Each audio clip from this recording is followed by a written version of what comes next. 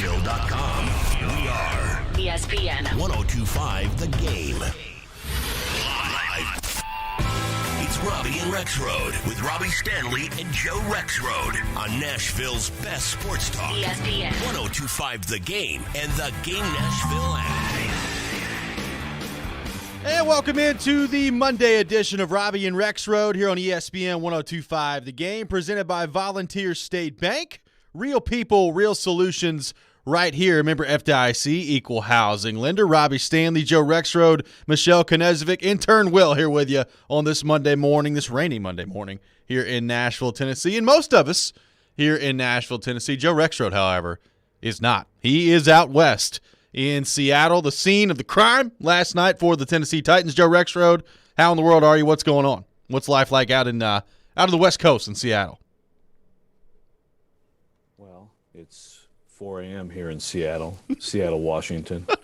I'm in my hotel room, and I think I should probably speak somewhat quietly today while my neighbor, if I have a neighbor, is sleeping. So I'm going to sound kind of like Dr. Fraser Crane today. You know, Seattle, do not worry, do not fret. You know, your football team is going to be okay. Just as the Titans are okay after their bad week one, the Seahawks will also be okay. This should be a wonderful show, Robby. It should be a very wonderful show, and Joe Rexrode looking out for his fellow man out there in Seattle, Washington. I do have to say, don't want to get kicked out. Well, there is that too. I do have to say, before the show even began, we got a text from Kevin in Murfreesboro on our text line, driven by WilsonCountyHyundai.com, talking about Nick Westbrook-Akina. So your connection to Nick Westbrook-Akina really just continues to live on. I feel like when Westbrook-Akina got the kicker call that Joe was somehow to blame. Saw that a little bit of that yesterday on Twitter as well, when the personal foul roughing the kicker that Nick Westbrook-Akina had. A lot of people mentioning Joe Rexrode on Twitter.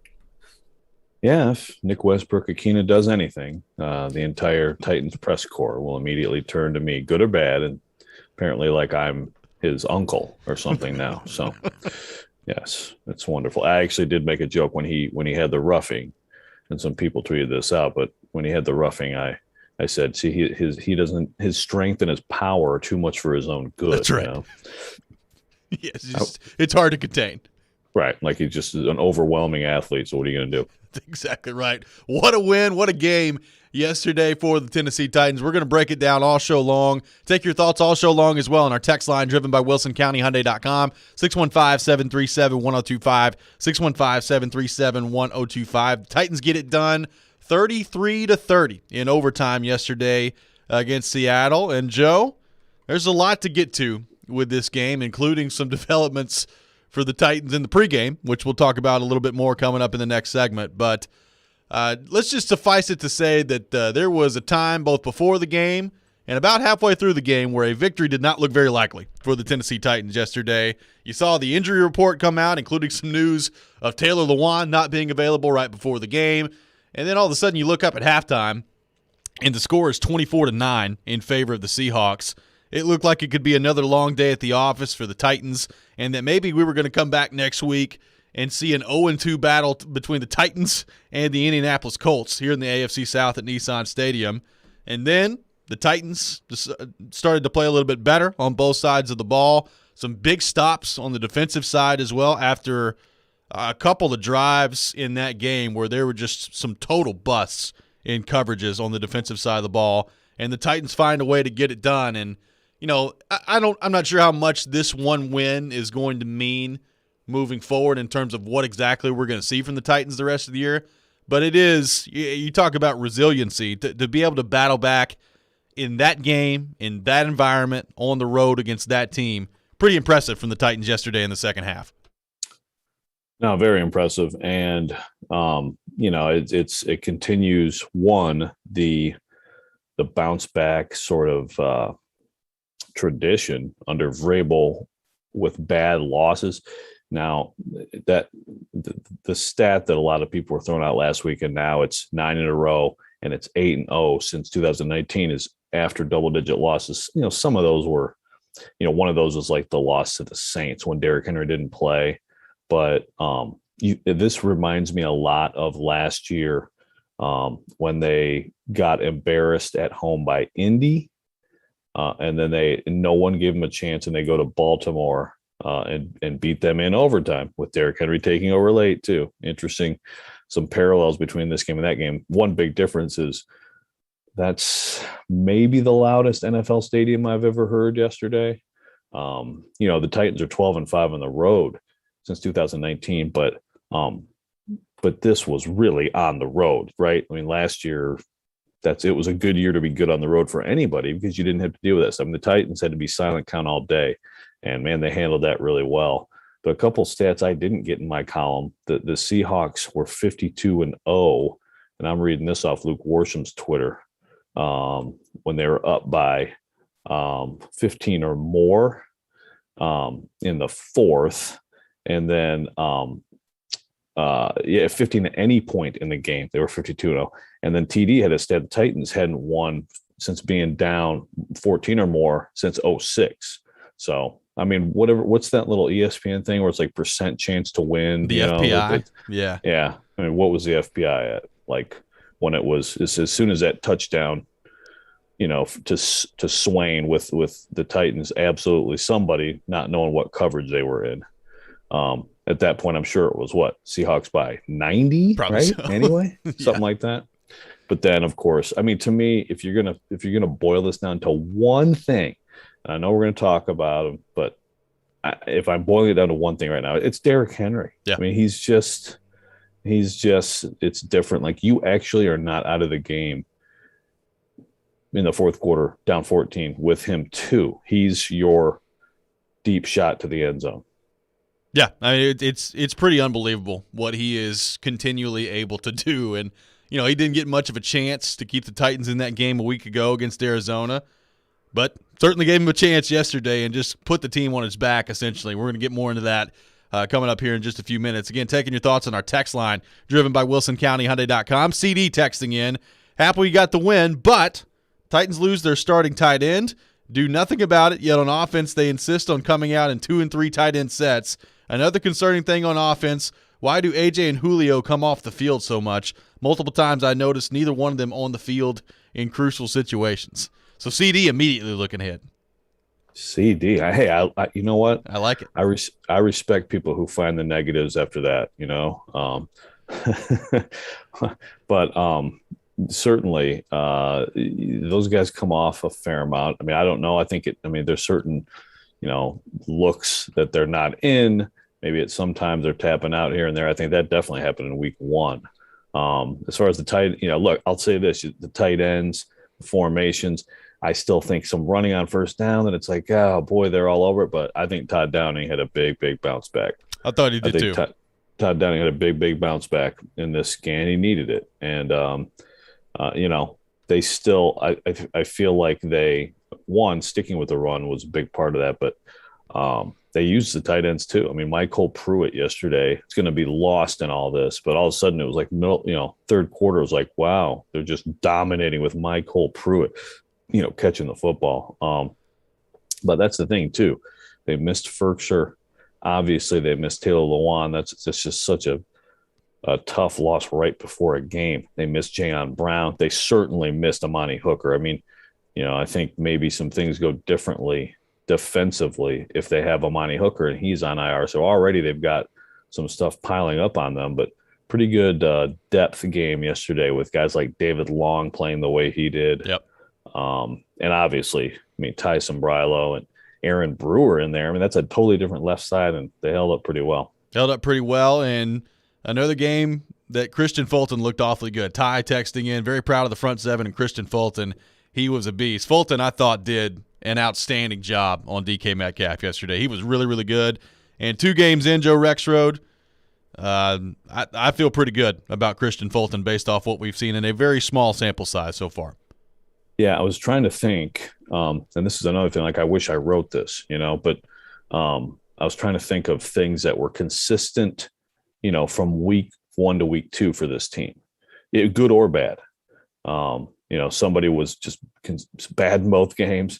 I'll tell you one guy who had a rough homecoming, rookie Elijah Molden. After that long TD, Chris Jackson came in for him.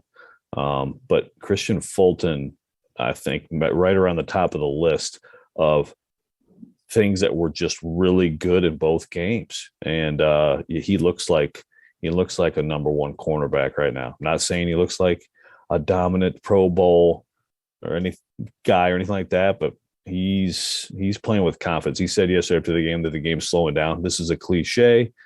This is something that you hear players say a lot, but it does mean something, and it looks that way too. Like it's not too big for him. And again, like you said, Robby, you go up against a guy like DK Metcalf, and he had an okay day, but he didn't do the damage was done by Tyler Lockett. That was impressive from Fulton. It was, and we're not having this conversation today, Joe Rexrode, without our man Randy Bullock coming in there and drilling some kicks. He did miss one, so it wasn't a perfect day from Randy Bullock yesterday, but he made the one that mattered the most in overtime, and the Titans get it done 33-30. And Mike Vrabel, Titans head coach, talked about what his mindset was as Randy Bullock was out there kicking those field goals through the uprights, especially the one in overtime to end the game, and had a pretty funny line yesterday from Mike Vrabel. Here's what Titans head coach Mike Vrabel had to say yesterday after the game. Well, obviously, extremely happy. Happy for Randy. Randy's been, a lot of places, and he's made kicks in this league, so happy for him that he could get recognized and help his football team win. But you're helpless. Like we've all sent our kids out of the house into a car, and Jesus take the wheel, I guess. I don't know. Jesus take the wheel indeed. And Randy Bullock makes the kick yesterday. The Titans get it done. I thought overall, even though he had the one missed kick, pretty good job by Randy Bullock at kicking yesterday for the Tennessee Titans. Yeah, and he's in now the Sam Sloman Hall of Fame. Yes. Now that's a very exclusive club. Basically, play for a week and do well. But we'll see. I think Bullock probably earned himself some more time here. The miss and also the winner both were drifting on him. They were drifting right on him, but he got through, and hey, it's huge to be able to make those kicks. The Titans had a bad red zone day, until the end, obviously, but early in the game, this game could have been a totally different looking game too if they would have finished it. Most of the time they got the ball in this game, they drove the ball. 532 yards, 44 minutes of possession. They drove the ball, but they weren't finishing the red zone like they normally do or have in recent last couple of years. So big to get those 9 points early.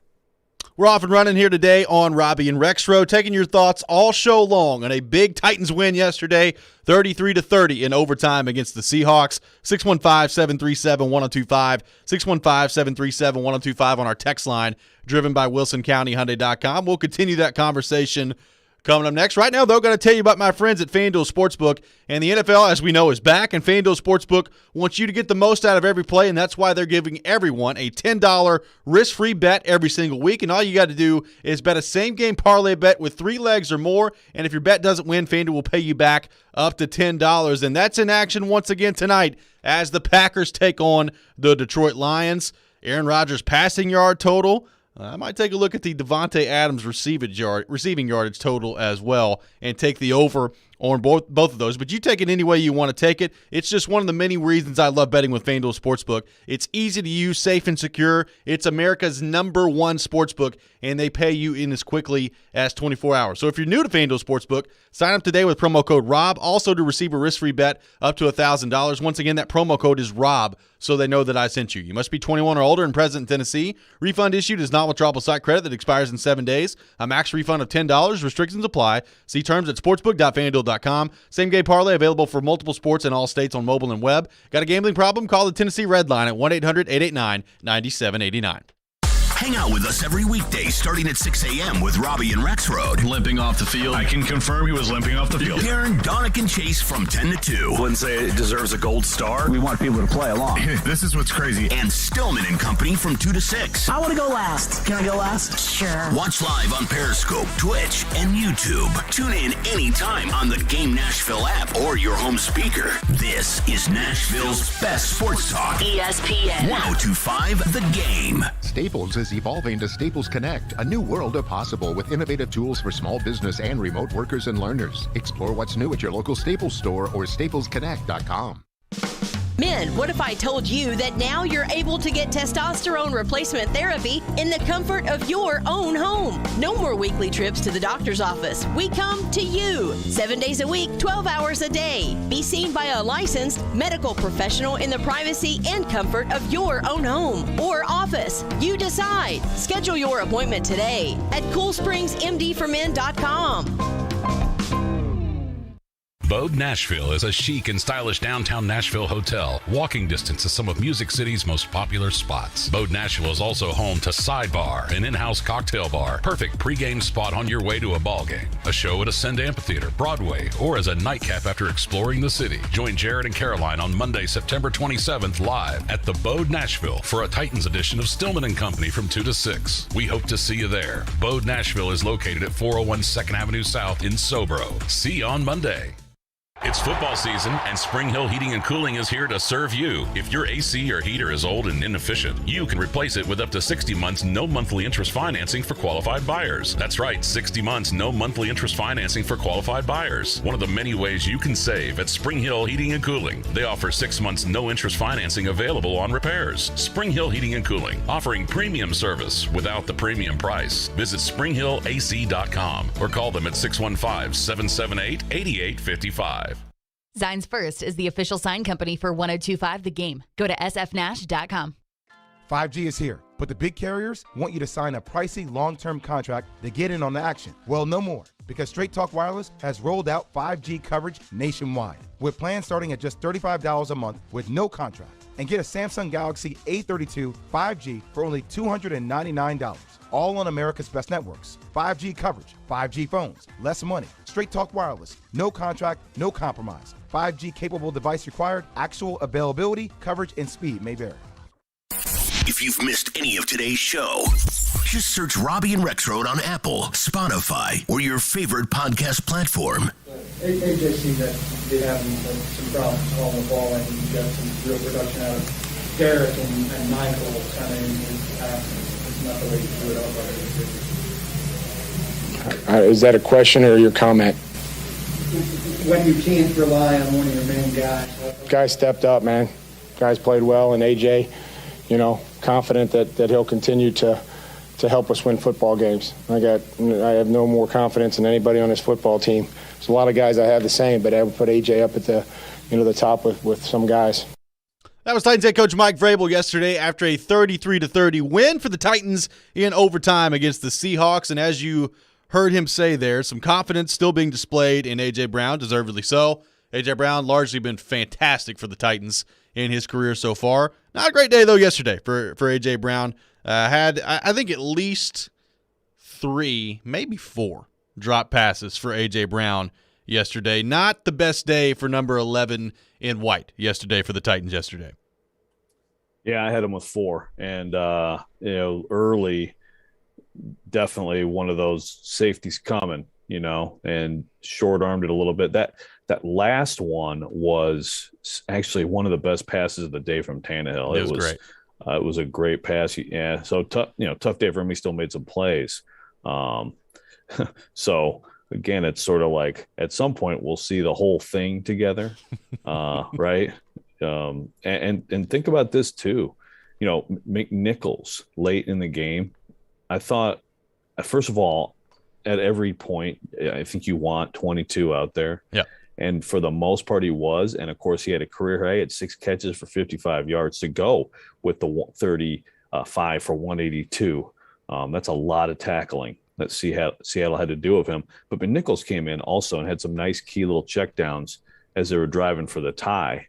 So you think about, at some point, do they get Darrington Evans back? And what does that mean? You saw Josh Reynolds out there a little bit, but he's still obviously not full go. But I mean, that offense can be better. Marcus Johnson, we still haven't seen him. Ferkshire barely did anything week 1, and now he's hurt. But I mean, and then of course the offensive line. We'll have to see on that, of course. Yep, and it was kind of a rough start to the game yesterday for the Titans. And Joe, I'll be honest with you. When I saw the videos coming out, the reports coming out from Seattle, that Taylor Lewan got hurt in the pregame warm-up and was not going to be active for the Titans. My first thought was this could be a really rough day for this offense trying to move the ball based on what we saw last week, both from Taylor Lewan, but also just really the entire offensive line as a whole. And look, I'm not going to sit here and act like the Titans' offensive line was perfect yesterday, because there were plenty of mistakes and there were plenty of times where, once again, I was fearful for Ryan Tannehill's life hanging out there in the pocket yesterday. But to overcome that, and as you said, to really move the ball. I mean, they moved the ball pretty consistently and pretty well yesterday. Didn't do a great job of finishing in the first half, and that changed around in the second half. But, if you would have told me coming into the game, Anthony Ferkser's not going to be there, Taylor Lewan's not going to be available for this game, and you're going to have Tyson Brylow starting at left tackle and David Quesenberry at right tackle, I thought it would probably been pretty difficult for the Titans to win this game. And somehow, once again, they were able to get it done, even with a banged-up offensive line. And, we're going to talk as the week goes on about the concern level with Taylor Lewan, but I thought a pretty good job by the offensive line yesterday of just hanging in there, and a much better day from Nate Davis than we saw in week 1. Yes, and I think one thing last year and now yesterday is trying to show us is Tyson Brylow is pretty good. Yeah. I mean, that's pretty impressive to have to slide in there. And again, early on, as we found out, and actually the first thing I saw, George Walker, the Tennessean, had he was on the field, and he had like a really good picture, of them looking at Lewan's right knee, and some serious concern on Lewan's face. So I don't want to speculate. I mean, I asked Vrabel about, is he concerned about, season long, and as usual, Vrabel wouldn't bite on it.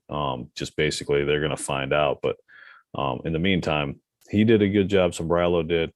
And Quesenberry, I mean, it was overall pretty impressive. And then, of course, Saffold has the shoulder. He keeps trying to go. Ben Jones also is crouched over probably 3 or 4 times in the game, hurt, which is not an uncommon scene.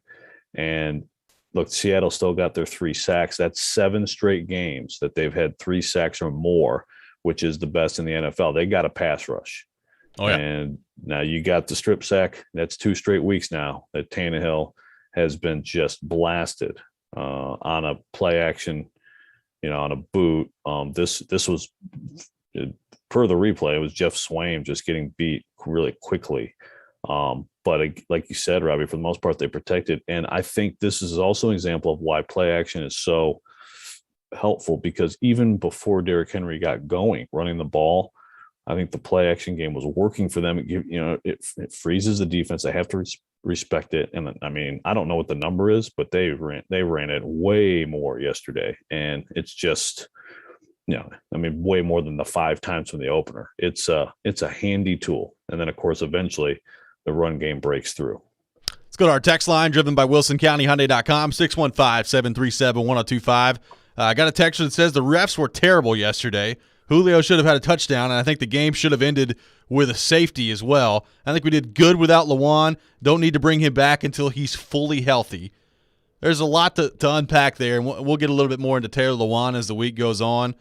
I didn't think it was a great day for the officials yesterday. The safety thing was weird. I thought that was a safety, but marked out at the 1, and it would end up working out anyway for the Titans on that front.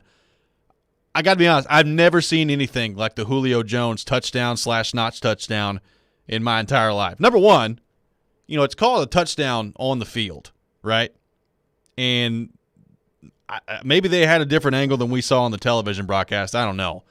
But I don't know how you found conclusive evidence to overturn that on the replay. And by the way, the Titans have come out with a picture that they conveniently put on their social media accounts that appears to show Julio Jones down with both feet in the end zone, flat-footed. So the conclusiveness of it is one thing, but I don't know how you can play in a league where you can toe tap on the sideline, and if you get your toe down and drag it, it's a completion.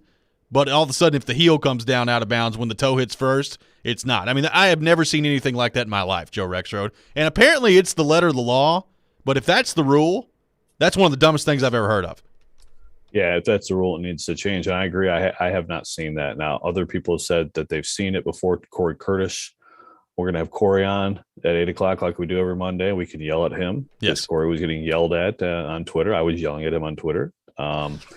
It makes no sense to me. So because you tried to do a little extra, which is put the heel down 2, now the toe doesn't count. Because if you just did the toe and then you just launched yourself out of bounds from there, like if Julio Jones had just tapped the toe and then just like thrown himself into the crowd, right, then it would have been a touchdown. But because the heel then came down, that turns it into, and Vrabel talked about it after the game, and he said that's his understanding, and it's dumb. If that's the rule, change the freaking rule. It's stupid. And it also robbed. Julio Jones was ridiculous yesterday. He was and really that good. That was one of those plays there where it's too good to not count. And like you said, even if that is the rule and everything, that's not what replay is supposed to do. It's supposed to change obviously wrong calls. It's just, again, like the misunderstanding of what they're supposed to be doing with replay. We'll never get, people take it too far and say, we just need to get rid of replay. No, that would be awful. If we didn't have replay, it'd be like a week of that and be like, oh my God, no, we can't go back to this. Yes. Okay. But it's not supposed to just freshly look at every call. It's supposed to change the ones that we all can see are wrong. And that was not this. Well, it's one of those things where, and this is kind of the theory that I've subscribed to. And there are, I think, exceptions to this, because sometimes you're looking at clock and you're trying. Like if you've got to look at it over and over and over and over again, it kind of feels like you're looking for something at that point. And that's, to your point, not what replay is supposed to be. I thought that was a horrible overturn call yesterday. Now, it ends up not being the world's biggest deal because the Titans win that game. But, you basically took a touchdown off the board for the Titans yesterday. And as you said, Julio Jones, I thought, was outstanding yesterday. Impressive response by him on that front. Yeah, that play could have been the difference. Yeah. That call could have been the difference. And, again, that's why there's a call on the field. So the call on the field has some weight and merit. But for some reason, people want to mess with that. And I tell you what, I do think that was a safety. I think that was a safety at the end. If you watch that play, and that is consistent, at least, that those plays around the goal line, you got to be, I swear, you got to be like 3 yards in for them not to put you at the one. Yeah. Refs want to call forward progress, but he was on his own going into the end zone. And then, it should have been grounding because he just heaved it. And instead, of course, they called the sack, but it all worked out for the Titans. But again, that was also big pass rush moment for him. He had some big pass rush moments. Danico Autry now he has exceeded Clowney and Beasley combined in his time with the Titans. Yes, he has. And he had some good moments. There was a lot to like from individuals on that defense. If they can clean up the mistakes, and that's a big if, because you make mistakes like that and lose a game, and I don't care what you did on all the other snaps. But if you can do that, you might have something here. You might, and we've talked a lot about some reasons why the Titans were able to hang around and win this game. But the number one reason was number 22 in the backfield. Another historic day from Derrick Henry. We'll get more into that coming up next. Take your thoughts as well on our text line, driven by WilsonCountyHyundai.com, 615-737-1025. This is Robby and Rexrode here on ESPN 1025, The Game. Staples is evolving to Staples Connect, a new world of possible with innovative tools for small business and remote workers and learners. Explore what's new at your local Staples store or staplesconnect.com. Hey, how's it going? Great. This game's gonna be good. Definitely. Loser buys? Sure. Hey, 2 Dos Equis on this guy. The game hasn't even started. And yet, somehow it's already over. Okay. A dose of certainty. Brought to you by Dos Equis, proud sponsor of college football. Get a dose. Enjoy Dos Equis responsibly. Copyright 2021. Imported by Cervezas Mexicanas, White Plains, New York. Hey, it's Jared Stillman. Guys, are you tired of feeling old? You know that feeling? You don't have any energy, you're gaining pounds. Well, guess what? My friends at Invigorate Health are the ones to help you. They don't just focus on one area of the aging body. They take care of all of it with so many different therapies that can restore your vitality and are designed with you specifically in mind. So give them a try. Invigorate Health if you want to feel young again. Out in Mount Juliet at 615-288-4777 or invigoratehealthtn.com. This is Stan Harrison, CEO of Apple Collision Centers. We understand that no one likes to deal with auto body repair and the inconvenience it becomes in your day-to-day life. I want to personally invite you to stop by and let our experienced staff see how we can help you make your vehicle look good as new. Apple Collision Center has 3 convenient locations, Old Hickory, Hendersonville, and Gallatin, ready to serve you. Come by and see us or visit us online at applecollisioncenters.com. Hey, mortgage rates have taken a nosedive, back to the lowest in history. Don't miss your chance to lock in a lower house payment with Loan Pronto now. Hey, it's Willie Donna. Call Loan Pronto today and take advantage of their super popular zero-cost refi program. You can get a rate with an APR in the low 2s with no junk fees and no closing costs. Yes, they pay your closing costs. Who else does this? Loan Pronto's all-digital process is fast and easy. Virtually no paperwork required, and most loans get closed in 14 days. And if you act now, you can even skip your next 2 house payments. Think about that little bonus. Call Loan Pronto now and start the process before rates spike again. Get your forever loan today. 615-499-5780 or loanpronto.com. If your current mortgage rate starts with a 3, you need to act now. 615-499-5780, loanpronto.com. 615-499-5780. Equal housing lender. NMLS 1661781. Subject to lender approval. Not all loans eligible for zero-cost option. O'Reilly. When you need auto parts, O'ReillyAuto.com is just a few clicks away. We offer convenient options for you to get your parts quickly. Order online and pick up for free at your local O'Reilly Auto Parts store. We'll even bring it out curbside. Or you can have your parts delivered right to your door with free shipping on most orders over $35. Visit O'ReillyAuto.com. O'Reilly Auto Parts. Here they come, turn 4.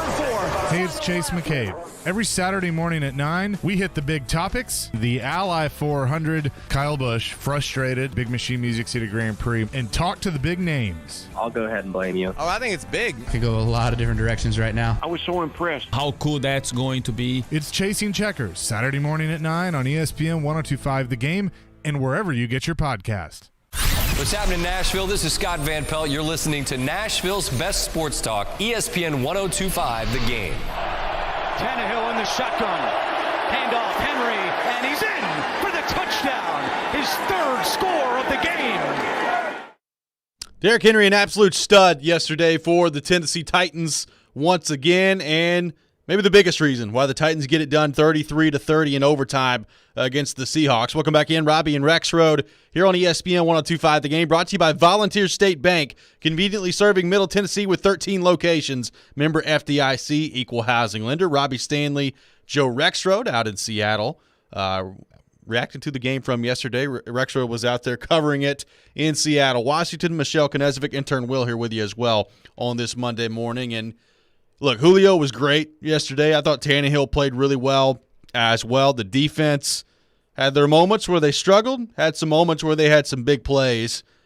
But the story of the game to me yesterday, Joe, once again, is Derrick Henry. 35 carries, 182 yards, 3 touchdowns on the ground. As you mentioned, a career day yesterday for Derrick Henry receiving as well. 6 catches on 6 targets, 55 yards. Derrick Henry was an absolute beast yesterday for the Titans, and it just kind of felt like there was a point in that game where he just said, you know what, I've had just about enough of this. I'm going to take this thing over myself, and that's what he did. I mean, the first touchdown run he had where he's running to the right, totally reverses course, goes back to the left, scores the touchdown, and he swats Diggs off of him like a fly on the second touchdown and ties it up late with the 3rd touchdown. It was just yet another example yesterday of Derrick Henry being one of the best players in the NFL. And all these people who keep wondering if Derrick Henry is going to drop off, The answer once again this year appears to be no. Yeah, he's leading the league. He's on pace for 2,000. So, and I mean, you seriously think about both of the first two games for an extended period, and really, I mean, almost all of the first game. He had the one good series when they were down big, but the Cardinals did a really good job, and the Seahawks were doing that too. I mean, the Seahawks were geared up to stop him. I mean, Jamal Adams, I swear he's a safety, but I swear he plays defensive end for the Seahawks. And by the way, on the touchdown run by Derrick Henry, you go back and look at that replay. AJ Brown, he dropped some passes, but perfect little seal block, just enough to get Jamal Adams out of there and give Derrick Henry a chance to get going. And then, he's just gone. I mean, it's like, why at that point in the game, early fourth, down 2 touchdowns, you're a quote unquote running team. That's where people would assume, well, you just took Henry out of the game. And we have seen that before, where the Titans have to go to just basically 2 minute, and then the third down back du jour is the one who's on the field. But in this case, he's their big play. I mean, he's their way back into these games. And then, I mean, he basically dominated the game the rest of the way. 2 plays from scrimmage after that blown coverage and touchdown. It was Derrick Henry's game. And I saw this on the NFL Network last night. Career games with 150 plus rushing yards and 2+ rushing touchdowns. Yep. He now has 10. That ties him with Barry Sanders, who was pretty good. And the only people with more, Jim Brown with 13, LaDainian Tomlinson with 12. He has now passed Eric Dickerson and Emmitt Smith on that list. That's pretty good. That's pretty good. And it's just incredible, really, to watch him at times and to see that he really does at times look like he's like varsity going against JV. And these are NFL guys, but they don't want any more of it. I think it's time to really call it what it is. I mean, we're watching an all-time great running back. That's what we're watching. This is an all-time great running back. And look, longevity is a big part of it. And I don't know how much longer Derrick Henry is going to be able to do this at this level, and we'll see it. He could do it for another 4 years. I wouldn't be surprised. It happens quickly in this league. We could turn around all of a sudden by the end of this season, and Derrick Henry's not the same guy. I fully realize that. But what we're now watching and what we've been watching for the last 3 years is an all-time great running back. And I think the list you just read off, I mean, that proves it to some degree, the company that he's in. But I just don't know that we've ever seen anything like Derrick Henry in terms of this combination of size and speed that he brings to the table. And you said it, that as that game went on yesterday, and Pete Carroll talked about this after the game, their plan was to not let Derrick Henry do that to them, and it just didn't matter. As that game went on, Derrick Henry did whatever he wanted to do, and the Seahawks had enough of it by the end of the game. And I said this many times last year, but I'm going to double down on it now. I just hope Titans fans are enjoying what they're watching and really soaking in what they're watching with Derrick Henry, because I'm not sure we're going to see anything quite like this guy ever again once his time is done, whenever that may be, whether that's 4 years from now, 8 years from now. I have no clue when Derrick Henry's going to be done, but I hope everybody's enjoying it, because this is some special stuff that we're watching from him on a week-in, week-out basis. Yeah, I couldn't have said it better. It's something else, and it's just different. We've talked before about who you'd compare him to, Christian Okoye or Earl Campbell. It's just, I mean, even like a guy like Adrian Peterson has had an incredible career, and certainly a guy with some power who could take it the distance.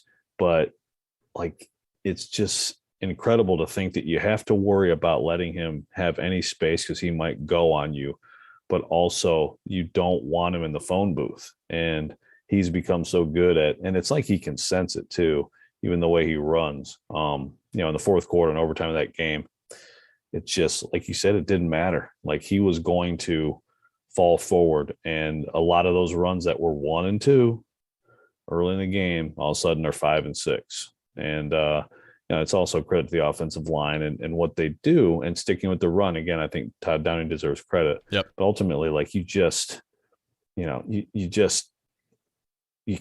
there's nothing that compares to him in the league right now. And again, it's one of the reasons why, if everything were to work out otherwise, this could be a special team. Let's go back to the text line driven by WilsonCountyHyundai.com, 615-737-1025. Got a text that says, I'm glad they let Henry be more of a receiver. I think that really helped yesterday. And Joe, it was interesting as I was watching the game and Derrick Henry being utilized in the passing game. As I said, 6 catches on 6 targets for 55 yards. Had a 15-yarder in there. I mean, they did some good stuff, including, I thought, a couple of really timely screen calls from Todd Downing, which I thought were really good calls by Downing. And they probably executed the screen to Derrick Henry yesterday 2 times better than they ever did a year ago, because we talked so much about that. But all I could think about yesterday as I'm watching Derrick Henry in the passing game was what you've talked about, watching Derrick Henry in training camp and in practice. I mean, that's something that he has constantly been working on, and it seems to be paying dividends for Derrick Henry. He was a big-time threat in the passing game yesterday for the Titans. He was. I agree on the screens. The Seattle is trying to come with different pressures, and they anticipated it really well a couple times, and those were well executed. I mean, one of them, I thought, like if it works out just so, he might really go. But either way, it was still a good game. And yeah, the catching the football, and a couple of them were. It wasn't just like a little dink of 3 yards, and then he turns around and gets another 3. I mean, like he actually had to catch it in traffic with some heat on it. And go back to Derrick Henry coming in as a rookie even. He's worked very hard on it. You can see it. And I always, to me, it's like any way you can find any space for him with the ball, do it. And I think they should do it more often, and just even in non-obvious, situations like that, just here and there, just try to spring him for something out of the backfield. We're streaming live today and every day on Twitch, Twitter, and YouTube. Thanks to all of you kind of reaching out and commenting on those platforms. We'll get to those comments coming up here in just a few minutes. Our streaming brought to you by the law offices of Amanda Gentry. We'll continue to take your thoughts on King Henry's dominant performance yesterday as well. And our text line driven by WilsonCountyHyundai.com, 615-737-1025, 615-737-1025. That's coming up next. This is Robby and Rexrode here on ESPN 1025 The Game. From Fox 17 News, this is a Code Red weather alert. I'm Fox 17 News Code Red meteorologist Dan Guthrie. Temperatures in the 60s and 70s this morning with more scattered showers developing. They'll be with us throughout the day. Flash flood watch in effect until 7 p.m. This weather report brought to you by Hiller Plumbing, Heating, Cooling, and Electrical. Call the Happy Face Truck today. Are you a father that is passionate about your fundamental constitutional right to parent your own child or children? Has your parenting time or your income been affected by COVID? This is Amanda J. Gentry, and I am a fierce defender of your constitutional rights. The courts in Tennessee are under an obligation to maximize equal parenting time. We do not live in an every other weekend world anymore. At the law offices of Amanda J. Gentry, fathers are extremely important, much like my own father was. Go to AmandaJGentry.com or call or text 615-604-6263. That's AmandaJGentry.com. Listen up, sports bettors. This is Hall of Famer Warren Sapp here to tell you about my favorite sports book, BetUS.com. I only endorse one sports book, and that's BetUS.com. Just like me, BetUS is the Hall of Famer of online betting with more than 25 years in the biz. Call today, and they will get you set up faster than I can run the 40. I play at BetUS, and so should you. BetUS.com. Use code GAME for a sign-up bonus. Tell them Sapp sent you. I come from a military family. That's Stasha at Genesis Diamonds talking about the Hero Rewards program at Genesis, providing special discounts every day for heroes in uniform. Whatever their budget is, we're going to make sure it stretches the best for them and that they will get the most beautiful ring at the best value. Special hero pricing on any item extends to all military plus police, fire, and first responders. They make us have the great life we have, and we are eternally grateful for that. Genesis Hero Rewards program and free services is yours for life, no matter where you move. Travel anywhere in the world, we're one phone call away. So no matter where you're stationed, if you're military or if you're a police officer and you go to another state, we're going to take good care of you. Of course, it doesn't hurt that Genesis owner Boaz Ramon is himself a veteran of the Israeli Army. Boaz, having served in the military, appreciates the military and what they do for us. Genesis Diamonds, where our heroes in uniform get red carpet pricing and white glove treatment every day of the year. We're there for them because they're there for us. Genesis Diamonds, continuously voted best jewelry store and best place to buy an engagement ring. Green Hills and Cool Springs.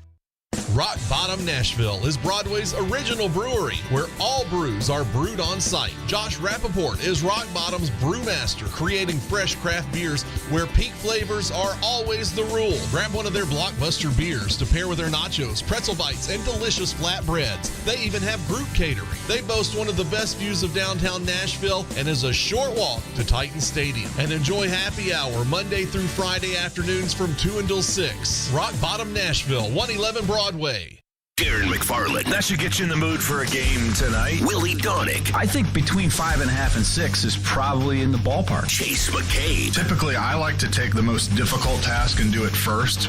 Darren, Donick, and Chase have you covered weekdays from 10 to 2. Presented by Curacion CBD on Nashville's best sports talk. ESPN 1025 The Game and the Game Nashville app. This is Robby and Rexrode on ESPN 1025 The Game.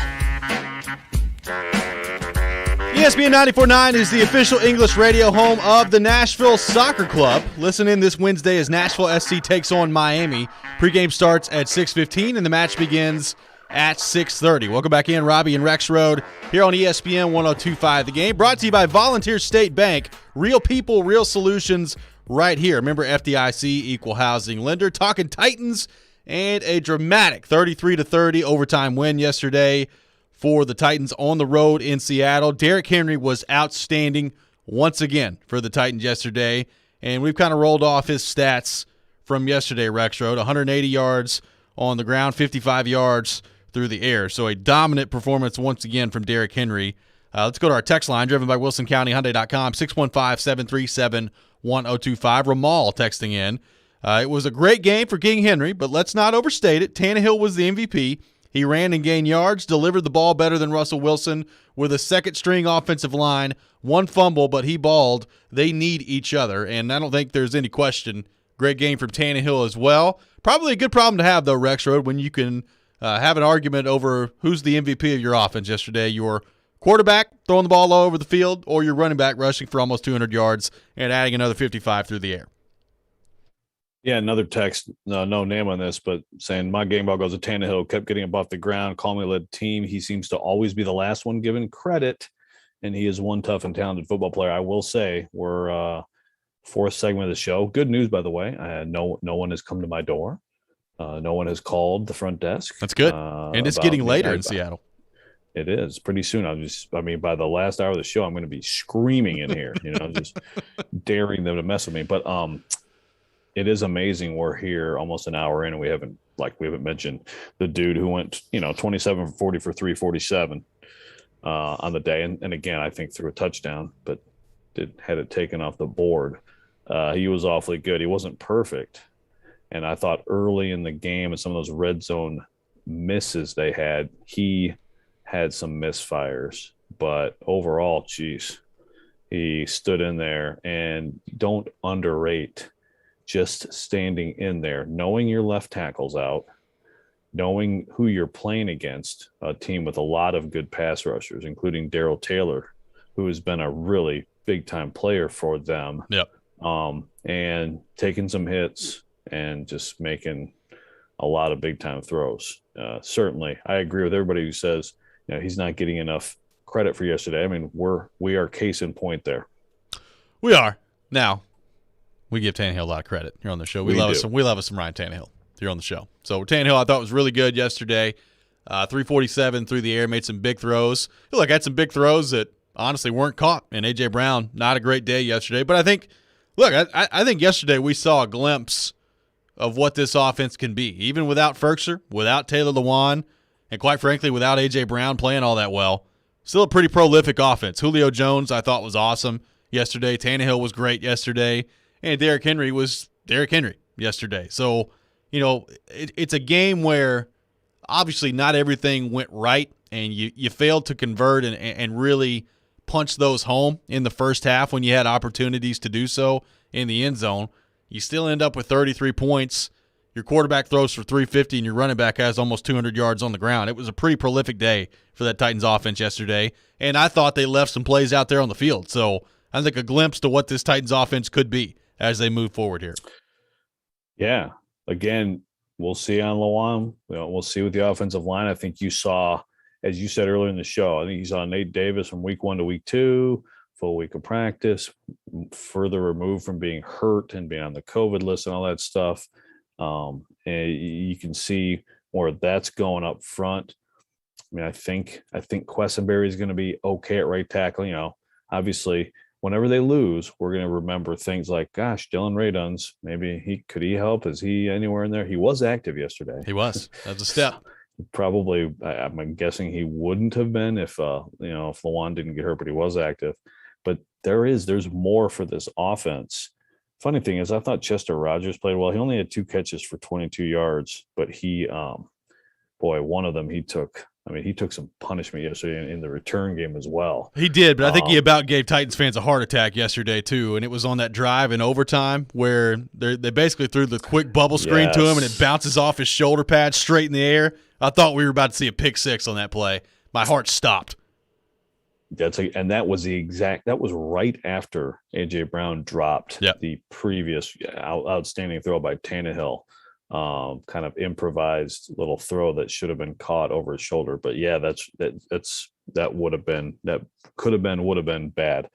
But again, you think about Evans at some point, you think about Marcus Johnson at some point. Josh Reynolds is out there, but he's really not doing anything yet. In fact, I don't think he didn't get targeted. I don't know how many snaps Josh Reynolds got, but it wasn't many. He started to go forward in motion like he's playing in like the USFL or something. Yes. Got a penalty for that. But yeah, there's more to grow for this offense. And again, this is why we've talked about like how ridiculous it could be and how difficult it could be for teams to deal with it. Again, if you block and you got a good plan, then you should be able to do some things with this offense. This was a good I don't know that it's a great defense. I think what one place where Seattle is weaker than quite a few teams is at cornerback. They're not great at corner, and you saw some of that. But Bobby Wagner had freaking 20 tackles yesterday. The guy is just absolutely everywhere. Jamal Adams again is everywhere. Makes some mistakes, but he's everywhere, and a lot of good guys up front. So that's promising to do that to that defense. And again, have the ball for 43 minutes almost 45 minutes and get 523 yards of total offense. Well, yeah. And, Derrick Henry, a big part of that too. It was another example of him yesterday.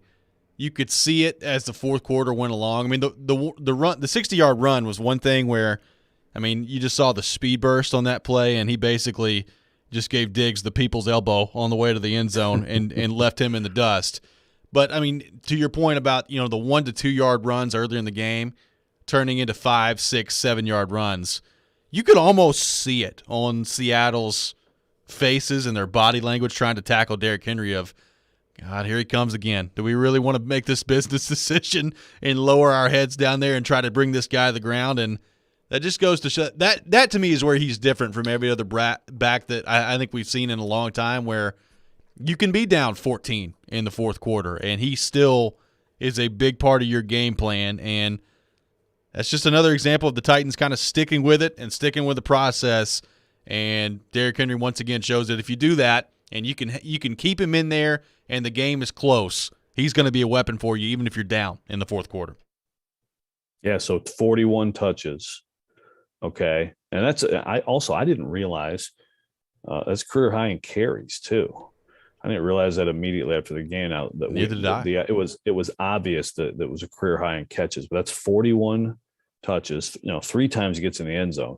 So that's 38 times they had to tackle him. So you get your middle line. I mean, Bobby Wagner, talk about cold tub. I mean, you got to that dude today, 20 tackles. He also had a great sack on a blitz. He timed up a blitz perfectly in the second half and got him. But Quandre Diggs, who of course, like you said, Derrick Henry kind of flicks him aside on the TD. He had 10 tackles, so there's 30, and I bet you most of those were like Derrick Henry for those two guys up the middle. Just safety support coming up, middle linebacker.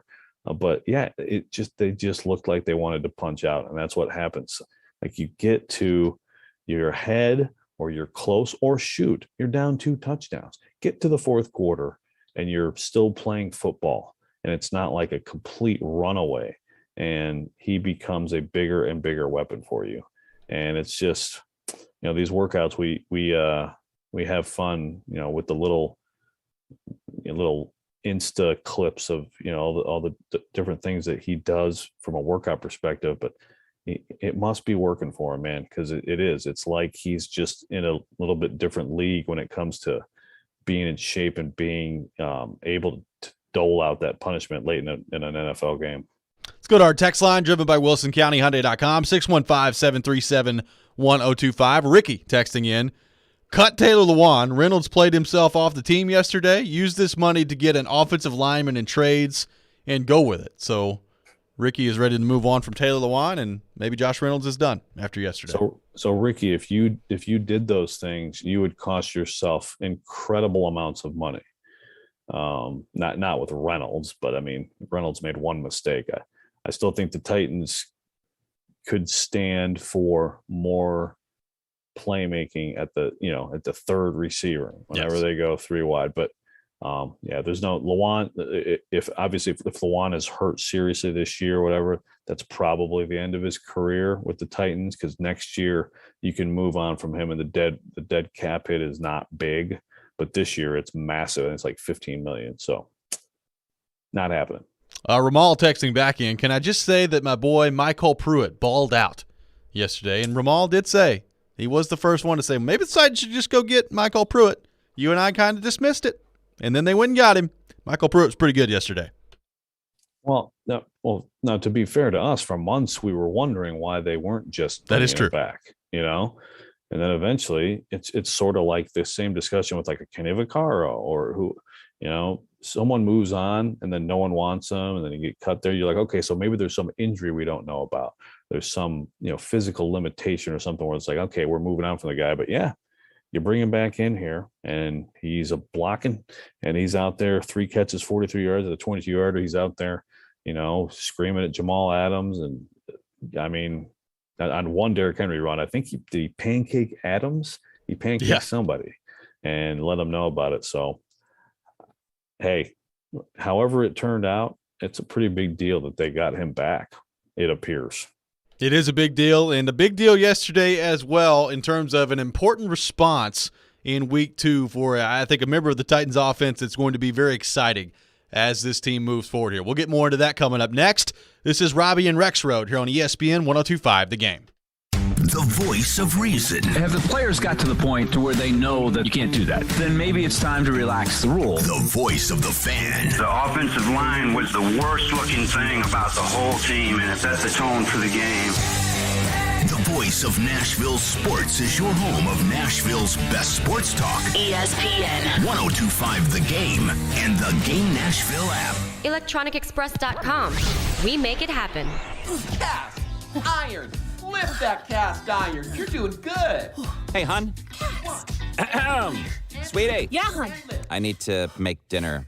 I need that pan. You can't always do home workouts how you'd want, but now you can sip what you want. Heineken 0.0. It tastes great, only has 69 calories, and absolutely 0 alcohol. Well, here, lift these. 2 Heineken 0.0s. Oh, right. Dumbbells I can drink. Sip. 0. Must be 21 plus to purchase. Enjoy responsibly. Dropkick Murphys and Rancid are back with Boston to Berkeley 2. Dropkick Murphys. Rancid.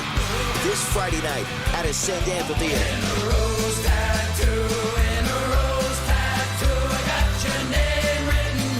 tickets now at livenation.com. Don't miss Dropkick Murphys and Rancid live in concert, part of the Journey's concert series. 312 Pizza Company is family-owned and operated, bringing you a slice of Chicago to Nashville. 312 Pizza Company specializes in deep dish pizza, thin crust pizza, and all things Chicago style. And always made from scratch using secret family recipes passed down generation to generation. 312 Pizza is open 7 days a week and located in Germantown with dine-in, takeout, and curbside available. Call 615-730-7888 to order 312 Pizza Company, Nashville's authentic Chicago pizzeria. Back in 1949, Dr. Houston began the tradition of treating athletes for common sports injuries. Today, the sports medicine physicians at Houston Clinic Orthopedics continue his legacy. Whether you play at school, in a league, on a professional team, or just enjoy being active, Houston Clinic Orthopedics physicians are there to help you stay in the game. Common sports injuries include tears, strains, sprains, and instabilities of the knee, shoulder, and ankle. Houston Clinic Orthopedics is located where you work and live. Visit tn.houston.com to book your appointment online. When experience matters, trust Houston Clinic Orthopedics. 5G is here, but the big carriers want you to sign a pricey long-term contract to get in on the action. Well, no more, because Straight Talk Wireless has rolled out 5G coverage nationwide, with plans starting at just $35 a month with no contract. And get a Samsung Galaxy A32 5G for only $299, all on America's best networks. 5G coverage, 5G phones, less money. Straight Talk Wireless, no contract, no compromise. 5G capable device required, actual availability, coverage, and speed may vary. Nashville's best sports talk, locally owned, home of our Nashville Predators. WPRT-FM Pegram, 97.5 Murfreesboro, WBUZ-HD2 Laverne, online at theGameNashville.com. We are ESPN 102.5 The Game. Live.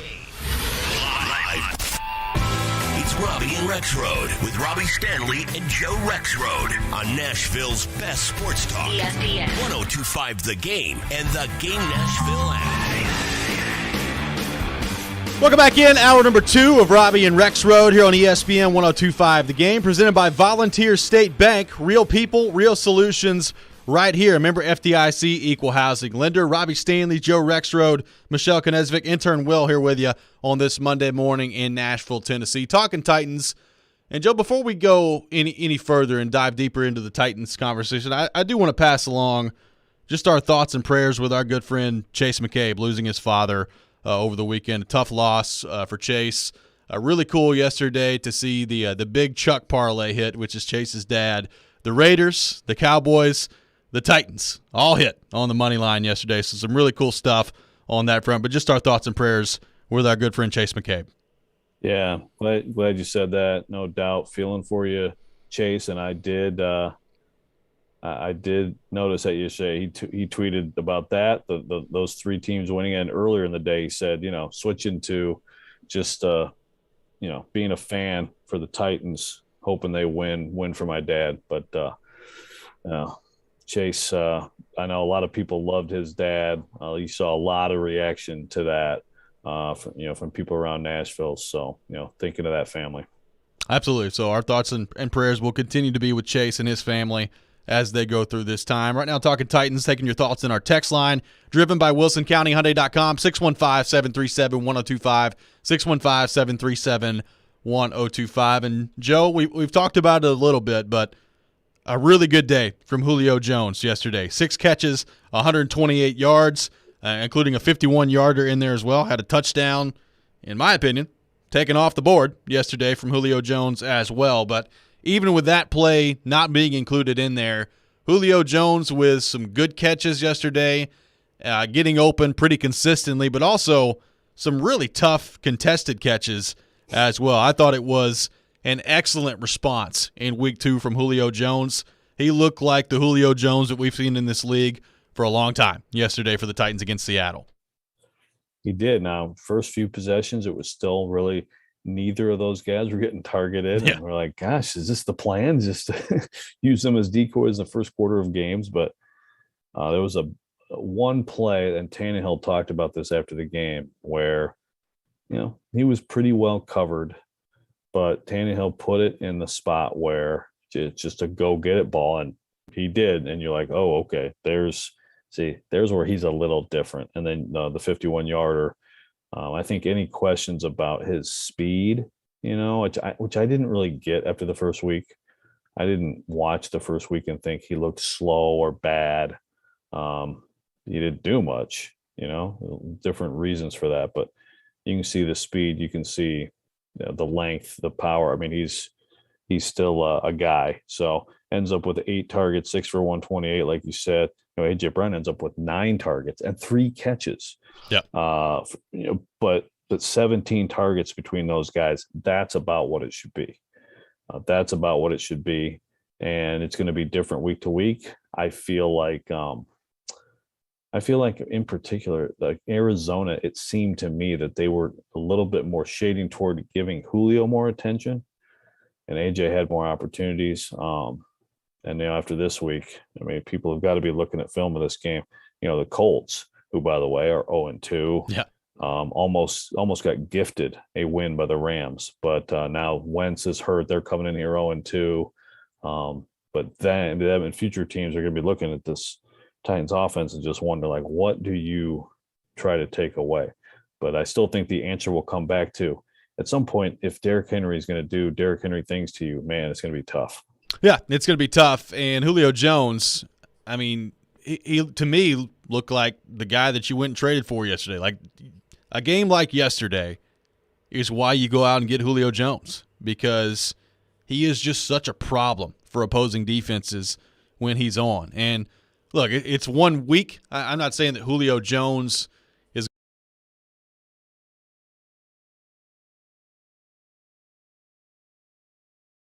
going to unfold and the way defenses are going to have to choose to defend the Titans. But yesterday kind of proved to me that Julio Jones has still got a lot left in the tank. And, I said it last week. Obviously, the offense was awful against Arizona, and Julio Jones didn't have a great day, but it was really difficult for me to judge anything about Julio Jones in that game based on the protection. I said it last week. My expectations for Julio Jones in this offense have not changed and will not change this year. He, to me, is going to be a vital part of this group. And yesterday, I think the first example we saw in a Titans uniform of what a dominant game from Julio Jones can look like. So I asked Mike Vrabel about Julio Jones, just what he thought of all the playmaking and things like that. And I don't know if you saw this. Did you see this? I don't think answer so. From Vrabel? Okay. Well, I actually want to see if I can maybe read it, because I immediately thought so I asked him about the plays and things like that, of course. And he said, here's a Vrabel quote, "He played really hard without the ball in his hand. I noticed a few times him blocking. That was something we made an emphasis on. That's what I'm most proud of. I know they're going to catch passes, score touchdowns. We asked a lot of those guys on how they play when they don't have the football in their hands. That's probably what I'm most proud of with his performance today." End quote. So there you go. Julio Jones, like Corey Davis, is a blocking receiver. Yes. So he does it all. Yes, he does.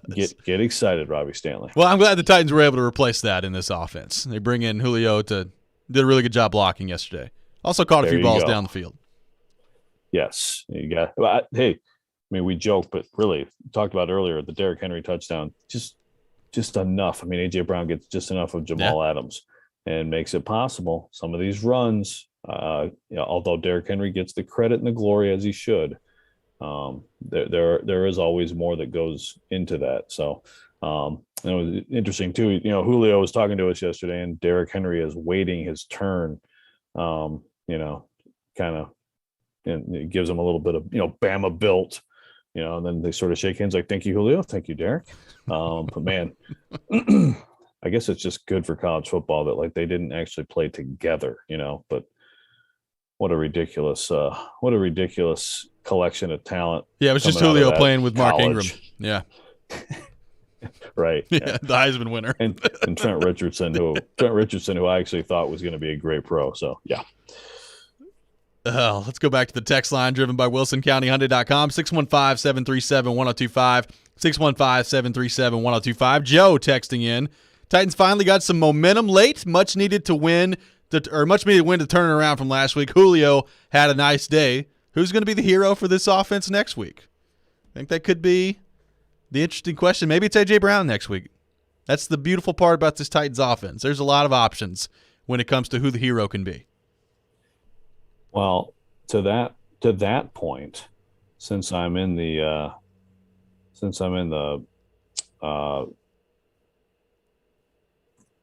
I'm struggling for words right now. It's harder even when you're trying to talk quietly.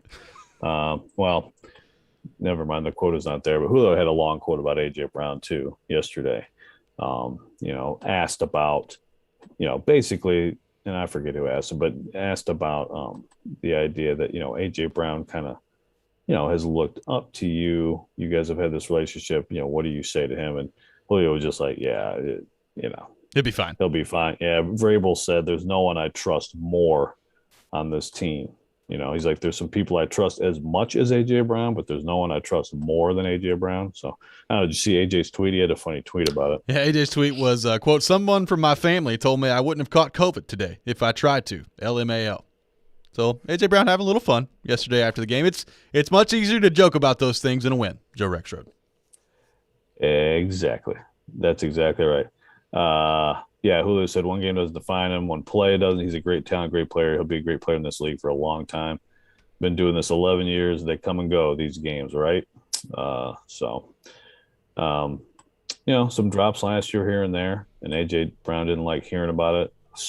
Certainly, you want to bounce back from that, but that's the thing. Like, if you're the Colts or whatever, it's like, oh, so they had this crazy comeback win, and they got things rolling, and one of their best players is also ticked off and wants to atone for last week. So that's good. It's good. It's something to really look forward to if you're the Colts on that front. I thought Julio, and you brought up the blocking. In all seriousness, it was one of those plays where we brought up the Chester Rogers play in overtime where the ball bounces off his shoulder and pops up to the air. And on the replay, they showed that. And now that I knew the ball was going to hit the ground, I didn't really care about the drop. You knew it was the drop, and Chester Rogers took his eye off the ball. But I looked up in the same shot, and Julio Jones is just digging into two defenders for Seattle and driving them back. And I was like, wow, Julio Jones is giving it to him on that play in the blocking game. So pretty good to see on that front. Yeah, I mean, he's a competitor too, So he talked. It was Vrabel said this at halftime. Let's just stop talking about the identity. Let's go do it. Basically, Julio Jones had a lot to say Friday after practice about again being asked these questions, but just about atoning for last week. And he had a quote that was sort of like, the only person who stops me is myself, and things like that. And it was like coming off last week. It's like, oh, all right, well, we'll see. Well, there you go. Looks like he's healthy, running well, and he's a playmaker. And we've had some text on the text line, which I agree with. I mean, I think within all of this, you have to, again, look at Todd Downing and say, that was an example of using your playmakers, putting them in good positions to make plays. It's a huge part of this still. And so maybe they kind of figured something out. Tannehill said yesterday, you could feel, I use this quote in my column, you could feel the synergy, the feel like you could kind of see it kind of coming together. And yep. I guess it shouldn't be a surprise given all the time missed and all the people hurt and missing and all that stuff that it might take them, more than a game to get it going. But if they've got some things figured out now, they're going to be tough to deal with. And you brought it up. Obviously, a lot of things going wrong in week one on the offensive side of the ball. But there was something in particular very encouraging to me yesterday, if you're a Titans fan, as they move forward on that side of the ball. We'll get to that coming up next. This is Robby and Rexrode here on ESPN 102.5 The Game.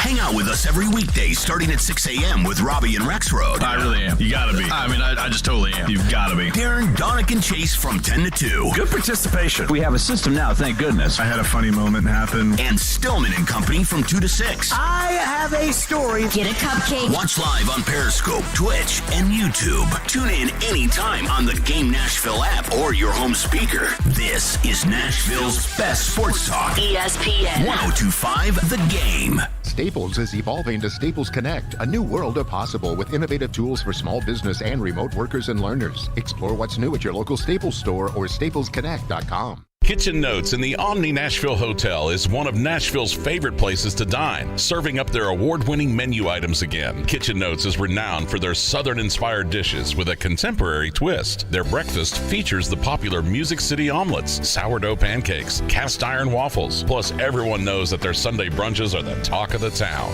Lunch menu items include smoked prime rib, chicken hash, and the Kitchen Notes legendary shrimp and grits. Kitchen Notes is open Thursday through Sunday at 7 a.m. till 2 p.m.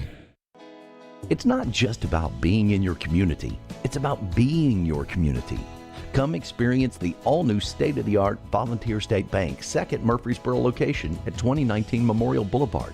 Volunteer State Bank offers personalized services like banking for professionals, free Kasasa checking, the convenience of mobile banking, and the money you need when you need it. Visit one of our 13 locations or online at ballstatebank.com.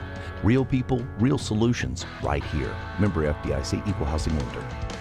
Lately, we've been getting a lot of calls and questions about acoustic wave therapy for the treatment of erectile dysfunction. This is a relatively new treatment for ED, but one we've been using for years. This is Kim for the Tennessee Men's Clinic, and if you're looking at acoustic wave therapy or any option to help your ED, it's worth a visit to check us out. Our wave therapy protocols use acoustic wave technology, but often also combine it with other treatments that can give most of our patients far higher satisfaction rates. There is no surgery nor any type of invasive procedures required, and while most clinics you hear about only offer sound wave treatments, with our urologist and provider's guidance, you can likely have sex the day after your appointment and experience fewer letdowns. With another one of our ED treatments, you can last up to an hour and a half, and our expertise in treating these issues means you'll get the results you want. So make your appointment today. We'll show you why our acoustic wave program is the better way to do wave therapy. Call us today at 615-208-9090 or go to TennesseeMen'sClinic.com. Visit our website to learn more, including side effects, treatments extra. Results vary. Hey, it's Jared from my official sportsbook app, the FanDuel Sportsbook app. The NFL is back, and FanDuel Sportsbook wants you to get the most out of every play. That's why they're giving everyone a $10 risk-free bet every week. All you have to do is bet a same-game parlay with 3 legs or more, and if your bet doesn't win, FanDuel will pay you back up to $10. For example, a big one on Monday night between Detroit and Green Bay. And I think Green Bay will be out for vengeance. New to FanDuel Sportsbook, also claim your 30-1 odds on either team to win Monday night's Philadelphia-Dallas game. Just sign up with the promo code JGM, and if your first bet loses, you get up to $1,000 back in site credit with the promo code JGM. 21 and older and present in Tennessee. Refund issued as non-withdrawable site credit. Expires in 7 days. Max refund $10. Restrictions apply. See terms at sportsbook.fanduel.com. Same game parlay available for multiple sports in all states on mobile web. Gambling problem? Call the Tennessee Red Line 1-800-889-9789. Interact with Robby and Rexrode. Call or text the show at 615-737-1025. Driven by WilsonCountyHyundai.com. Join us in partnering with the Leukemia and Lymphoma Society's Light the Night. Light the Night brings light to the darkness of cancer through hope, research, and support for patients and their families. Through this inspirational nationwide movement, we raise awareness and funding for groundbreaking research and treatment options to eliminate cancer. Nashville's Light the Night will be virtual and take place on November the 4th. Learn more at lightthenight.org/TN. Welcome back in, Robby and Rexrode here on ESPN 102.5 The Game, brought to you by Volunteer State Bank, conveniently serving Middle Tennessee with 13 locations. Member FDIC, Equal Housing Lender. Also streaming live on Twitch, Twitter, and YouTube every day. Our video streaming brought to you by the law offices of Amanda Gentry. Right now, taking your thoughts on our text line, driven by WilsonCountyHyundai.com, 615-737-1025. Wayne from Spring Hill texting in. By the last hour of the show, housekeeping will be knocking on Joe's door, wanting him to leave. It could be. Joe out in Seattle, maybe there will be some interference from housekeeping in the last hour of the show. Don't worry, I have the Do Not Disturb sign on my door, so that should not be a problem. Now, me running out of the little coffee pods that they make in the room, that could be a problem. So we'll see. I'm trying to ration my caffeine here. You're doing a great job so far, Rexrode, being a people's champion today out in Seattle. What time is it in Seattle right now? 5:18 in the morning? 5:18. So, I still feel like I should probably try to talk in the Dr. Fraser Crane voice this hour, probably. And again, tell Seahawks, Seattle, hello, Seattle, do not worry. Your football team will be just fine. It was a wonderful day yesterday. The fans were great. Pete Carroll was excited coming off the field, trying to pump everybody up. Yeah. You know, things happen in the NFL. You're going to be just fine. You're going to be just fine, Seattle. And maybe in the 6 o'clock hour, 6 o'clock Pacific. Yeah. I can crank up the volume a little bit. Maybe What do you so. think? I don't know. Is that fair? I think it's fair. Is like do you, or is that still a little bit rough on like a neighbor who would want to sleep until like 7 or 8? I mean, I don't know what they're doing. Well, I don't think you're going to be like standing up against the wall screaming into their room. So hopefully there's a little bit of soundproof that goes on there. I would hope so. But just in case, I feel like it's good to have a nice, calm, relaxing voice as we speak about the Titans and the Seahawks. It's like a Joe Rexrode sleep app. We like it. It's good stuff. Just turn it up for the Rex rant. That's right. Yeah, just the Rex rant coming up at 7:45. We're going to have to bring the noise for that. Well, the Rex rant will also be very gentle, and it will be very quick. And it's really just me laughing at someone. So there you go. Looking forward to that. Do we think Callie Yarncroke was in the house yesterday for this Titans Seahawks game? And who do we think he was rooting for, if so? Boy, Callie. I didn't even think to try to find him. Hanging out with Marshawn Lynch? Maybe, yeah. I don't know. And yeah, has he already switched allegiances? I'm seeing a lot of Kraken stuff around town, by the way. A lot of Kraken stuff. People are very excited. Also, I put a video out yesterday. You can find at Joe Rexrode. As I was walking into the stadium, like one of the tailgates was blasting Hall & Oates, like a live performance of a Hall & Oates song. I was like, whoa, man, this is heavy duty. This is some intense stuff. I was very impressed. That's right. Let's go to our text line driven by WilsonCountyHyundai.com, 615-737-1025. Corey texting in. Did you see how salty the halftime show was after the game? Boomer and Phil do not like running football teams. They were so hot that the Titans won. So glad we shut them up. Go Titans. I did not see the halftime show. I was walking away watching other football.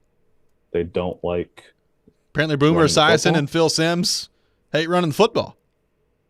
Not going to have fun watching the Titans then. Well, they run that ball. I feel like Boomer should remember Ickey Woods and James Brooks, and Phil Simms should remember Joe Morris. It's not all about the quarterbacks. To previous texture's point, though, I mean, it is like it's funny how in our market, like the quarterback gets like forgotten about all the time. He just threw for like 350. Like, there's Ryan Tannehill. Tannehill had some big runs, by the way, too. He did in that game yesterday, especially the one where he snuck out of there and broke the pocket and got a big first down. So a couple of big plays by Tannehill on the ground, but I thought a really impressive response yesterday from Todd Downing. I thought for the most part he called a really good game. Now, like, you're never going to have a perfect game as an offensive coordinator, and I will admit the first couple of drives when they started running the ball on first down, I was like, all right, is this just going to be what it is as they continue to go through the entire season here? But, I mentioned the screen calls earlier to Derrick Henry. A couple of those hit pretty big yesterday for the Titans. The play action I thought was used beautifully yesterday. I just thought a really impressive response from Todd Downing. And look, we ripped him a lot last week. I didn't think it was a very good week from Todd Downing in week 1. There's been a lot of concern about Todd Downing based on his time as OC with the Raiders as well. I thought it was a pretty impressive response by him yesterday. Well, very needed, because that noise was only going to get louder. Now, had overtime not gone well, and maybe the Chester Rogers play becomes a pick, right, or whatever. They don't win. Maybe it's not as, like, so many things look a little better, right, after a W. But I think even in that instance, by the time they get to overtime, I think Todd Downing had definitely responded well to his first week. And I agree, it was a good week. And again, play action is handy. Play action is handy whether you're succeeding with the run or not. And I think the Titans certainly went back to that as a bread and butter. And I like how he stuck with the run. I think eventually they got a little bit less predictable. I still think there's a lot of first down running that is not doing a lot. But they got a little bit less predictable, and then some just great calls, I thought, in the fourth quarter on those drives, especially on that drive to tie the game. I thought some really nice calls there. and mixing it up and reacting to the fact that you didn't have Lawan. You know how you protected a week earlier. You had some stuff to get the ball out of Tannehill's hands earlier. If they can figure out a way to shore up that protection as they move forward, then they can take more shots. But in the meantime, I thought they did a better job of getting the ball out. Oh, and it was interesting, too, because, some of this is play design, but some of it's just the attention that you're paying to other people if you're the defense. I mean, there were a couple plays where Michael Pruitt was wide open or Jeff Swaim was wide open. I mean, Tommy Hudson had himself a catch yesterday as well. So, you lose Anthony Ferkser. He's not available for you yesterday. I thought the tight ends in the receiving game performed better than I thought they would without Ferkser in there. Now, there were still some times in the blocking. I mean, Swaim got smoked and almost got Tannehill killed on a play yesterday where he fumbled the ball. So it wasn't perfect, but I thought the tight ends in the absence of Ferkser stepped up pretty nicely for the most part, especially in the receiving game yesterday. Well, I agree. And also, again, you can kind of see where if you got a tight end who can really take advantage of some of these matchups, like I think Ferkser will this year, that's promising. I still think, Chester Rogers has been a nice slot guy in the first couple games, but what if you have a Josh Reynolds or a Marcus Johnson, someone who really can push a defense vertically on the field with Julio Jones and A.J. Brown? What if you have a Darrington Evans on the field and what he can do in space? The offense can actually get quite a bit better here. But I think it still starts up front. And that's still the big question right now is Taylor Lewan out for a long time? If so, it's great to have Sombrilo play the way he did yesterday, but that still lowers, the ceiling of the offense. It has to. Let's go back to the text line driven by WilsonCountyHyundai.com, 615-737-1025. Got a texter that asks, is Derrick Henry really that fast, or do 190-pound cornerbacks just not want to catch up to him? How did he run that guy on the 60-yard run who clearly had the corner on him? The answer to your question, yes, he is that fast. That's what makes him terrifying. That's I mean, that's why it's just ridiculous, Now, of course, maybe Quandre Diggs. I mean, maybe at one point as he's trying to chase him down, maybe he's like, "Gosh, do I want to be Josh Norman right now?" Like the ghost of Josh Norman just flashes through his eyes. So it didn't. I mean, I thought Derrick Henry was actually pretty nice on that play. He's like, you know what? I'll do as much as I need to do to just flick you off, and then we'll go score the touchdown. Rather than he probably could have just bounced him off the turf if he wanted to. Did you see the Najee Harris stiff arm yesterday? It was very Derrick Henry-esque. Go Steelers. I did not. No, yeah, just look up Najee Harris stiff arm. It was pretty gross. Michelle, the Steelers lost, right? Yeah, I know, Joe. I know they lost, and I said that just because it was force of habit. Oh, yeah. We're not going to talk about that game. We're talking about the Titans with that great win right now. I'm sorry. Sorry to bring it up. The Bills also won, too.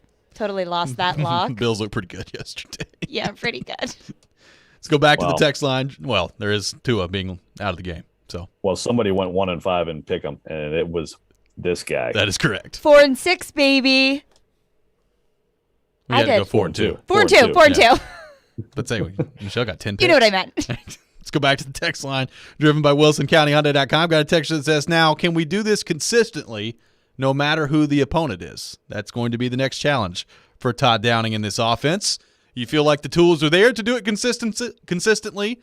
I think part of that answer is going to be, what does the health of your team look like at offensive line and at left tackle, specifically with Taylor Lewan, even though I thought for the most part Sombrilo did a pretty admirable job yesterday at left tackle. Yeah, I mean, that's certainly the question, and that's the goal, and that's what they should do it. They should do this consistently. They're going to play defenses that are not as good as Seattle's defense. I wouldn't call Seattle an elite defense, but it's a pretty good defense. Seattle could use an upgraded corner, I would say. Other than that, I really like their defense.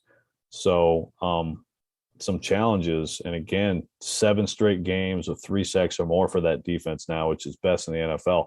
They can get after you, and of course they got the chess piece in Jamal Adams. And again, I mean, I'm like, so that guy's a safety. Yeah. He keeps lining up on the edge. He's just everywhere. And and they ended up just punking that defense. 45 minutes of possession and 523 total yards. So, but you're right. Just like a week ago, we're wondering what is going on with these guys. Now, can they sustain it? Can they beat Indy at home ever? Because that'll be a big theme as we move forward this week. Justin from Nashville texting in on our text line, driven by WilsonCountyHyundai.com, who on Friday called Joe Rexrode the forever Lewan apologist. Justin says Lewan just didn't want to let Joe down, so he pulled himself out of the game. He never got in the game to pull himself out of the game. I guess pre-pulled himself out of the game. Yeah. In all seriousness with Lewan, he's far away from the press, but I have no idea, limping off the field. But looking at one picture that George Walker, the Tennessean, took, a lot of concern. Now, granted, it could be a sprain, something minor, and it could be a short period of time, and he could be back. Gosh, you would hope that after all that work on a rehab, the first serious injury of his career, that you would not seriously hurt it. But that can happen. The non-contact injuries, of course, with the knees. So we'll see. Andrew from Dover says only 1,763 yards left to 2,000 for Derrick Henry. He's back on pace. Took him one game to get back on pace for 2,000. Good stuff. He's on pace for 2040 right now. That's right. Good stuff from Derrick Henry yesterday. When we come back, we'll switch gears, react to Vanderbilt and Tennessee over the weekend. We'll get back into the Titans coming up at 8 o'clock with Corey Curtis from News 2 joining us. That's next. This is Robby and Rexrode here on ESPN 102.5 The Game. Staples is evolving to Staples Connect, a new world of possible with innovative tools for small business and remote workers and learners. Explore what's new at your local Staples store or staplesconnect.com. It's soccer season in Tennessee. You want goals? He takes it inside, outside, right foot. Great finish! What a goal! You want saves? Lifted high, into the hands of Joe Willis. He makes the catch. You want big drama? Hooked in and headed in. Delirium! It's Yonder Cadiz! Nashville SC are back at home Wednesday, September 29th versus Orlando City SC. The action kicks off at 7:30 p.m. Tickets on sale now at NashvilleSC.com.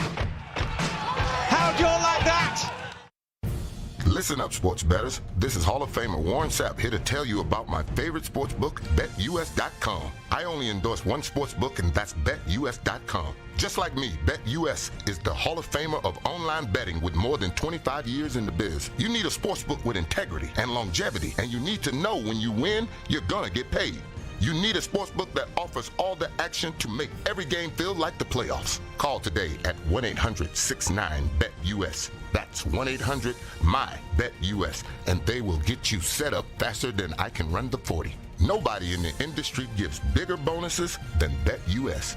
I play at BetUS, and so should you. Now is your turn. Join now. Call today at 1-800-69-BET-US. That's 1-800-MY-BET-US. My favorite sports book, BetUS.com. Up to 200% sign-up bonus. Support the station and use code GAME.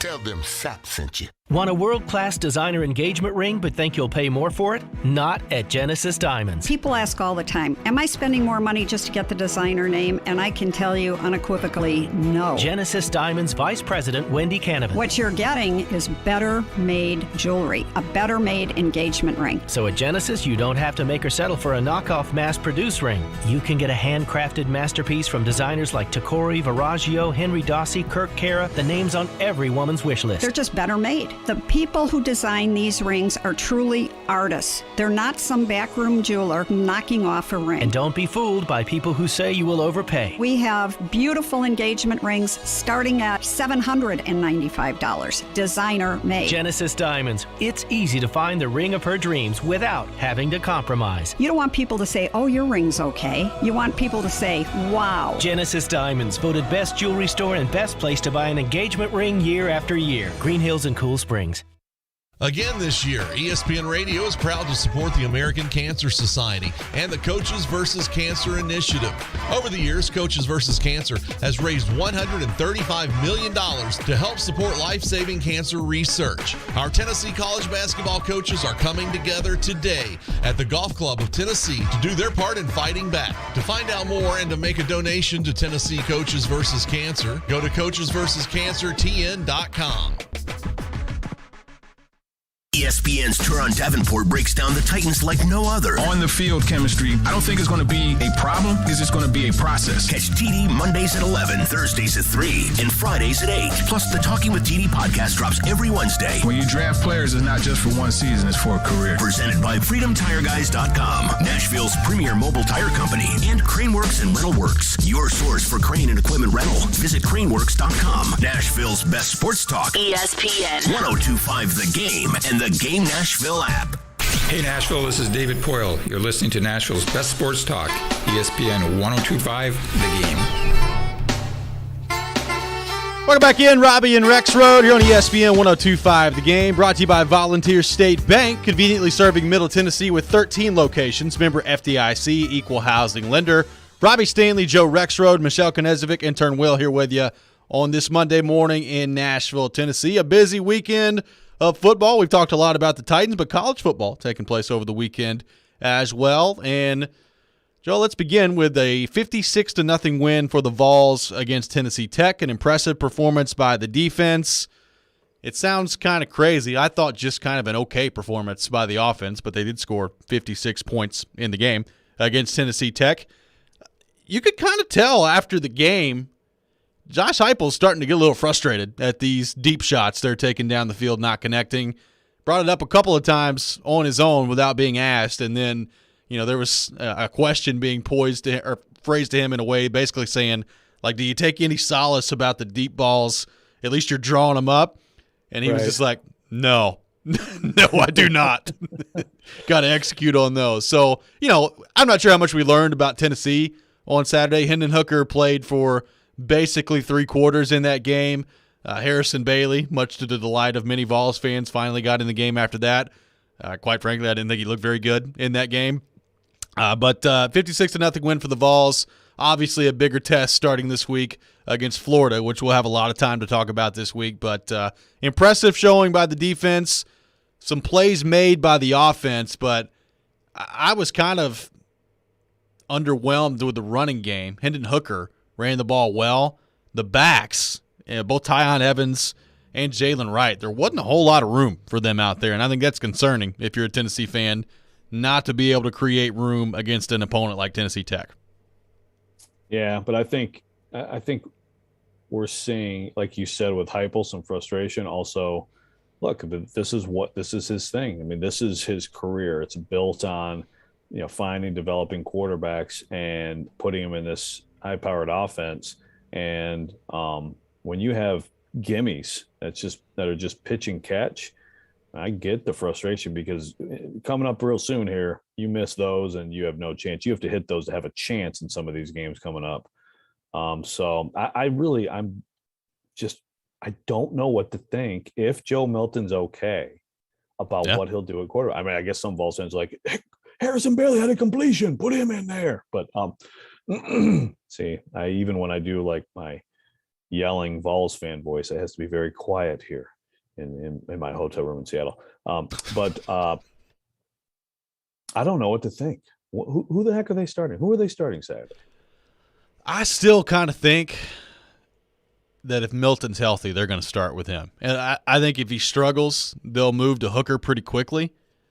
But I just think the upside, especially given the way Florida played on Saturday, and we'll see if that's what Florida is or if there's a letdown after that Alabama game. I was honestly pretty impressed with Florida on Saturday. I thought they were going to get punked in that game to start with, and it was 21-3 in the first quarter, and I was like, all right, well, this looks about like I thought it would.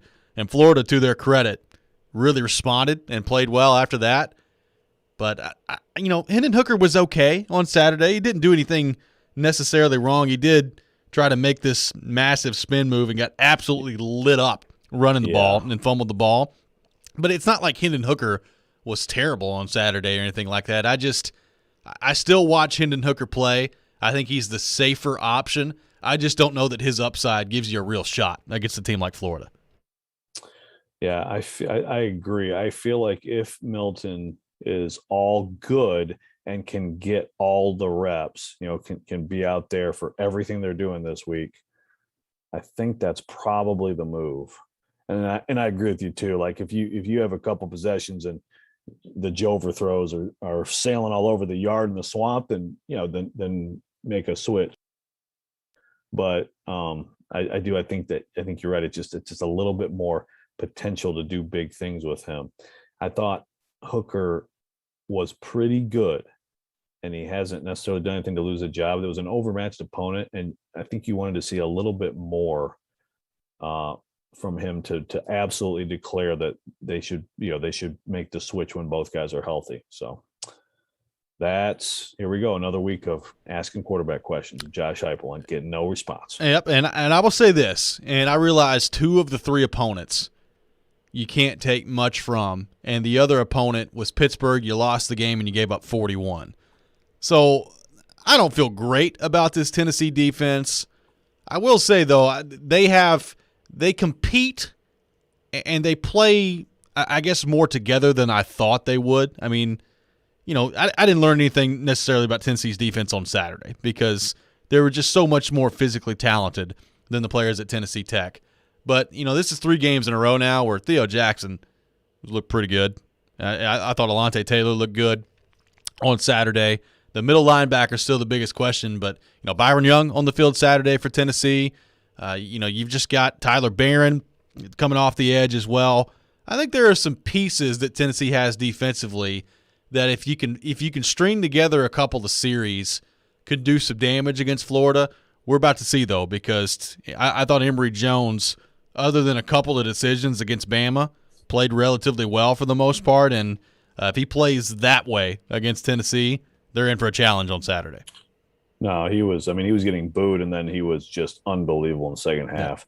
And the way they ran the ball. And, of course, when you have a quarterback run game like that, it makes everything more effective. But I could not believe what I was seeing, the way that they were running the ball at Alabama up and down the field. So, I mean, one of the things this week is just hoping that there's a letdown and also that they're beat up playing Alabama. But Young and Barron, moving forward, that's got to be lethal, and I think there's a lot of potential there. And then on the west side of town here, Stanford gets a 41-23 win against Vanderbilt on Saturday. And, Joe, I called the shot on Friday. It was going to be tied at halftime, and I thought for about a 5-minute stretch that it was going to be tied at halftime. It's 14-14. Stanford kicks a field goal to make it 17-14, and then all of a sudden just a series of mistakes, and Stanford blows the game open and ends up winning 41-23. I still think some positives to take away if you're Vanderbilt offensively with Kent Seals, but they've still got some work to do as a program this year. I mean, that was just such a disastrous couple minutes at the end of the half where it just go in 17-14. Yeah. Don't throw the pick, punt, because then you have the pick, score, but then you have the punt and penalty and all this, and all of a sudden it's just a different game. Because, look, I love how they ran the ball. I still they were overwhelmed on defense at times. They were overmatched physically, but they still battled and I thought made some really good plays defensively, which is what they're going to have to do moving forward here. Seals did some good things, made that mistake. It's not great that Raymond Davis was hurt in that game because he's looked really good. And now, of course, for them, I mean, it's tough week for the in-state SEC schools. You got Georgia coming in here. You got Tennessee going to Florida. And this is just one of those weeks that see if you can hang in at all and be competitive at all and then get out of the game okay. I mean, I guess is Georgia going to be like super mad because the game got canceled last year? I know some Georgia Homer media is super mad about it. But again, look, if that Vanderbilt team that played Saturday night beats the crap out of the Vanderbilt team that lost to UTSU. So we are seeing improvement. Yes, I don't think there's any question about that. When we come back, it is time for the Rex Rant. We do it each and every Monday at 7:45. Joe Rexrode's Rant of the Week. That's next. This is Robby and Rexrode here on ESPN 102.5 The Game. From Fox 17 News, this is a Code Red weather alert. I'm Fox 17 News Code Red meteorologist Dan Guthrie. Temperatures in the 60s and 70s this morning with more scattered showers developing. They'll be with us throughout the day. Flash flood watch in effect until 7 p.m. This weather report brought to you by Hiller Plumbing, Heating, Cooling, and Electrical. Call the Happy Face Truck today. Ever heard of a cold-like virus called RSV? RSV can cause complications in older adults, including pneumonia. The Evergreen study is assessing if an investigational study vaccine can prevent RSV disease caused by a respiratory syncytial virus in older adults. If you're 60 years of age or older, you may be able to join the Evergreen study. Visit clinicalresearchassociates.com/RSV to learn more. That's clinicalresearchassociates.com/RSV.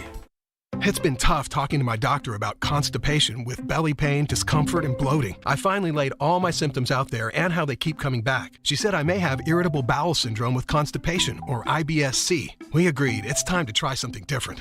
Linzess, or linaclotide, is a prescription medicine that treats IBS-C in adults. Linzess works differently than laxatives. It lets you have more frequent and complete bowel movements and helps relieve overall abdominal symptoms, belly pain, discomfort, and bloating. These symptoms were studied in combination, not individually. Do not give Linzess to children less than 6, and it should not be given to children 6 to less than 18. It may harm them. Do not take Linzess if you have a bowel blockage. Get immediate help if you develop unusual or severe stomach pain, especially with bloody or black stools. The most common side effect is diarrhea, sometimes severe. If it's severe, stop taking Linzess and call your doctor right away. Other side effects include gas, stomach area pain, and swelling. There could be more to your story with IBS-C. Visit a doctor in person or online. Say yes to Linzess. Learn more at linzess.com or call 1-800-LINZESS. Sponsored by AbbVie and Ironwood Pharmaceuticals. Again this year, ESPN Radio is proud to support the American Cancer Society and the Coaches vs. Cancer Initiative. Over the years, Coaches vs. Cancer has raised $135 million to help support life-saving cancer research. Our Tennessee college basketball coaches are coming together today at the Golf Club of Tennessee to do their part in fighting back. To find out more and to make a donation to Tennessee Coaches vs. Cancer, go to coachesvscancertn.com. Get in the zone, AutoZone. Welcome to AutoZone. What are you working on today? Changing your oil. We've got what you need. Regular changes are the best way to keep your engine running smooth. We'll help you find the right oil for your make and model and everything to help you finish the job right, like drain pans, filters, and funnels. And we've got more ways to get it all fast, like our next day delivery and our free same-day pickup, in-store or curbside. Getting the job done just got easier. Restrictions and details at AutoZone.com. Get in the zone, AutoZone. Jared Stillman. I cannot believe they picked this guy I've never heard of. And company. You're forced to play cap gymnastics, which makes it a little bit more difficult for picking up other guys. Tune in Stillman and Company for your drive home. Delivered by TriStar Moving. Weekday afternoons from 2 to 6 on Nashville's best sports talk. ESPN 102.5 The Game and the Game Nashville app. Robby and Rexrode is on ESPN 102.5 The Game. The time is now for the Rex Rant. Sounds like somebody's got a case of the Mondays. On Robby and Rexrode, here on ESPN 102.5 The Game and the Game Nashville app.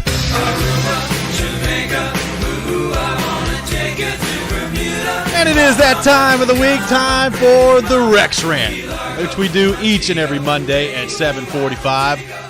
Little Kokomo bringing us back in, a personal favorite of Joe Rexrode, really setting the mood from his hotel room out in Seattle, Washington. I know that just really fires you up at 5:47 in the morning, Pacific Standard Time, out there, Joe Rexrode. Well, it's kind of fitting. I'm on the West Coast. I'm here in Seattle, Washington, where life they just take it a little bit easier out here on the West Coast. So very nice. Thank you, Michelle, for the nice selection. It's nice documentary voice that Rexrode is in at that point. Porth texted us and said, I sound like I'm calling the Masters. So, and now it's 16. Here's Tiger Woods. Here's Nick Faldo. Look at those trousers. Joe Rexrode, what is your rant of the week, the Rex Rant, for Monday, September the 20th? By the way, this is going to happen again. When the Titans play the Rams, except that's a night game. Oh, yeah. You could really be in for one that day. A 4 a.m.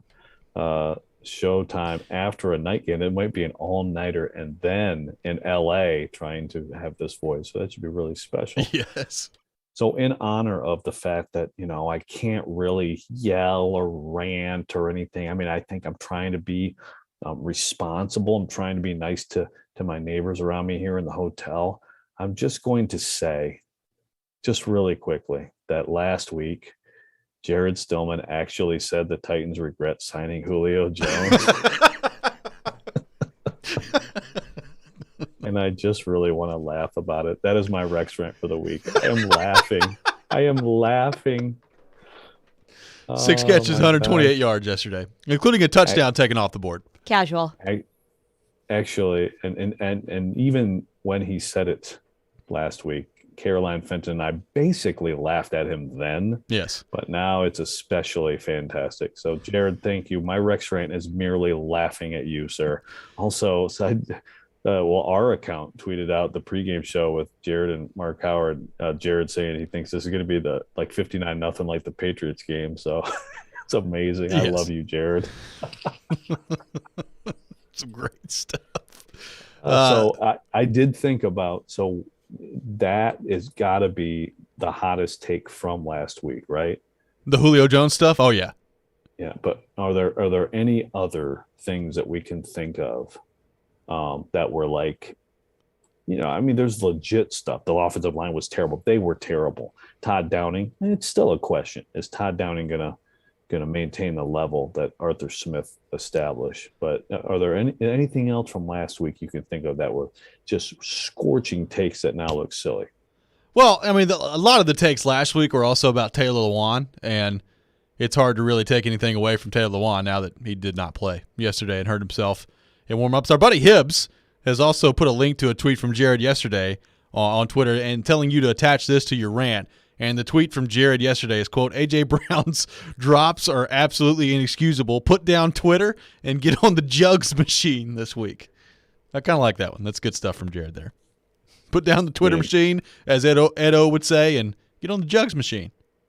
Yeah, and that's, that's actually, well, that does bring up one of probably the next best one last week was the whole Taylor Lewan podcast. Oh, yeah. So yeah. He's a bad player. Yeah.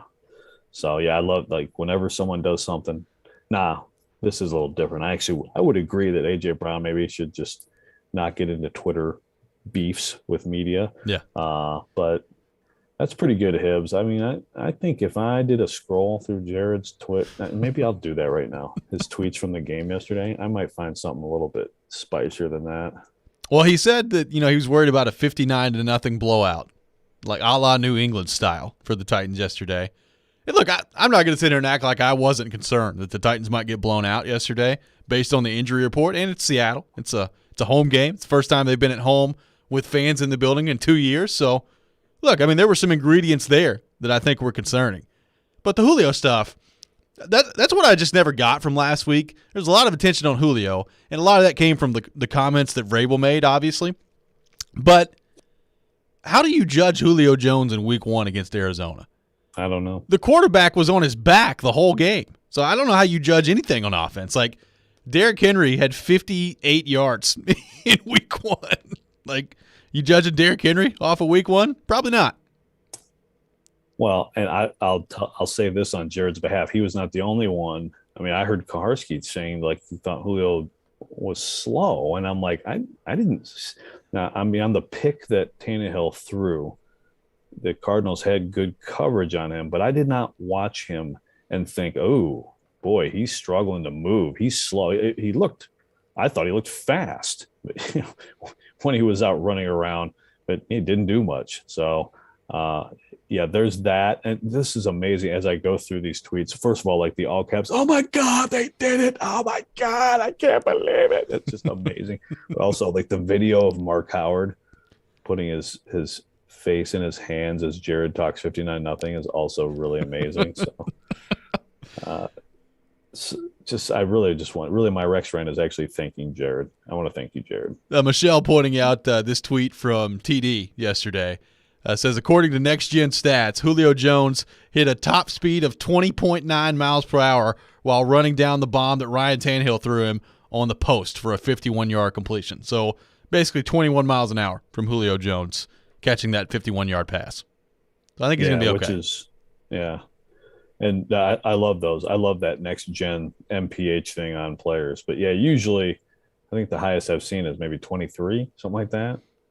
Super slow, right? Yeah.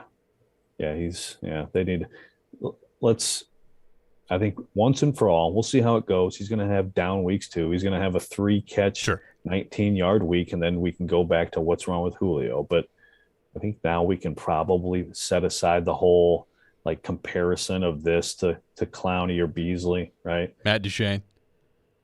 There you go. Matt Duchene. I kind of like that one. But we'll see. But he still looks like he's a pretty good football player. Also, Bud Dupree so far. I know he doesn't have the stats yet, but I thought he played pretty well yesterday. He did have one big hit of Wilson. I don't know what was going to happen on that play, but it might have been bad thanks to the Titans.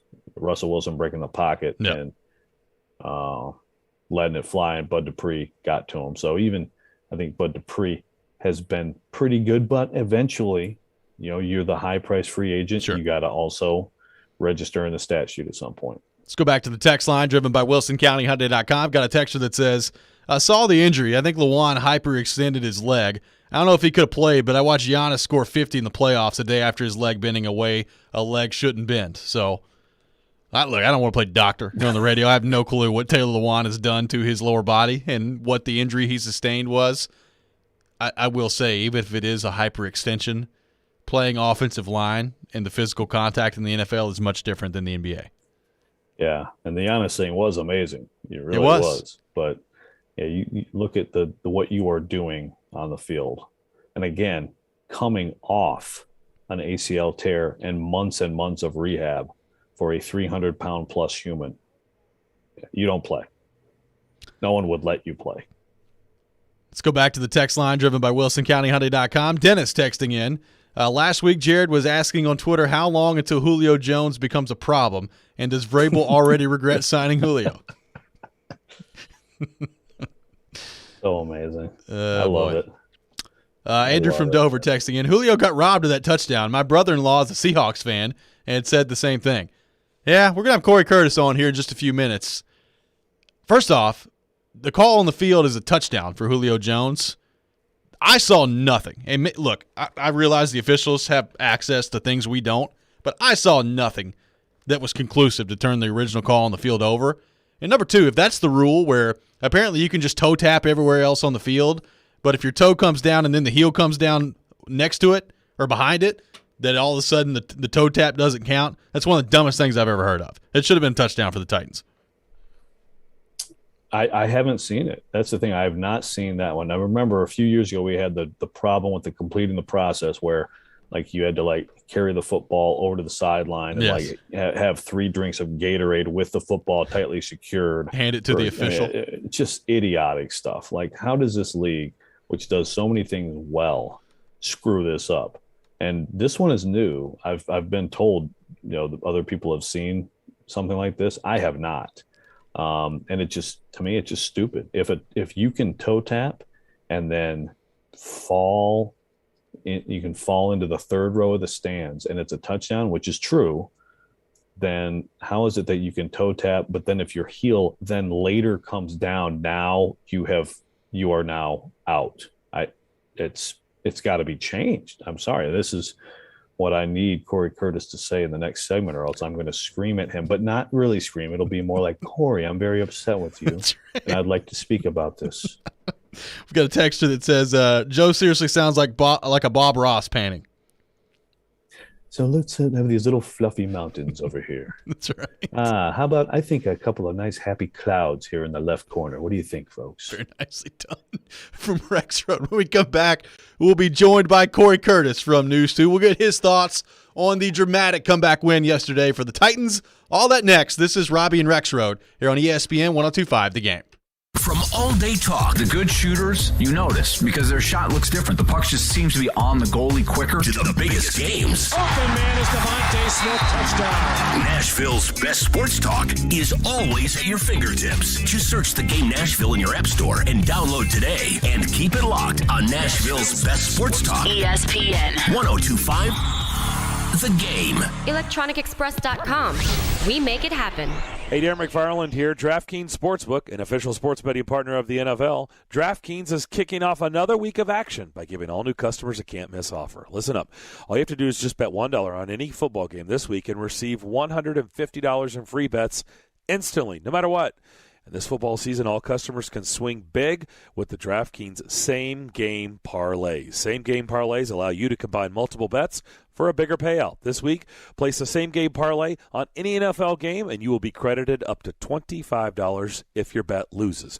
Download the DraftKings Sportsbook app and use the code 1025GAME to receive $150 in free bets instantly when you place a $1 bet on any football game. That code again, 1025GAME.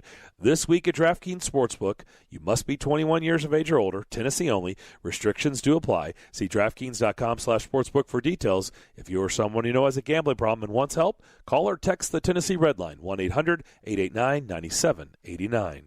Whether you're driving for distance, pitching for precision, or putting to win it all, come to Edwin Watts Golf Shop to get custom fit for all your clubs throughout your bag. Hit a few balls and let our team show you the latest swing technology and data that will help optimize your game. Having each club tailored to become your gamers will help you start shooting lower scores. Let Edwin Watts Golf Shops help you make every shot the perfect one. Come in and get custom fit today. Edwin Watts Golf Shops, home of the 90-day satisfaction guarantee. More machines, more savings, and more muscle. Only with John Deere construction equipment from Meade Tractor. Hit the heavy jobs harder with our Own It offer and get special financing on select models. New, used, or rent, we have the right equipment and technology solution for you with the affordable financing you need. Contact us today at our Nashville location or go online at meadtractor.com. Offer valid on qualified purchases and new equipment between now through October 31st, 2021. Subject to approved installment credit with John Deere Financial for commercial use only. Down payment may be required. Some restrictions apply. See store for details. Yo, it's Teron Davenport here to tell you about my friends at Freedom Tire Guys. They're Nashville's premier mobile tire company, and they do it all. New tires, balance, rotation, everything. Bill, a recent customer of theirs, loved the way they came to him and saved him time and money. So if you're like Bill, you like convenience, and you need some new tires, check out freedomtireguys.com. If you don't see the tires you like, give them a call, and they'll find them for you. Check them out today at freedomtireguys.com. 15 minutes could save you 15% or more. My dad used to say that. Sure, yeah. It's from Geico. Yeah, whenever I would ask my dad for life advice, he'd sit me down and say, son, 15 minutes could save you 15% or more. And look at me now, a well-adjusted adult with a drawer full of plastic bags I'll never use. Okay, I'm confused. Was your dad a licensed Geico agent? Nah, he was just a real good dad. Geico. 15 minutes could save you 15% or more. Nashville's best sports talk, locally owned, home of our Nashville Predators. WPRT-FM Pegram, 97.5 Murfreesboro, WBUZ HD2 Laverne, online at thegamenashville.com. We are ESPN 102.5 The Game. Live. It's Robby and Rexrode with Robby Stanley and Joe Rexrode on Nashville's best sports talk. ESPN 102.5 The Game and the Game Nashville app. Welcome back in. Hour number 3 of Robby and Rexrode here on ESPN 102.5 The Game. Brought to you by Volunteer State Bank. Real people, real solutions right here. Remember, FDIC, equal housing lender. Robby Stanley, Joe Rexrode, Michelle Konezovic, intern Will here with you on this Monday morning in Nashville, Tennessee. And as we do each Monday at 8 o'clock, we go to our 102.5 The Game phone line, driven by WilsonCountyHyundai.com, and welcome in our good friend Corey Curtis from News 2, brought to you by Invigorate Health in Mount Juliet. Look and feel your best with IV therapy, medical weight loss, testosterone, health and wellness, and body shaping treatments. More info can be found at InvigorateHealthTN.com. Corey, what's going on, brother? How we doing? Do we have Corey? Hello. There he is. Corey, what's going on, brother? How we doing? Hey. I don't know what buttons you're pushing, but you're either cutting the red wire or the blue wire, and it's the wrong one. That's all right. We got it all figured out now. We cut the right wire. You don't want Rexrode or I cutting any wires. You know, my brother used to cut wires for a living. Oh, and man. He hated when people talked about that. I would probably imagine so. So, Corey, obviously a dramatic win yesterday for the Titans. They get it done 33-30 in overtime. I want to start simply with just Derrick Henry. He does it again yesterday. 3 touchdowns on the ground, 182 yards as well, 55 through the air. Does that guy do anything that surprises you anymore? What did you think of the performance yesterday from Derrick Henry? Well, I think number one, as the carries pile up here the last couple of years, we wonder, how much tread is still on the tire. Does he still? Because to me, what makes Derrick Henry really special isn't the stiff arm. And yes, he's huge. That's part of it. But he's a game breaker. He's a guy who takes a 10 or 20-yard play and turns it into a 60-yard play, like we saw yesterday. I mean, he took a DB and he just outran him. And that's what makes him special. And to see him start this season and see that he still has that turbo button, that's huge for the Titans, because those are the plays that change games, as we saw yesterday. He changed that game. I think the offensive line deserves a ton of credit, because as the game went on, they got stronger and gave him a better push. I think Mike Vrabel and Todd Downing deserve credit for staying with it, just like Arthur Smith used to do, just like Mike Mularkey used to do. They didn't panic and get away from the run game, and they've got the guy to reward them for doing it. And he, so many guys stepped up. I don't want to say that Derrick Henry put this team on his back, but he was the engine, right? I mean, he was the thing that really started pushing this thing forward. Corey, I agree with everything you said there as I speak quietly from my room in Seattle. However, I now need to yell at you. Okay, you go ahead. I'm ready for this because you're wrong. So go ahead. I'm going to quietly yell. Okay, no, listen. I understand the rule. I understand people, the explanation of the rule. I have not personally seen it applied that way. I absolutely think it's moronic and needs to go. If you can toe tap, but it's not a toe tap. No, but listen, you put it off the ground to toe tap. But he did. He touched his toe and then his heel went after the toe. If he had done what he did and then got a rocket launcher into the 8th row of the stands and landed out of bounds, it would have been a touchdown and no one would have said anything about it. Yeah, so then it's stupid. The rule needs to change. This is idiot. We see that on the sideline, guys. We see it on the sideline where guys get 2 feet in, but the second foot, part of it lands out of bounds. And so it's the call. Look, if you want to argue that you don't think he was in bounds, that you think he was in bounds, that's fine, or that there wasn't there, that's fine. But the rule's the rule, okay? I know what you're saying. You want the play to be over the moment his toe touches the ground, right? Because it's a touchdown, you think at that point it's a touchdown. That's what you're saying. Yes. I totally understand what you're saying, and if you want to change the rule to that, then that's fine. But then you would also have to change the rule to the sideline as well to say you don't have to complete the step as long as you get the toe in first. You're okay. That's my whole point of this. Is the rule is clear, okay? And to me, the rule was clear from the get-go that he had, once the foot came down, he was going to have to get the heel down as well. So to me, because I thought his heel did slightly touch the boundary, I thought this was out without question coming off the board. You cannot like the result. You cannot like the rule. I get that. But it was officiated correctly in my estimation. Corey, we're talking about a league in which a few years ago I watched Calvin Johnson score a winning touchdown at Chicago, carry the ball to the sideline, sit down, and then gently place it as he took a Gatorade drink and was called incomplete. So I'm not giving any benefit of the doubt to this league on these stupid rules. The tuck rule. A guy doesn't mean to throw a football. His arm comes forward, but he tries to hang on to it, okay? Right. And it comes out, all right? That's a fumble. That's not an incomplete pass. But in this league, it's the incomplete pass. We can all see rules that we don't like. There's huge arguments about the fumble into the end zone being a touchback. But I guess that's was rule in sports. I think it's a terrible rule. These are things that have to be talked about, and maybe after this play, they do get talked about in the offseason when the rules committee gets together.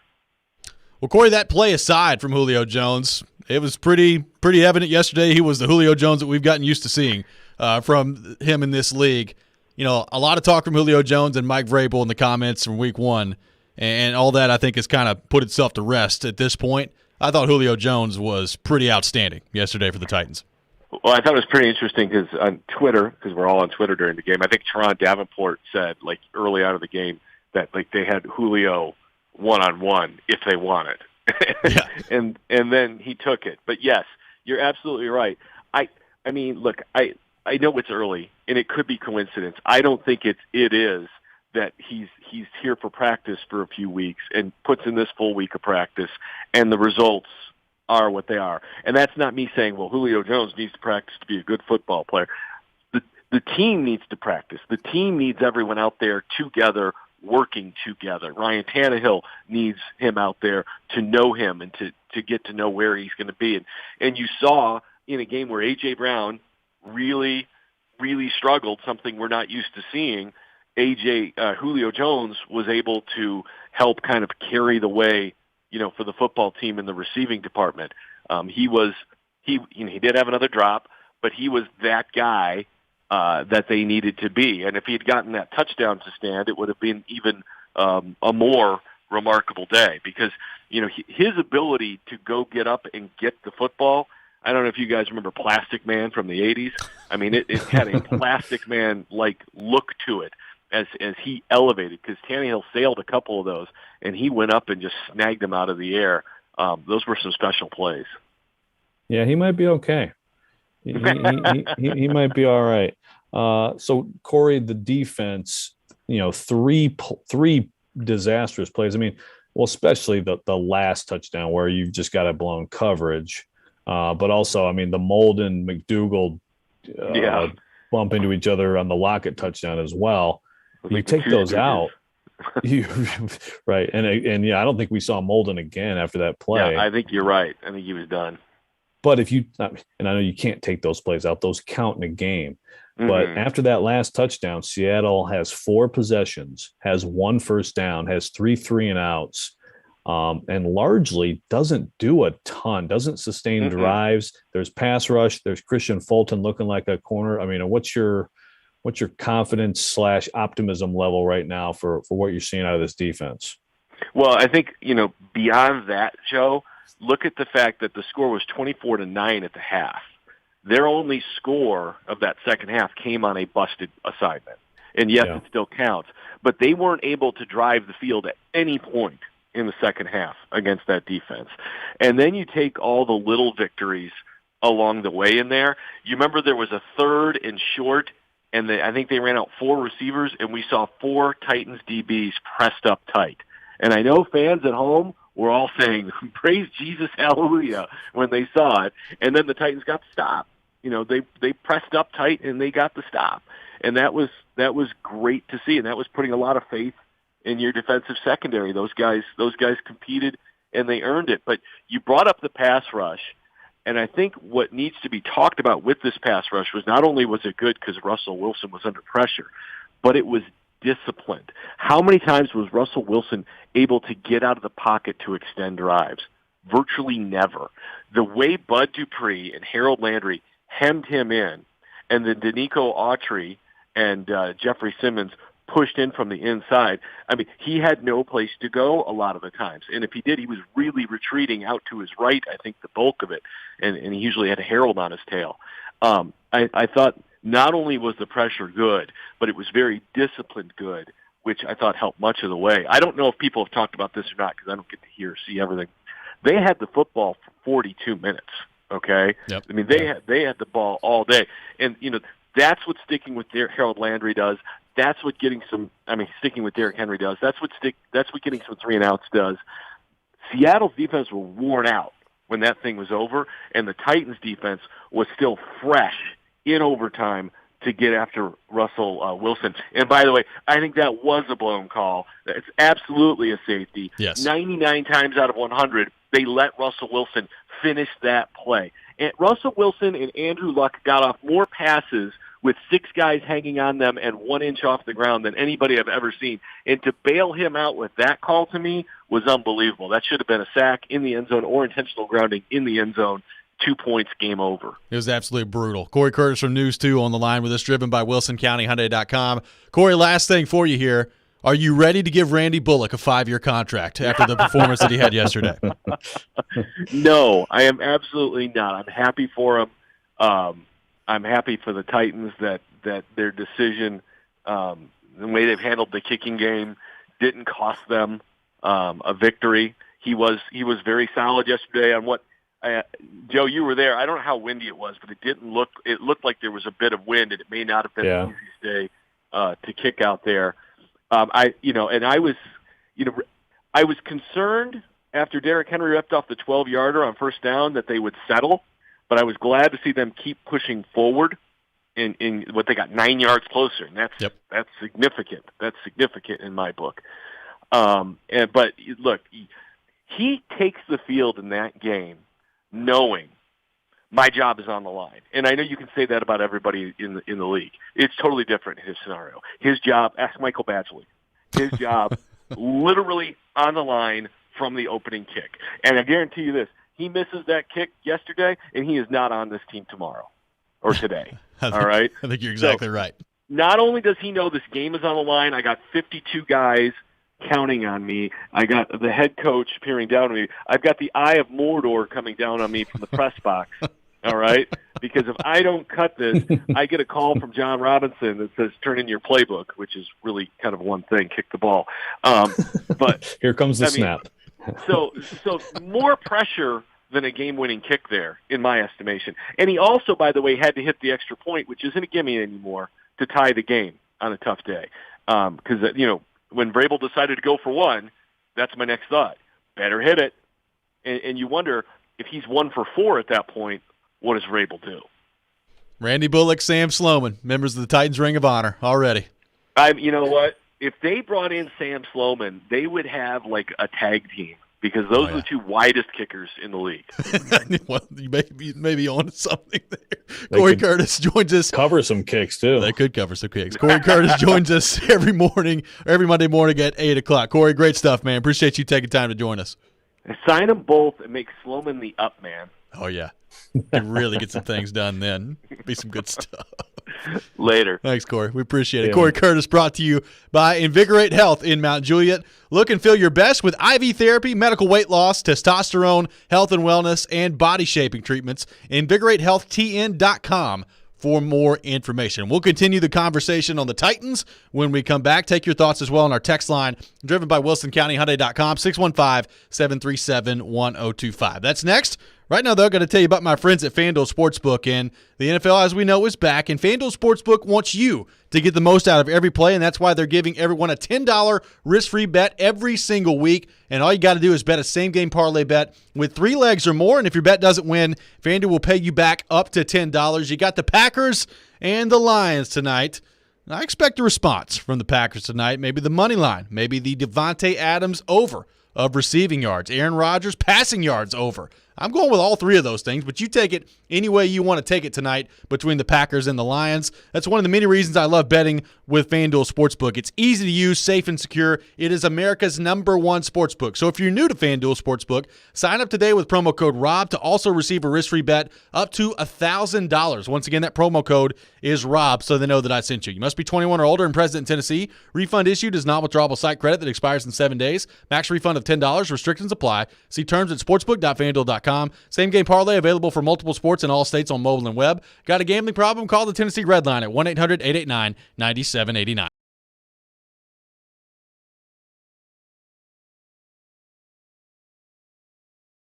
Darren, Donick, and Chase from 10 to 2. Wouldn't say it deserves a gold star. We want people to play along. This is what's crazy. And Stillman and Company from 2 to 6. I want to go last. Can I go last? Sure. Watch live on Periscope, Twitch, and YouTube. Tune in anytime on the Game Nashville app or your home speaker. This is Nashville's best sports talk. ESPN 102.5 The Game. Staples is evolving to Staples Connect, a new world of possible with innovative tools for small business and remote workers and learners. Explore what's new at your local Staples store or staplesconnect.com. Is it time to fix your roof? Trust the roofers with integrity. E2 Roofing is a veteran-owned and operated local roofer that has built the reputation of delivering better service. E2 assists customers with roof repair and replacements through their insurance claim assistance, which has awarded them with 95-star Google ratings and an A+ rating with the Better Business Bureau. Find out if insurance will pay for your new roof with a free inspection at e2roofingnashville.com.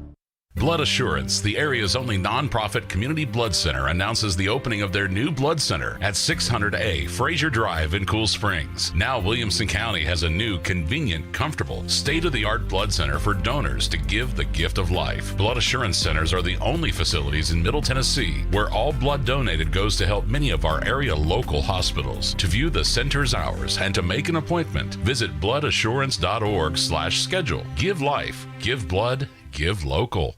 312 Pizza Company is family owned and operated, bringing you a slice of Chicago to Nashville. 312 Pizza Company specializes in deep dish pizza, thin crust pizza, and all things Chicago style. And always made from scratch using secret family recipes passed down generation to generation. 312 Pizza is open 7 days a week and located in Germantown with dine-in, takeout, and curbside available. Call 615-730-7888 to order 312 Pizza Company, Nashville's authentic Chicago pizzeria. Get in the zone, AutoZone. Welcome to AutoZone. What are you working on today? Changing your oil. We've got what you need. Regular changes are the best way to keep your engine running smooth. We'll help you find the right oil for your make and model and everything to help you finish the job right, like drain pans, filters, and funnels. And we've got more ways to get it all fast, like our next day delivery and our free same-day pickup, in-store or curbside. Getting the job done just got easier. Restrictions and details at AutoZone.com. Get in the zone, AutoZone. If you've missed any of today's show, just search Robby and Rexrode on Apple, Spotify, or your favorite podcast platform. Style of play. Yep. And I think they be all right. Yep. Yeah. I feel you. All right. Hey, listen, that makes perfect sense to me, and I'm sure it does to you great fans at home too. With that being said, the Seattle Kraken select from the Nashville Predators. Marshawn, take it away. You see, so with this the first pick, right? Mm-hmm. Yeah, with the first pick, we're going with the boy Cali, though. You know what I'm talking about? Yup, Cali Yarncrow. Cali Yarncrow. That was the wonderful Marshawn Lynch back at the expansion draft for the National Hockey League. I wonder if Cali Yarncrow and Marshawn Lynch watching the Titan Seahawks game together yesterday. That feels like it was the start of a beautiful friendship. I hope so. I hope they were. I also hope that they were at the tailgate that was rocking, just loud Hall & Oates. Yes. It sounds like an all-around amazing day. Seems like it'd be right up Cali Yarncrow's alley. Yeah, I mean, I don't know. Was Cali Yarncrow a big Titans fan when he was here? Yeah, man. Had Titans jersey. He had a Titans jersey? Yeah. Okay. So has he already switched allegiances? I mean, LeBron James went to a Indians Yankees game and wore a Yankees hat. So, you don't have to root for the team in your town. That is true. That is true. Let's go back to our text line driven by WilsonCountyHyundai.com. TD from Nashville texting in. I said it yesterday, and I'll say it again. If Keith Bullock is Mr. Monday night, then Randy Bullock is Mr. September Sunday evening. Very well done, TD. Very nicely done. Oh, so another legendary Bullock in the Titans lore. I wouldn't put Randy Bullock and Sam Sloman in the same category just because Sloman's kick won the division. So it's a little bit more there. But, I mean, you're talking about two guys now. Part of the fun of this kicking carousel is the different amount of guys that could end up being the hero for this franchise. That's two in the last 2 calendar years, man. 3 if you want to toss in Gostkowski for the Minnesota game. Well, and right. And with those two guys, it's like, I mean, you know that it is just a very short-term thing probably. Like when Sam Ficken gets healthy, assuming if he gets healthy at some point this season, then you would assume that he would probably get the job. But hey, if all of a sudden Randy Bullock goes on a tear and he goes 5 for 5 against the Colts, you ride the hot hand too. So I guess you never know. Speaking of Titans kickers, because he's one of 11 since 2019. And by the way, Ryan Santoso is now back, so they're recycling. That's now. Right. Greg Joseph, man, oof.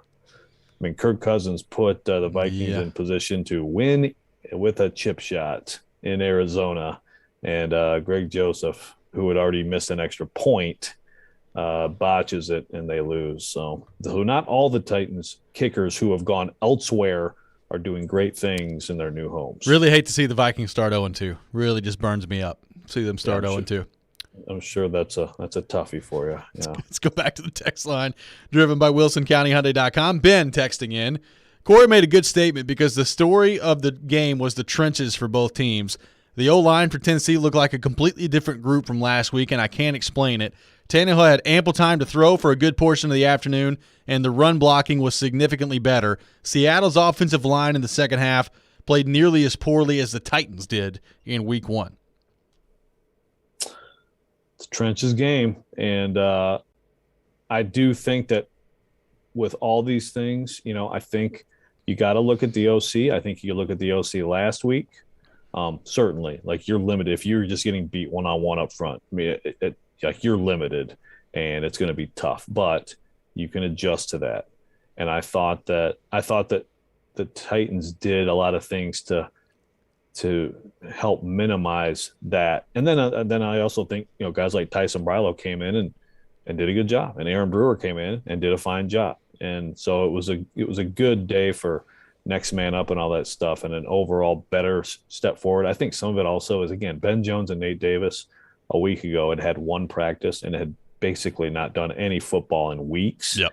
And now they have a week, and we know they can play. I mean, those guys have been together now for a pretty decent stretch, and I think you definitely saw the positive impact practice can have. And like Corey said too, on the Julio front, kind of getting a feel, if you're Ryan Tannehill, for what you can get away with. And I think he saw yesterday, you throw it in the area high, and he's probably going to high point it and beat any DB in the area. So starting to figure out that connection. I mean, the TD that should have counted was, I thought that looked like a QB who had been thrown to a receiver for a while. Yeah, I thought so too. And if that chemistry starts to build, I think that excites you if you're a Titans fan. If we see the Julio Jones that we saw yesterday, going to be a pretty good year for this Titans offense. Lots of people on the text line, driven by WilsonCountyHyundai.com, very upset with the safety non-call in overtime. Feel like that should have been where the game ended for the Titans. To me, I mean, I've watched the replay of that probably 17 times at this point, Rexrode. I mean, to me, that's a safety every day of the week. And why all of a sudden they just called that he was down at the one where there was really no time where he should have been ruled down as forward progress or whatever they wanted to call it. It was just, I think, an atrocious call. And quite frankly, it kind of felt like a bailout call for Russell Wilson of the referees didn't want to be responsible on a play that close to the goal line of ending the game there. I thought it was an atrocious call. I do too. I will say that there's at least some consistency with that call, and that I feel like officials, like you have to be like halfway in the freaking end zone to get a safety call these days. Like they give the forward. I've seen other forward progress calls that were like, no, that the contact started in the end zone.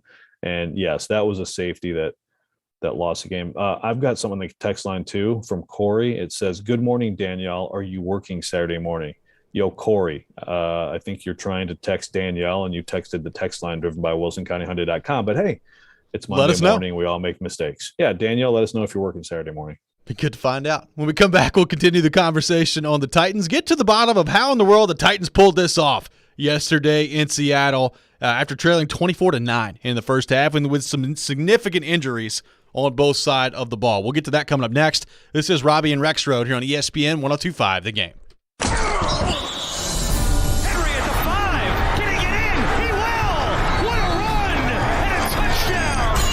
Henry and the Titans orchestrate a comeback win in Seattle. It is good! Randy Bullock delivers!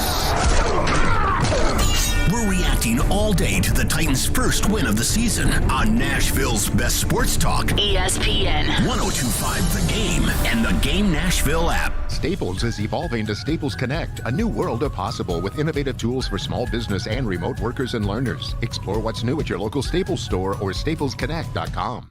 Hey Nashville, it's Jared, and there's a new go-to for home furnishing. The summer clearance sale at Social Furniture, where all furniture is reduced in every department. Designer sofas from $5.99 and leather sofas from $7.99. Queen bedroom sets with queen bed, dresser, and mirror from $11.99. They come in solid, cherry, oak, and gray. Casual 5-piece dining room sets starting at $3.99, and formal dining sets starting at $5.99. Sealy, Stearns & Foster, Simmons, Serta, and Purple Mattress, all sizes on sale. Social Furniture on the west side is independently home-owned furniture store in Nashville. Forget the big box store. Shop local, shop social. They have all the best brand mattresses, sofas, recliners, love seats, sectionals, coffee tables, and more with no waiting. They will deliver it the same day. That's with everything at Social Furniture. Enjoy new furniture now with no waiting. Shop local, shop social. 5412 Charlotte Avenue near White Bridge Road, and tell them Jared Stillman sent you. It's not just about being in your community, it's about being your community.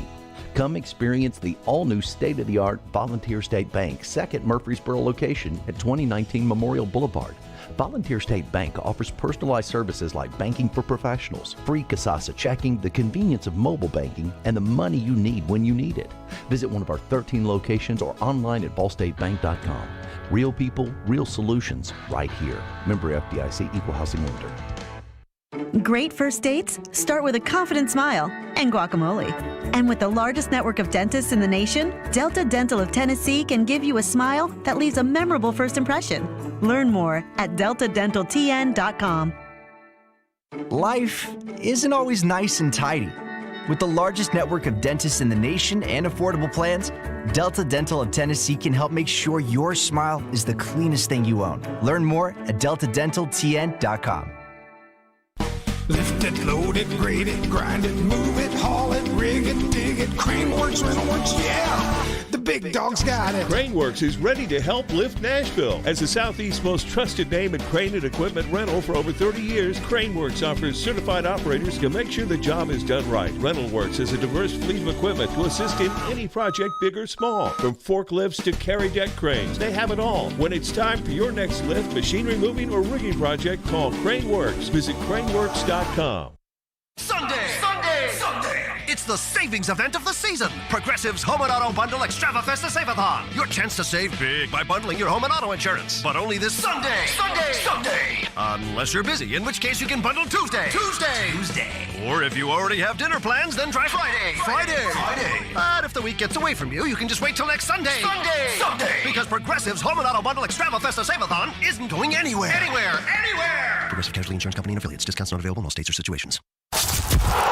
Wednesday night. CJ Sapone! He is a phenomenon! Nashville Soccer Club heads to South Beach for an Eastern Conference showdown against Inter Miami CF. Coverage begins at 6:15 on ESPN 94.9 and the Game Nashville app. Hey Nashville, this is Rick Stockstill, and you're listening to Nashville's best sports talk, ESPN 102.5 The Game. Wilson in trouble, spins away, he's got to be careful, nearly a safety, and he throws it away. But if it's grounding, that would be the ball game. Well, it looks like they have him down at the 1 yard line. Wow, they do.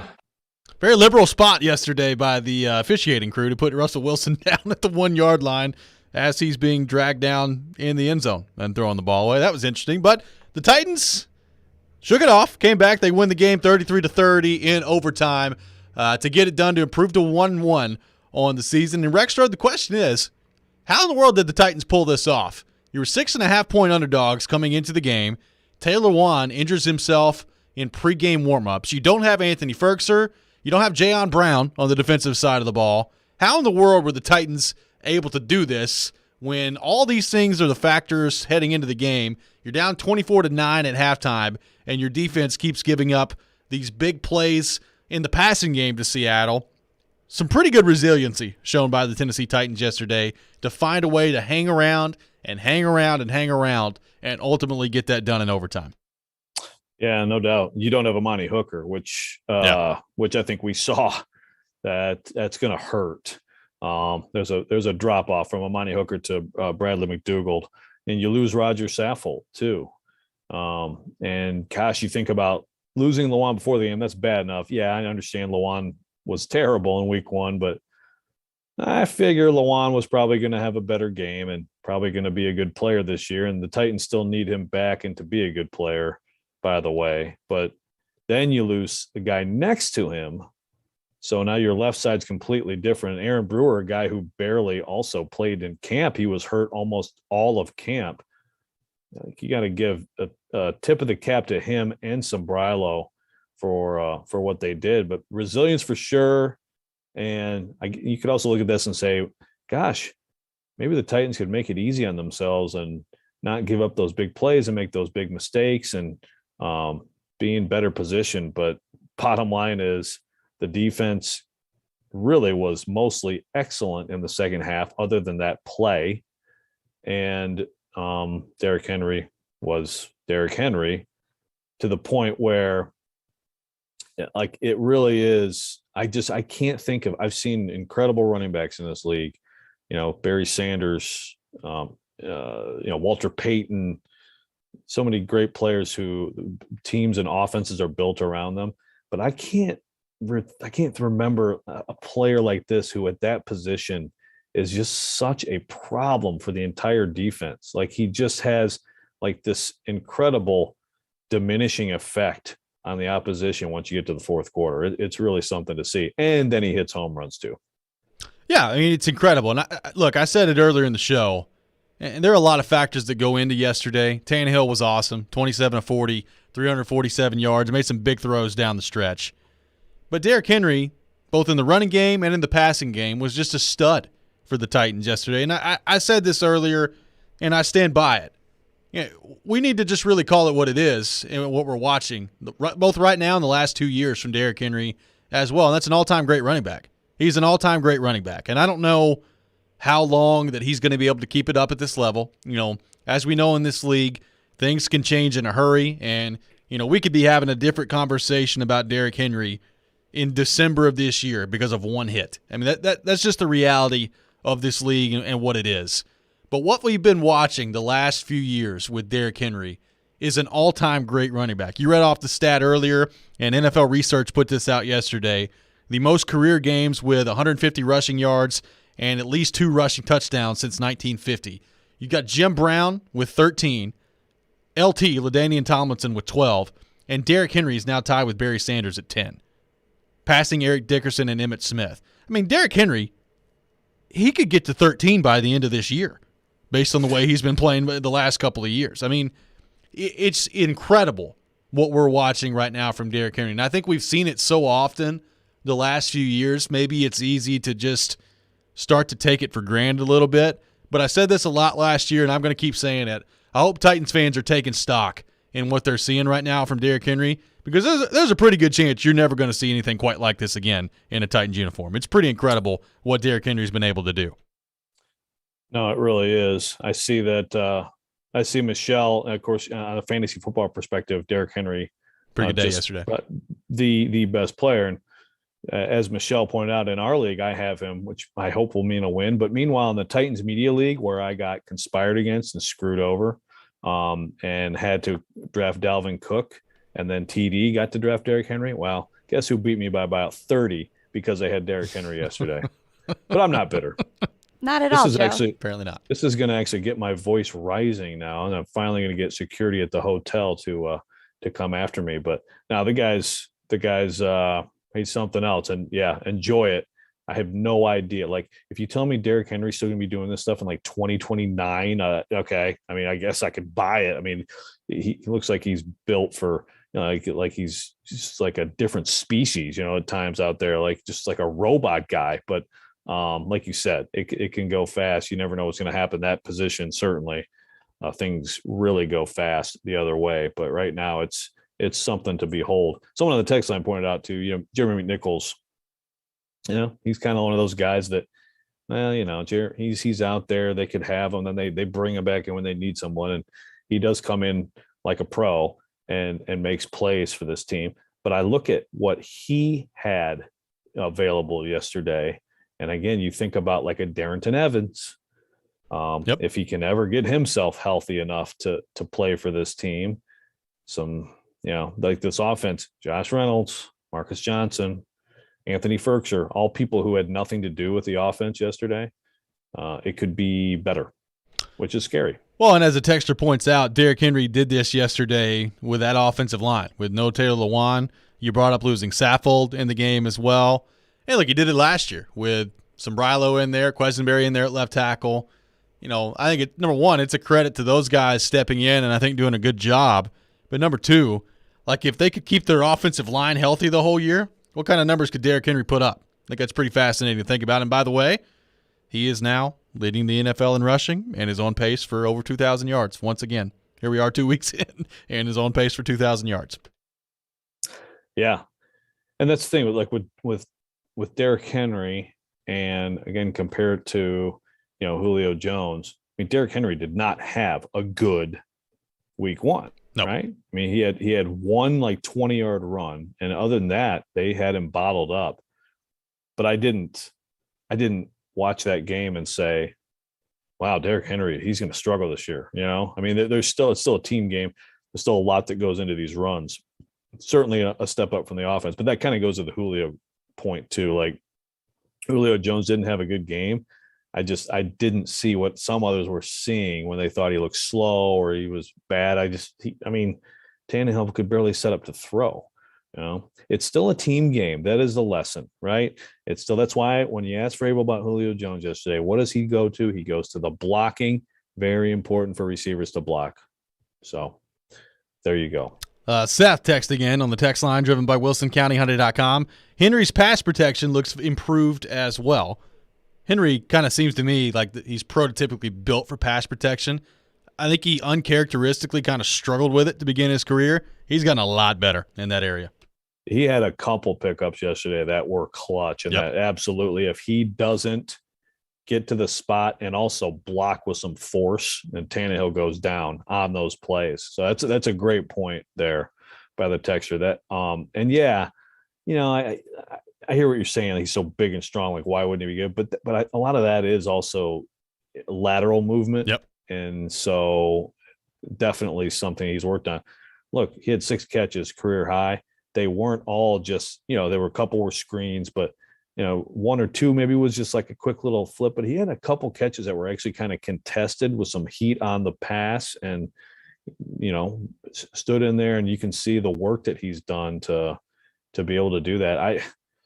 I would try more if I was the Titans, just to sprinkle that in and get him the ball in space on a swing pass, shoot, send him on a freaking wheel route and see what happens. I would exploit that a little bit too. There's just so many things. So that's probably one of the problems of being the OC for this team is, it's like you can't do everything, but you've got a lot of advantages with the personnel you have. Well, and to that point, I mean, we've discussed what getting Derrick Henry involved more often in the passing game could look like. And look, I don't think he's ever going to become, Alvin Kamara or Christian McCaffrey or anything like that where, he's like the leading receiver of the team.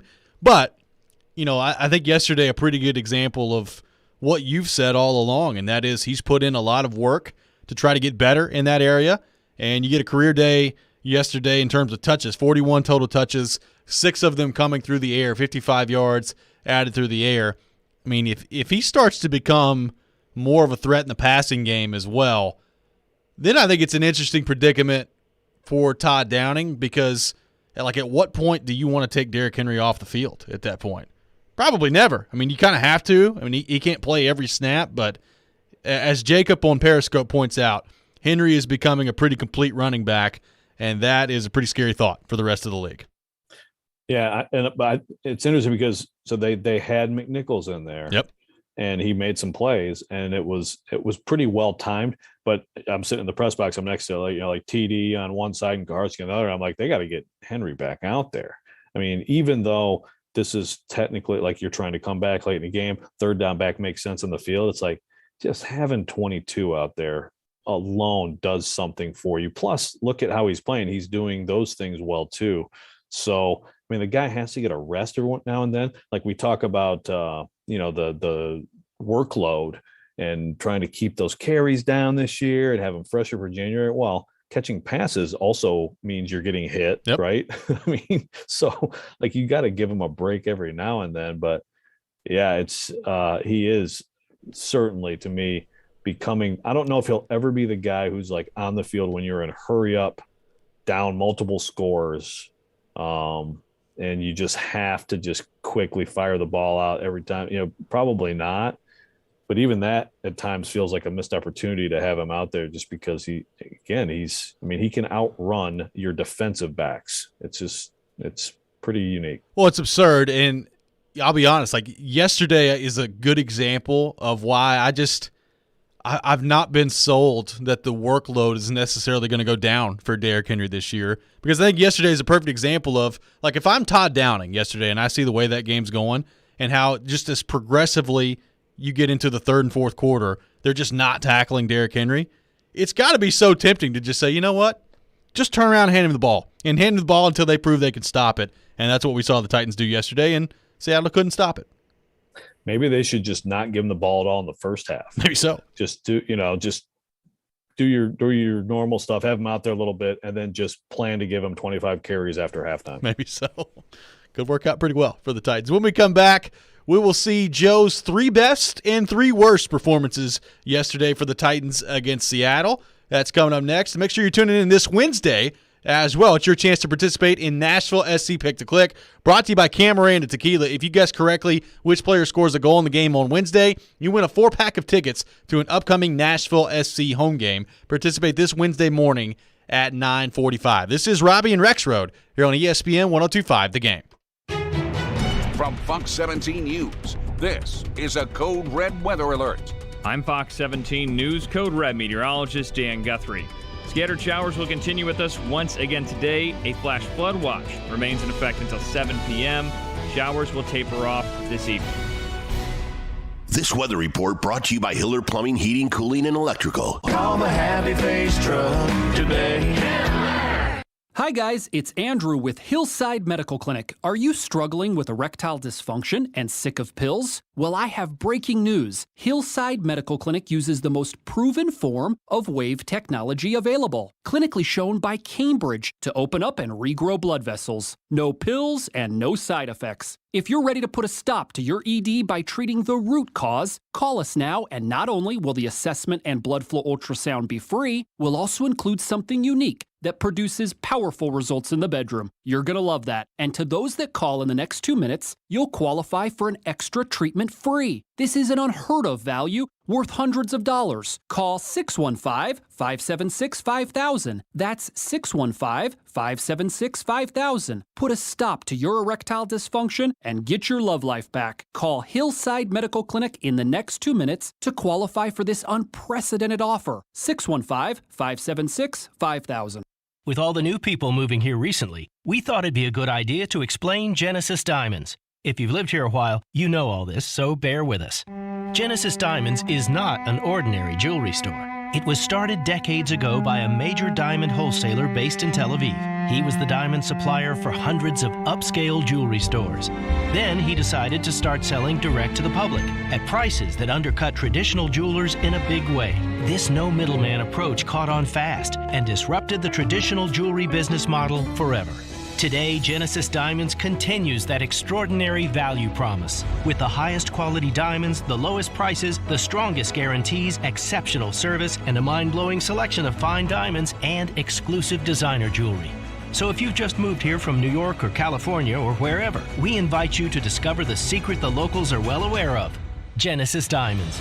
Just another great reason you made the move to this extraordinary place we're proud to call home.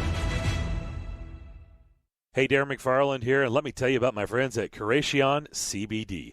If you're like me and have aches and pains all over your body and you've been searching for a solution, well, I've got it. It's Curacion CBD. Curacion means healing, and that right there says it all. Curacion is locally and organically sourced CBD products right here from Middle Tennessee. From seed to final sell, Curacion is passionate about providing quality products for everyday use for athletes and for pets too. Order yours now at CuracionCompany.com. Curacion CBD, curated for life. Darren McFarland. And a mulligan that we all look for in golf. Lord knows our game could use it. Willie Donick. Outworked and outperformed a lot of other really good players. Chase McCabe. I want some sort of trade protection. Darren, Donick, and Chase have you covered weekdays from 10 to 2. Presented by Curation CBD on Nashville's best sports talk. ESPN 1025 The Game and the Game Nashville app. This is Robby and Rexrode on ESPN 1025 The Game.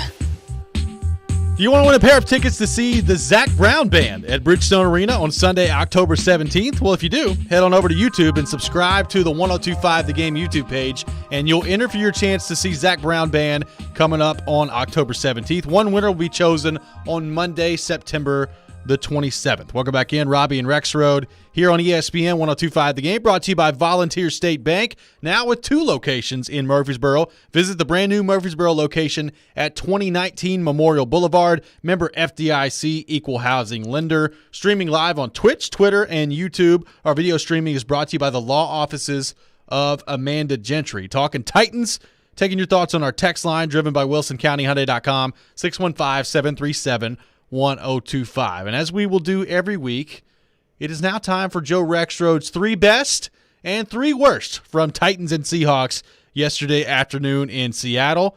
So, Joe Rexrode, let's begin with the 3 best that we saw. It's a positive day here on the show. The Titans have won. They make things 1-1. Who are your 3 best from yesterday's performance for the Titans?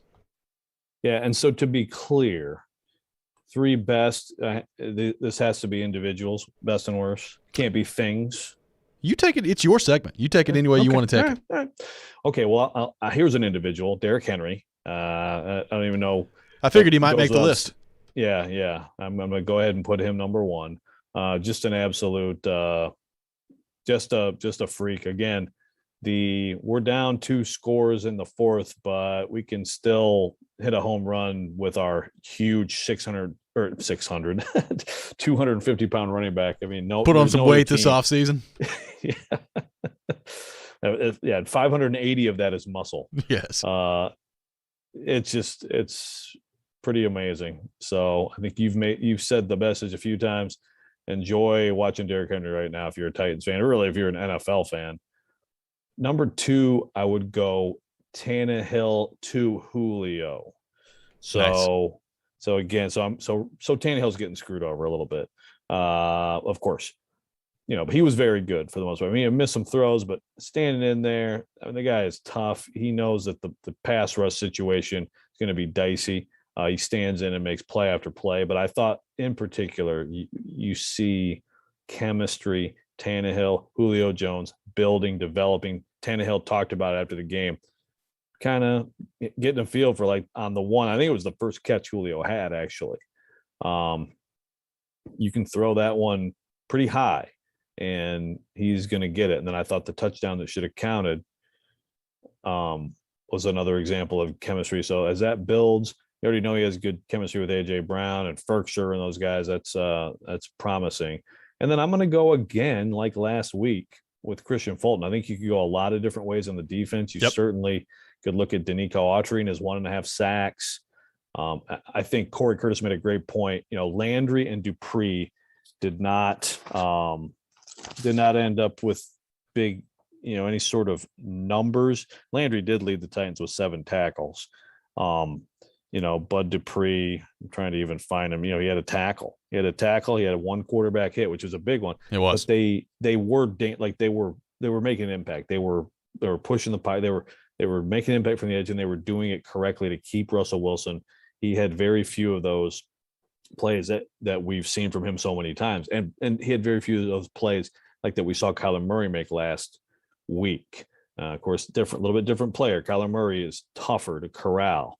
But I thought those guys did a good job. But all that said, I'm going on the defense with Fulton because DK Metcalf was not much of a factor. I understand that Tyler Lockett had huge plays and a huge day, and there were other big plays for Seattle, but he battled DK Metcalf. And late there was a fade. It was a 3rd down, another 3rd down stop for the Titans. I think it was 4-12 for the Seahawks, but it was, Russell was just through the fade up there, and he did have a step on Fulton, Fulton didn't get his head turned around, but he was there. And as soon as the ball got there, he punched up perfect technique, got the PBU, got the stop, got off the field.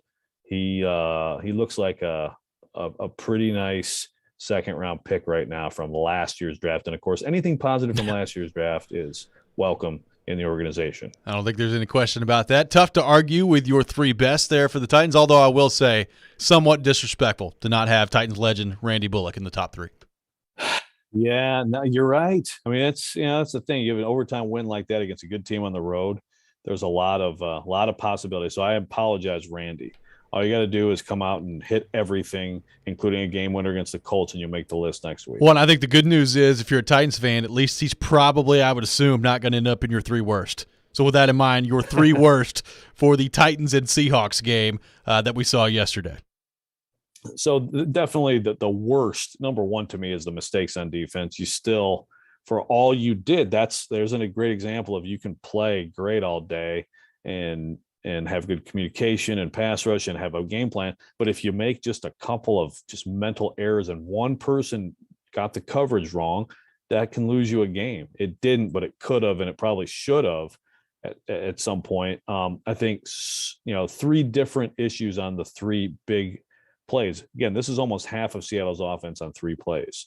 One of them, I think they schemed up a good matchup with Lockett on McDougald, and it kind of looked like, it looked a little bit like the Lockett TD against the Colts last week. Like at times you get him on with a safety and it's just a problem.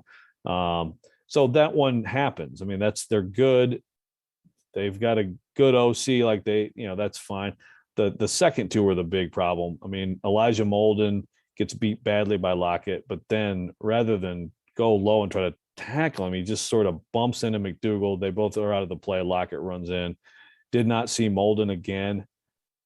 We saw Chris Jackson, and he was fine. I still think Molden is going to be the guy there, but that was definitely a tough learning lesson for him, and tough for him. It was a homecoming for him. This, coming back to where he went to school and where he has a lot of family there. But hey, man, you got to play. You can't make plays like that in the NFL.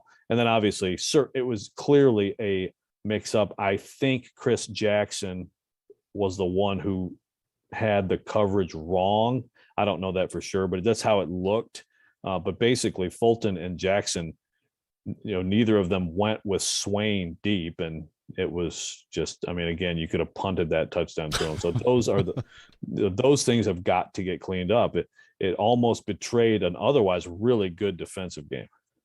Number two, drops, and certainly AJ, the key offender here. I had him for 4. He was 3 or 4. I think the Titans had 6. Julio had one of them. And then we talked earlier about the Chester Rogers drop that could have been just bad for the Titans in overtime, but gotta clean that up. Got to catch the ball. Tannehill had a huge day, and just imagine what it could have been. And then my third is Jeff Swaim. One play. It was the get your quarterback killed play. Yeah. And look, I guess you could ask also, like, why is Swaim in a situation where it's him against a pretty good young defensive end, Alton Robinson? But he was, and it was one quick move to the inside and just a beeline to Tannehill, who now 2 straight weeks has been not just sacked and hit, but hit hard. The type of hits that get a quarterback injured. And obviously, for as great as Derrick Henry is and all the other things on this team that are good, you lose that guy and you got big problems. So the Titans have got to start protecting their quarterback. This was not really a problem last year. Even when they lost Lawan, they did what they needed to keep him upright. And 2 weeks in a row now, he's been blasted. And at some point, that's going to catch up with you. Yep, and some talk yesterday on Twitter about Tannehill's got to hold on to the ball a little bit better and stop fumbling the ball, which, I guess on the Chandler Jones one from week 1, he could have tried to dirt the ball or something, but I think it was a pure shock value of turning around and Chandler Jones was eyeball to eyeball with him staring him directly in the face. And then yesterday, he just got totally destroyed on his blind side. So, I get it. In a perfect world, you want to be able to take a hit and hold on to the ball. But with some of these hits that Tannehill's taken the first couple of weeks, it's very difficult to find fault with him not holding on to the ball with how hard he's been hit.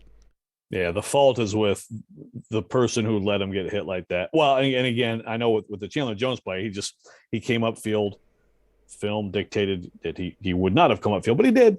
And yeah, on that play, I mean, Tannehill, he wanted to do something. There was nothing he could have done. I mean, I guess yesterday there are quarterbacks who are better than others at the blind side, able to tuck it in real quick. But for the most part, yeah, I wouldn't find much fault with him on those. You can't let him get hit like that. Don't miss Nashville's best NFL pregame show live from Rock Bottom Brewery in downtown Nashville this Sunday. The NFL pregame show features Jared Stillman, Mark Howard, and former Titans wide receiver Chris Sanders. Join them from 9:30 to 11:30 live at Rock Bottom Brewery on Broadway prior to the Titans taking on the Indianapolis Colts. The NFL pregame show is brought to you by TriStar Moving, Parman Tractor and Equipment, FreedomTireGuys.com, FanDuel, E2 Roofing, Hillside Medical, Social Furniture, and Screwball Peanut Butter Whiskey. When we come back, we'll continue to break down the Titans' Week 2 win in Seattle to improve to 1-1. Take your thoughts as well on our text line, driven by WilsonCountyHyundai.com, 615-737-1025. This is Robby and Rexrode here on ESPN 1025 The Game. Take us wherever you may go. There are 2 guys on my untouchable list. Tune us in anywhere, anytime. Every team's got those. That's my point. Just search The Game Nashville in your app store and download today. And keep it locked on Nashville's best sports talk. ESPN 1025 The Game. ElectronicExpress.com. We make it happen. Rocco carries the rock. This is the Commodore Report. I'm Kevin Ingram. The Vanderbilt football team is 1-2 after a 41-23 loss to Stanford Saturday. But among the highlights was a career rushing night for running back Rocco Griffin. The sophomore and Georgia native carried 19 times for 107 yards. Rocco says for the ground game, it's about knowing your role. The biggest thing for the run game is we were just honing on all the details, all the blocking schemes and everything. So we've been, our offensive linemen, running backs, been getting in the film room a lot this week and seeing how we match up and certain things that we can see from front-wise that we can do. So that's been the biggest reason why we had so much success. Vanderbilt as a team rushed for 247 yards against the Cardinal, including 76 by Ray Davis before he went out with an injury. The Commodores open SEC play Saturday at home against one of the nation's best teams, the Georgia Bulldogs, with kickoff at 11 a.m. Vanderbilt women's soccer continues SEC play Thursday at South Carolina after beginning the conference season with a scoreless draw against Florida last Friday. 16 total wins for Vanderbilt's women's tennis team this weekend at the Furman Fall Classic in South Carolina. Dasha Korkina, Marcella Cruz, and Marianne Romph all won in straight sets on the last day of competition. And men's golf tees it up today at one of the top venues in the state, the Honors Course near Chattanooga. The Scenic City Challenge features 15 total teams. And don't forget Commodore Hour is tonight at 6 o'clock on the Vanderbilt Sports Network from Learfield. And that's the Commodore Report on 102.5 The Game and ESPN 94.9. Hey, Darren McFarland here. DraftKings Sportsbook, an official sports betting partner of the NFL. DraftKings is kicking off another week of action by giving all new customers a can't-miss offer. Listen up. All you have to do is just bet $1 on any football game this week and receive $150 in free bets instantly, no matter what. And this football season, all customers can swing big with the DraftKings same-game parlays. Same-game parlays allow you to combine multiple bets for a bigger payout. This week, place a same-game parlay on any NFL game, and you will be credited up to $25 if your bet loses.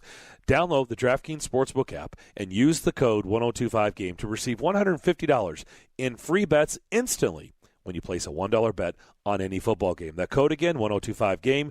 This week at DraftKings Sportsbook, you must be 21 years of age or older, Tennessee only. Restrictions do apply. See DraftKings.com/sportsbook for details. If you or someone you know has a gambling problem and wants help, call or text the Tennessee Red Line, 1-800-889-9789. Nashville's best sports talk, locally owned, home of our Nashville Predators. WPRT-FM Pegram, 97.5 Murfreesboro, WBUZ-HD2 Laverne, online at theGameNashville.com. We are ESPN 1025 The Game. Live. It's Robby and Rexrode with Robbie Stanley and Joe Rexrode on Nashville's best sports talk. ESPN 1025 The Game and the Game Nashville app. Welcome back in. Final hour of Robby and Rexrode here on ESPN 1025 The Game. Brought to you by Volunteer State Bank. Real people, real solutions right here. Member FDIC, equal housing lender. Robby Stanley, Joe Rexrode, Michelle Knezovic, intern Will here with you on this Monday morning in Nashville, Tennessee. at least some of us, in Nashville, Tennessee. Joe Rexrode out in Seattle, Washington, out for his coverage yesterday of the Titans game. Rexrode, you've made it to 7 o'clock local time in Seattle. I feel like the world's starting to kind of wake up a little bit around you. I mean, do you think I can talk loud now? Do you think it's okay for me to be like this now for the rest of the show? I need to make up for lost time. Yes. So. Yes, it is, Joe. Good stuff. I mean, seriously, though, like that, I think that's fair, right? I think you handled it very nicely. I mean, I kind of do like talking like this. I may do this more often every once in a while, just sort of nice, gentle, loving. Yes. You have little mountains over here, and look That's at right. the little fluffy tree. But it was kind of hard, at first, and I got used to it. I think it's fair that at 7 o'clock. And the funny thing is, I probably don't have even like neighbors in either side of me, so I could have just been screaming the whole time. I think it's fair at 7 o'clock to just speak normally now. I would agree. So I'm going to do that. It'll be like the next road trip is New York, so that will start at 7 local, so I can just let it rip the whole time. That's right. And some angry New Yorker can then actually come try to beat me up, and that'll be after in the aftermath of the Corey Davis revenge tour game against the Titans too. So we'll have a lot to talk about. Lots of angry New Yorkers, Joe. I don't want to mess with angry New Yorkers. Yeah, we'll see if Corey Davis's quarterback can throw it to his team. Yeah, that was a tough one yesterday. At all. Yeah, those rookie quarterbacks, man, can be ugly. Let's go to our text line, driven by WilsonCountyHyundai.com, 615-737-1025, 615-737-1025. Adam in Portland texting in. I feel like we need to get comfortable without Lawan. He's a liability. Even when he's in there, he's not worth what he's being paid. Yes, he was hurt last year, but he hasn't been the same since he was caught cheating with PEDs. All talk, no grit. Go Titans. So continue to be a lot of conversation about Taylor Lewan on the text line. Well, look, I have not broken down every single play from the 2019 season, but I would say that after the couple games back, Taylor Lewan was as good that year as any time in his career. And the offensive line that year, once they got it going, was a massive part of that run to the playoffs and in the playoffs. So I completely disagree with that. And I thought Lewan was great last year before he got hurt. Now, I will say, look, you get an ACL, and now you see how he played. Again, one terrible game against a great player, but now you have some kind of injury in the same knee. Yep. You start getting worried. I mean, Taylor Lewan and the Tennessee Titans, that may be something that is no longer a thing pretty soon here. So I would agree with that. Like, you get the ACL, that's the number one reason careers end in this league, and that it could be close. If this is serious, this could be a real problem, and it may be a decision for John Robinson. It may not be that hard of a decision, but I disagree with the idea that he has not been good since the PED thing. I totally disagree with that. Let's go back to the text line, driven by WilsonCountyHyundai.com. Dan texting in. Sorry if already discussed. Just able to start listening. How can we upgrade or solidify the offensive line? Are there any trade options out there? I mean, trade options, I suppose there's always a possibility. I don't know. I know who's on the market, and there's no one on the market. There's a reason they're out there. Like, there's no one on the market that you're going to be like, ooh, that's much better than like Tyson Brilo, who's been with the team and knows the offense, right, and actually has done a pretty good job whenever he's been asked to play. I don't think it's better than David Quessenberry, who, look, I mean, who's your number 3 left tackle last year. He ended up doing, I think, a pretty good job too when Sombrilo got hurt. So going out there and grabbing someone off the street right now, you have Kendall Lamb, you got a lot of guys, and they may be, number 2s, a bunch of number 2s trying to be a number 1, but you're not there's no point in doing that. A trade, yeah, maybe. I mean, like if Lewan is like, if he's lost for the year, then I could see maybe some kind of exploration of that. I think that's possible. I don't know. I don't know off the top of my head. Maybe you do. Some team that has a really good starting tackle who's desperate to like unload the starting tackle. I guess you look at bad teams. I mean, amazingly enough, tackles. teams generally, they like to hold on to those good left tackles. Yes. Let's go back. So you're probably going to be looking at Ty Sombrilo as your left tackle, and Questenberry's your right tackle, and then you see if Dylan Radins can make progress this year. I mean, right now he's a backup guard and not the top backup guard. Yep. We saw Aaron Brewer coming before him yesterday, but you're probably stuck with what you've got if Lewan is done. Let's go back to the text line, driven by WilsonCountyHyundai.com. Dennis texting in, what was up with Reynolds' bonehead penalty? His job on that play was to do nothing, and he still screwed it up. We've not talked much about that today. I guess the illegal motion penalty from Josh Reynolds. It looked like he was playing arena football. He just started running forward. I don't know what was going on there. I mean, before they threw the flag, I'm like, what is Josh Reynolds doing? Like, this is not arena football. I don't know. Maybe look, I will say this. Every single snap the Titans took offensively, it was loud in that stadium. So maybe he thought the snap, he was off on the snap count, and I don't know. And he thought that the play was underway. I don't know. That was very weird. But that's the only thing. He was not targeted. It's a good sign for them that he was active. If he keeps progressing, I think you're going to start seeing him involved in the passing game, and I think that could be a nice addition. Dennis also saying the entire final drive, I was wondering what Vrabel would do if they got the touchdown. He ended up making the right decision going for the tie to get OT. Did you think there was any chance that Vrabel might go for 2 once Henry scored that touchdown? Yeah, I saw a lot of Twitter talk about this. I saw like Teresa Walker, John Glennon were tweeting about it, and other people, they should go. I never thought that. I never thought that. I understand in some situations. I think especially if you're in a game where you're overmatched but your offense is just doing whatever it wants to do, and you got a great play you love, and you're like, man, I don't think I want to go into overtime with this team, then I get it. But to me, Bullock had been fine, and you were winning. Your defense was winning. Your offense was winning. You were beating that team pretty soundly in the second half of that game. Take away the one huge mistake, Seattle scoreless in the second half, and you are now going up and down the field. So to me, I think that would have been a needless gamble. And speaking of crowd noise, that's got to be the loudest I've ever heard a stadium before an extra point. Oh, yeah.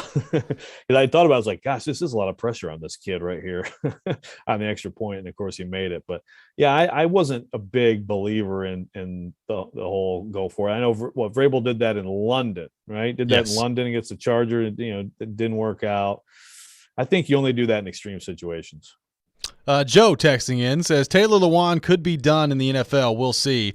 But I think once he's healthy, he will be a huge asset. I wonder how the Titans will do next week coming off a big win versus the Colts. The Titans better not get lax or the Colts will smack them in the mouth. We'll have plenty of time to break down the matchup itself between the Titans and Colts this week. But, the difference heading into this game against Indy, being 1-1 as opposed to 0-2, is you've really got a chance to put Indianapolis behind the 8 ball coming up on Sunday. Well, and think about how close it was to be in the reverse situation. Yep. The Rams tried to give them that game, the freaking personal protector. I'm going to step right in front of the line of fire of the snap. And then so that play, having watched it again, it bounces off him, goes in the end zone. The Colts recover to take the lead. He didn't even notice the ball hit him. He just kept doing his job. Just kept going. Going up there like what? That was bizarre. Then, Matt Stafford got the ball back right there, and I swear it took him about 9 seconds to go down the field and just score the go-ahead touchdown. Yes. Very mad I drafted Robert Woods instead of Cooper Kupp, by the way. But that, and then of course Wentz hurt. Who knows what that's going to look like this week? I would guess he'd be playing in this game, but probably limited mobility. He can't catch a break. I actually thought Wentz looked pretty good. I think Wentz has looked pretty good in 2 games. Now, he did have a shovel pass yesterday that was brutal. He did. Now, look, on that play, Aaron Donald chips the tight end, and he knocks him out of the play. So, It's a shovel pass. I mean, if Carson Wentz has shovel pass issues, I'm okay with that. Probably I think he looks pretty good. We know the history. I mean, the Titans last beat the Colts in this stadium on it was either a Monday or a Thursday, but it was a 2017 game with Jacoby Brissett at quarterback for the Colts. So it's been a long time, and they seem to just not rise to the occasion in this game. This is absolute desperation for the Colts. Yeah, like you said, we got all week to talk about it, but it easily could have been 1-1 Colts, 0-2 Titans. And if you go to 2-1 and knock them to 0-3, you got them in a bad spot. Bicycle Boy texting in, is Joe having the free continental breakfast or ordering room service? Have you figured out what breakfast is going to look like for you yet? Well, sadly, there is not room service at the courtyard. They do, though. They have these nice little coffee makers in your room. Yeah. So this is my last one, though. But luckily, from the press box yesterday, I went home with a Diet Coke, and I have it in my fridge. So attaboy. I will. The caffeine drip will continue all the way through the end of the show. But yeah, I think I'll grab a little food. Maybe at the airport. Maybe a nice croissant. Oh, nice bagel. Who knows?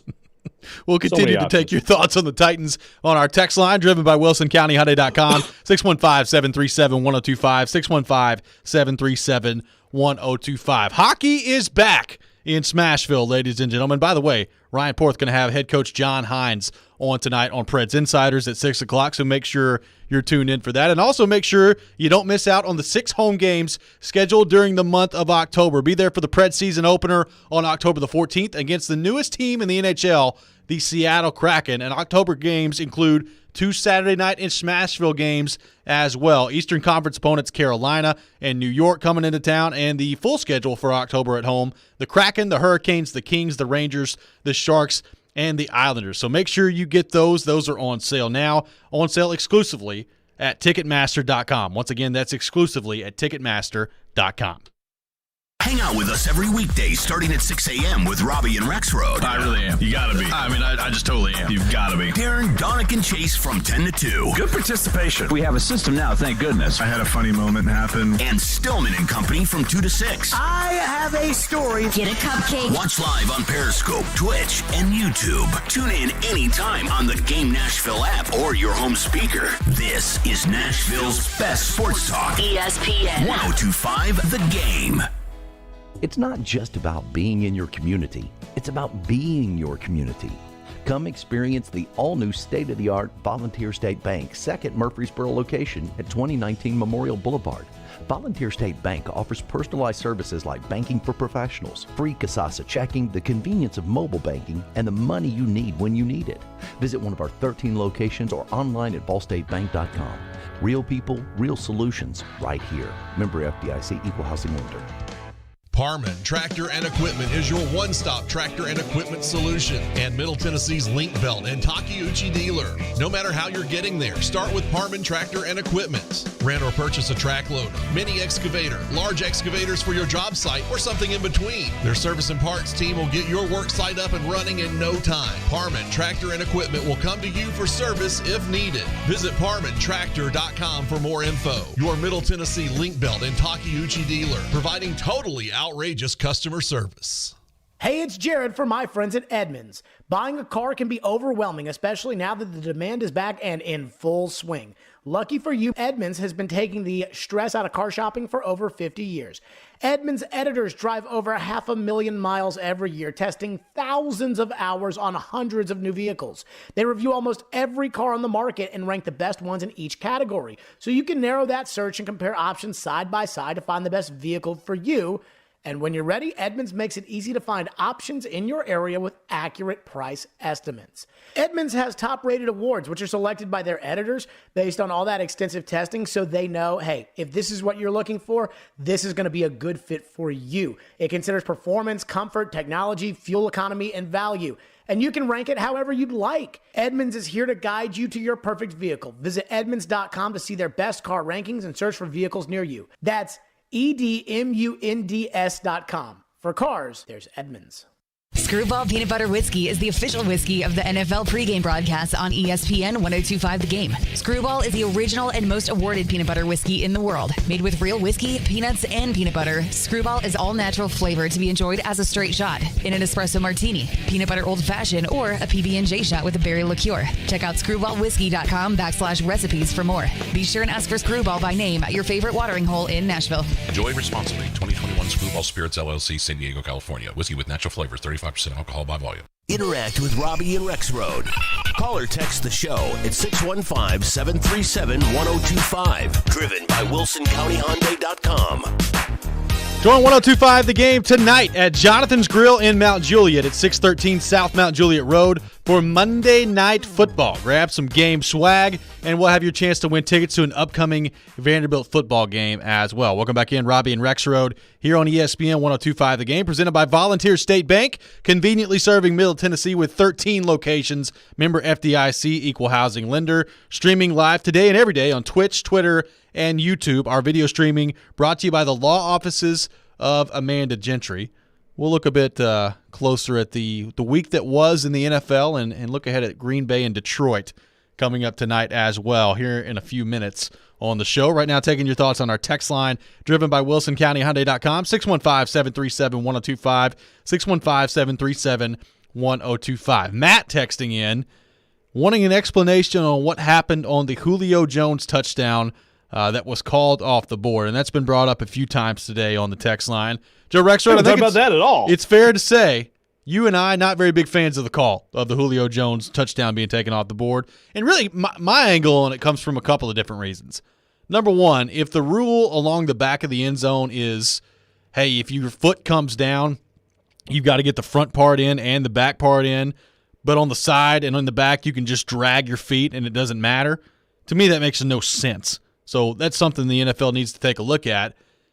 And so I've got a problem with it that way anyway. But number two, beside all that, you can't tell me that play was conclusive that he was out of bounds, especially since there's literally a picture that's been taken that the Titans have tweeted out where it looks pretty clear that he's in bounds on that play. So if the call on the field is that Julio Jones is in bounds and scores a touchdown and you got to look at it for 5 minutes, to me that's not conclusive. And I can't really believe they turned that play over. I was pretty shocked when they overturned that call.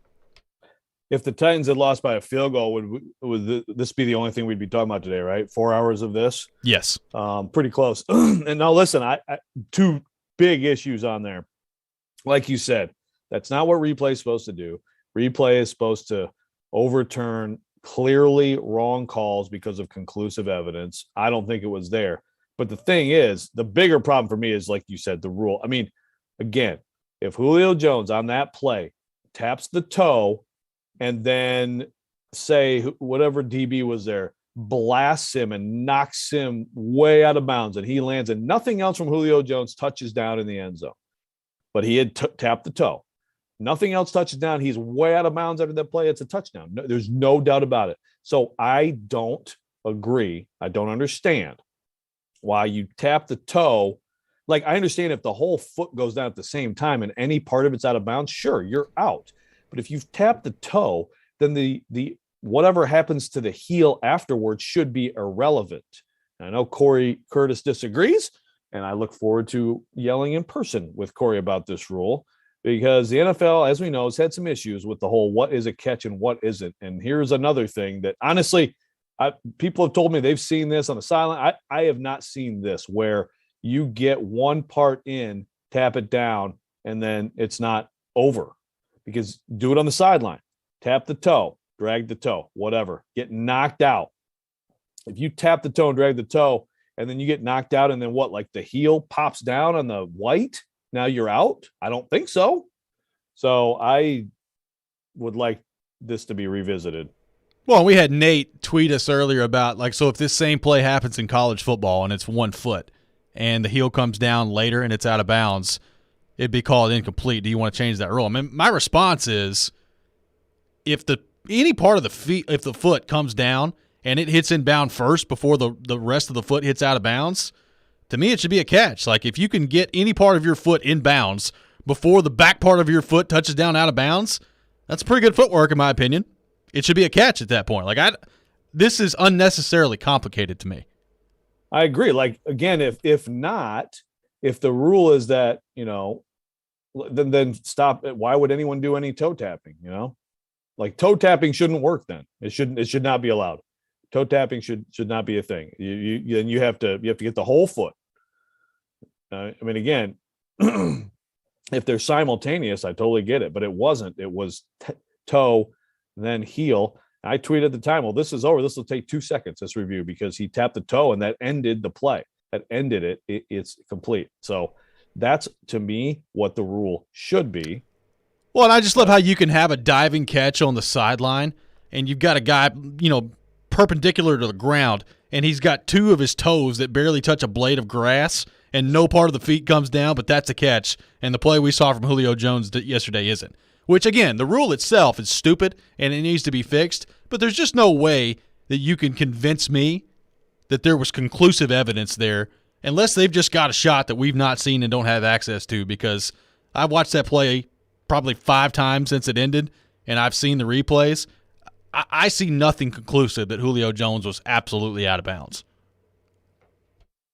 Yeah, there was one shot that, again, if this is the rule, then I was like, yeah, it looks like it got wiped, but like you said, there's other angles.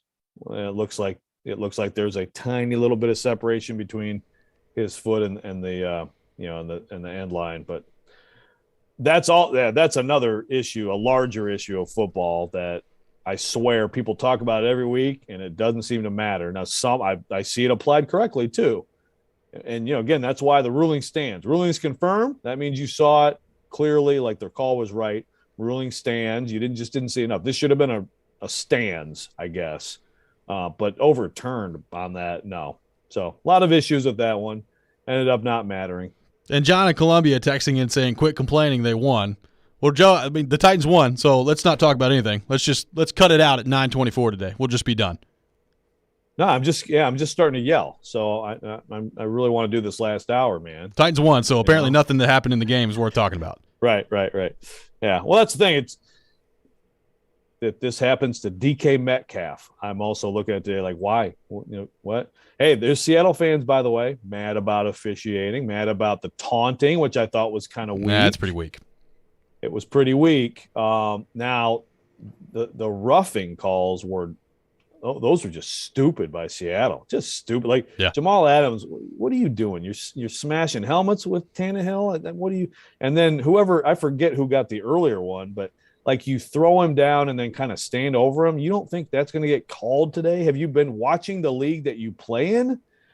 10 penalties for 100 yards.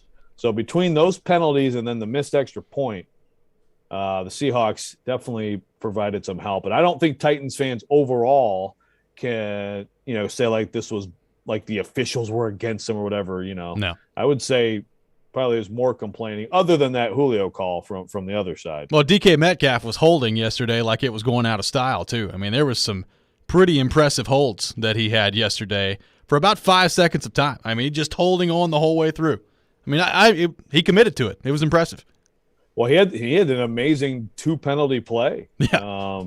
He had the hold and the OPI on one play.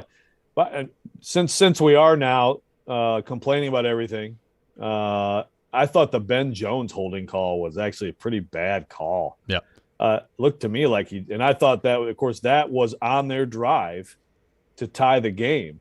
But I thought that it could have been a drive killer. But it looked to me like those guys just sort of fell. He reached out to grab it. I thought he took his hand away. So. There you go. Anything else? Anything else we need to complain about? One thing we can't complain about is I thought Todd Downing responded really nicely yesterday. We've talked about Derrick Henry and Ryan Tannehill and his offensive performance, but I thought the play calling largely pretty good, and including some timely screen passes yesterday by the Titans as well. I thought a pretty good response from a lackluster week 1 for Todd Downing, realizing that the offensive line made it pretty difficult to judge anything going on offensively. But I was pretty impressed from what I saw yesterday from Todd Downing, and hopefully that's a sign of things to come for this Titans offense as well. It was a pretty impressive response. And early in the game, it was that first down running, and it was not going anywhere. But just the usage of play action in general went way up. I haven't seen the number, I was going to try to keep track of it, and then like I went and got another hot dog in the press box. They also, by the way, they had Starbucks, like a little Starbucks stand in the press box. That's pretty sweet. Well, that makes sense out there. Yeah, that does make sense. I didn't keep track, but it was 5 last week, which is just, that should never be the case for the Titans. And it was a lot more this week. You can use play action, even if you aren't running well. 22's on your team. Plus play action just, I think, is a good approach. This personnel, and they did a lot of it. It worked out. You got the pass game going. You were able to protect Tannehill for the most part. I mean, they got 3 sacks, including the one big hit, but he had some possessions where, he was able to stand in and go through reads.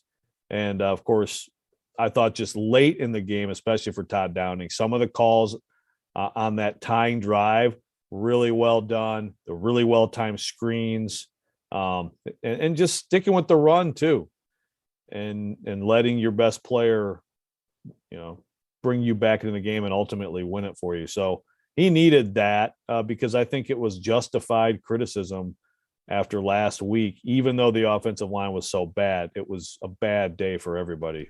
An impressive response from Todd Downing, and an impressive response from a very key member of this Titans offense yesterday as well, that I think should give Titans fans a lot of hope as they move forward here. We'll get more into that coming up next.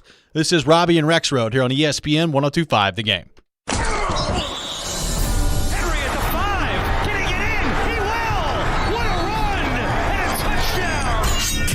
And the Titans orchestrate a comeback win in Seattle. It is good!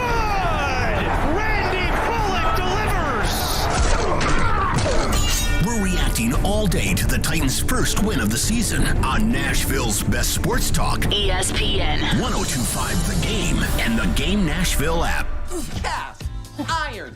Lift that cast iron. You're doing good. Hey, hon. Sweetie. Yeah, hon. I need to make dinner. I need that pan. You can't always do home workouts how you'd want, but now you can sip what you want. Heineken 0.0. It tastes great, only has 69 calories, and absolutely zero alcohol. Well, here, lift these. 2 Heineken 0.0s. Oh, right. Dumbbells I can drink. Sip. Zero. Must be 21 plus to purchase. Enjoy responsibly. Hey, it's Jared from my official sportsbook app, the FanDuel Sportsbook app. The NFL is back, and FanDuel Sportsbook wants you to get the most out of every play. That's why they're giving everyone a $10 risk-free bet every week. All you have to do is bet a same-game parlay with 3 legs or more, and if your bet doesn't win, FanDuel will pay you back up to $10. For example, a big one on Monday night between Detroit and Green Bay. And I think Green Bay will be out for vengeance. New to FanDuel Sportsbook, also claim your 30-1 odds on either team to win Monday night's Philadelphia-Dallas game. Just sign up with the promo code JGM, and if your first bet loses, you get up to $1,000 back in site credit with the promo code JGM. 21 and older, and President Tennessee refund issued as non-withdrawable site credit that expires in 7 days. Max refund $10. Restrictions apply. See terms at sportsbook.fanduel.com. Same game parlay available for multiple sports in all states on mobile web. Gambling problem? Call the Tennessee Red Line 1-800-889-9789. Hey, it's Jared from my friends at Hiller. There's no better time to upgrade your essential home systems than this month with Hiller. They're offering credits for your old home systems. Trade in your old HVAC unit and earn up to $1,500 in credits towards a select new system. Upgrade from a standard water heater to a tankless water heater and earn up to $500 with your trade. Trade up to a new electrical panel and earn up to $500 in credits for your old one. Their work is backed by the Happy You'll Be or Services Free guarantee. Their technicians are continuing to take measures to keep you and your family safe and healthy on every single call. Hiller Plumbing, Heating, Cooling, and Electrical, proud sponsors of the Nashville Predators, Vanderbilt, and the Tennessee Volunteers. Got chronic joint pain? Not having success with steroids, but trying to avoid surgery? Well, thankfully, there's a better way. And now it's available here from the medical professionals at QC Kinetics. Hey, Willie Donick here. I'm talking about new therapies. Advanced, all-natural, regenerative treatments that can not only just give you relief, but can also restore and repair damaged tissue, so you can have lasting relief. If you've got joint pain due to arthritis, knee pain, hip pain, shoulder pain, don't just think the old ways of dealing with pain are the only ways. You need to learn more about these new biologic therapy solutions. Call now for a free consultation. QC Kinetics, 249-4024. These remarkable new treatments increase mobility, decrease pain, and help restore tissue. They actually encourage your body to heal itself. Call now and learn more about these restorative, regenerative, and revolutionary alternatives. Don't wait. Call today. QC Kinetics, 615-249-4024. That's 615-249-4024. Hey Nashville, Vanderbilt football coach Clark Lee here, inviting you to tune in on ESPN 94.9 every Monday at 6 p.m. for the Commodore Hour, providing you with exclusive insights on Vanderbilt athletics. What's up, Nashville? This is Stephen A. Smith. You're listening to Nashville's best sports talk, ESPN 102.5 The Game. Welcome back in. Robby and Rexrode here on ESPN 102.5 The Game, brought to you by Volunteer State Bank. Visit volstatebank.com to learn more about their free Kasasa checking account. Member FDIC, equal housing lender. Robby Stanley, Joe Rexrode, Michelle Konezvic, intern Will here with you on this Monday morning in Nashville, Tennessee. Talking Titans, taking your thoughts on our text line, driven by WilsonCountyHyundai.com, 615-737-1025. Joe Rexrode, a lot of talk about Julio Jones last week and the comments made by Mike Vrabel with his personal foul penalty. And I was interested to see, not only from that standpoint, which I thought was relatively minor, just given we're 1 week into the season, but just from Julio Jones getting on the practice field, getting more involved in this offense. How much different would he look in week 2? How much of a game breaker can he still be?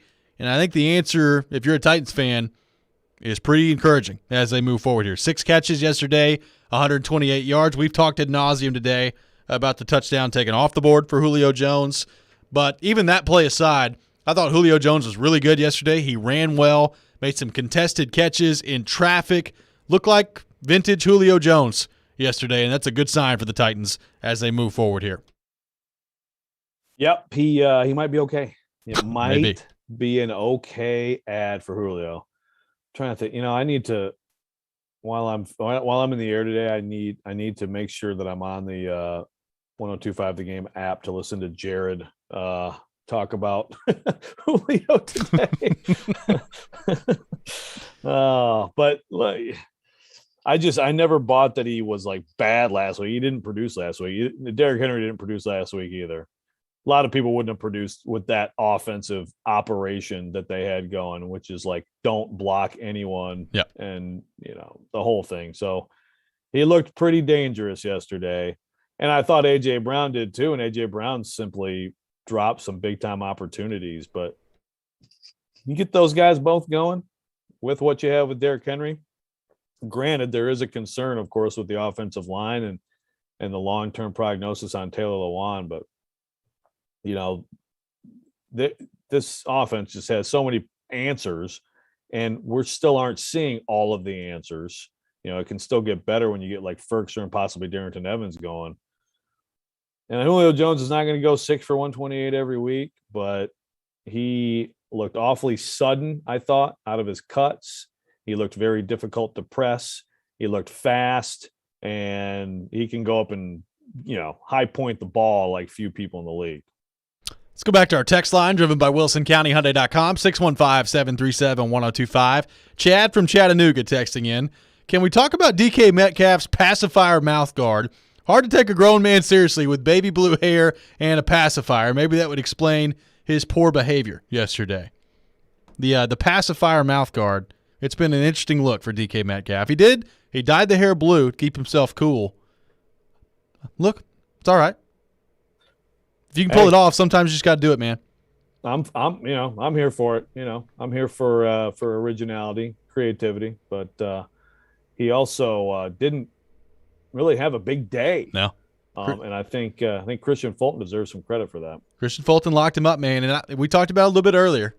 That's 2 weeks in a row where it's a very small sample size, but I think if you're a Titans fan and you had some questions about Christian Fulton, you got to feel pretty good about Christian Fulton right now based on the first 2 weeks of play from the Titans cornerback. He's been awfully impressive to me so far.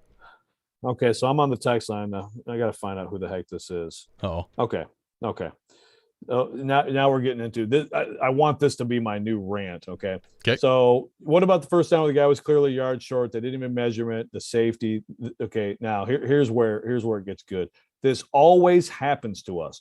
Those are calls that show how the league looks at small market teams. Just like playing Bama, the league is clearly invested in their success. It's like beating the house in Vegas. I mean, do you really believe that crap? Like, you actually believe those refs out there who are making mistakes, who are humans, are somehow there's like some mandate from above, like, ooh, let's help the Seahawks beat the Titans. If that was the case, then what about the 10 penalties for 100 yards called on the Seahawks? Can we get over the stupid conspiracy theory crap about bad officials? They deserve to be criticized when they make bad calls, okay? The idea that there's the Titans are small market, so let's screw them on this call or that call is so stupid. And I just wish, like many things, we could just launch it, to quote Robbie Stanley, into the sun. Yes. Got a text that says, get out of here. Yeah, look, the officials sucked yesterday. I don't think there's any way around it. But this idea that they're just out to get the Titans. You know what the conversation in Seattle is today? The referees are out to get the Seahawks yesterday. That's what the conversation is. You know what it is? The refs love the Rams, the big market LA Rams, and they just now we're 1-1, and they're helping the Rams win they love Kyler Murray more than they love Russell, whatever. I mean, these are humans, and granted, officiating can be better. You know, you look at like the Saints-Rams game from a couple of years ago, like how in the world does that happen? But this conspiracy from above. So basically you're saying that leagues want their entire product to be invalidated because they're cheating for this team or that team. Because, if it's pro wrestling, then I promise you it will not be as popular. Shane from Ashland City texting in. Thank you. Y'all had me screaming at the radio. Thought you weren't going to give Christian Fulton any credit for Lockdown D. We've talked Christian, and you got to listen to all 4 hours. We've been talking Christian Fulton today. Christian Fulton is he's one of the he's one of Joe's top three, man. Best three. What's consistent from week 1 to week 2, good or bad? Not much, but Christian Fulton's one of those. I mean, I think there were some other guys on defense who, like Simmons has been good. But even like Autry was so quiet in week 1 and didn't even have as many snaps as Murchison, I believe.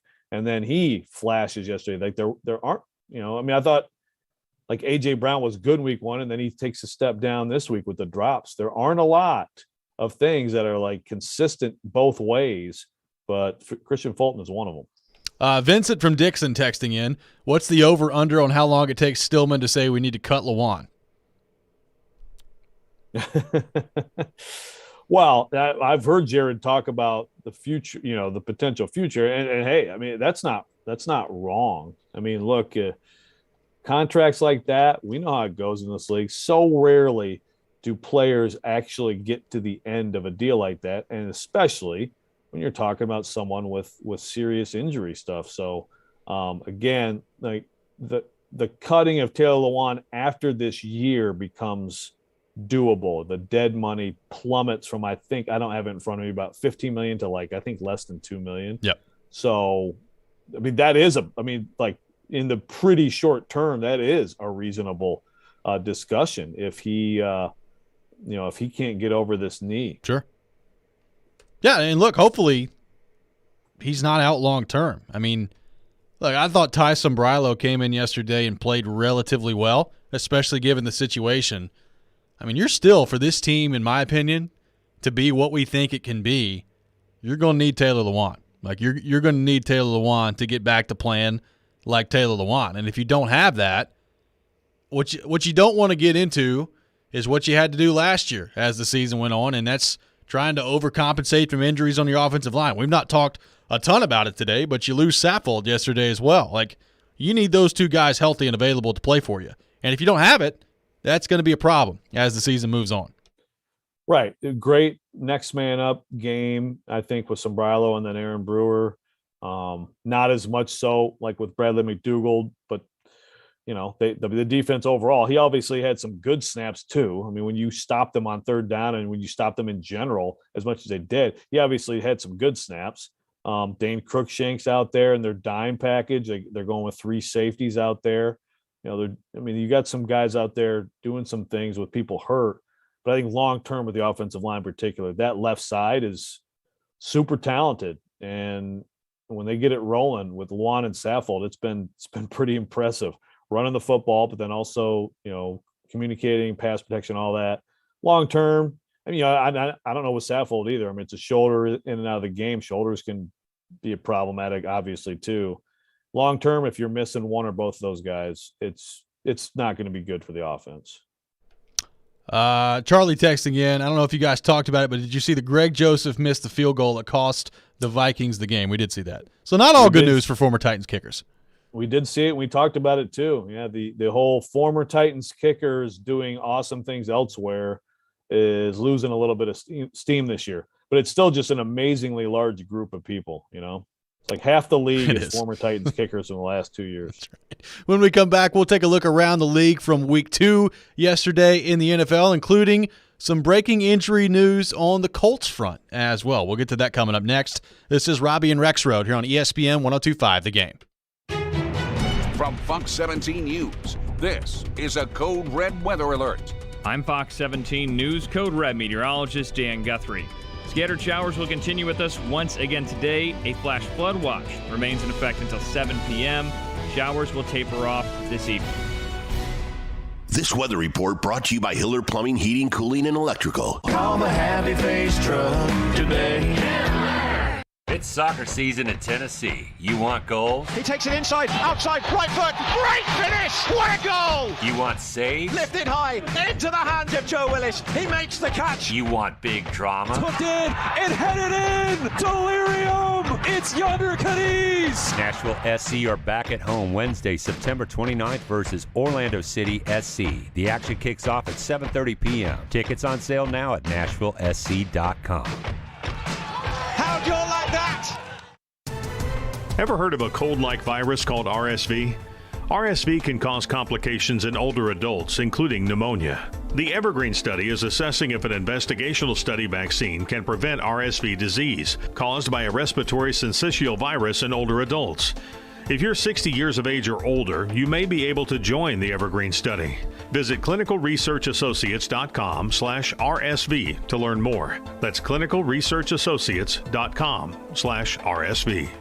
Your home value is way up this year, and with mortgage rates back to all-time lows, it's a great time to call Loan Pronto. Refinance now and get cash out of your home's equity. Hey, it's Willie Donick. Loan Pronto can refinance your loan at a super low rate. They can pay the closing costs for you and get you a bunch of cash out. How does $40,000 or $50,000 sound? Don't just sit on that home's new value. Use it. Use it to pay off credit cards. Use it to consolidate other debt. Get rid of PMI. Use IT to make your home even more valuable with that home improvement project you've been dreaming about. Loan Pronto's all-digital platform makes it fast and easy.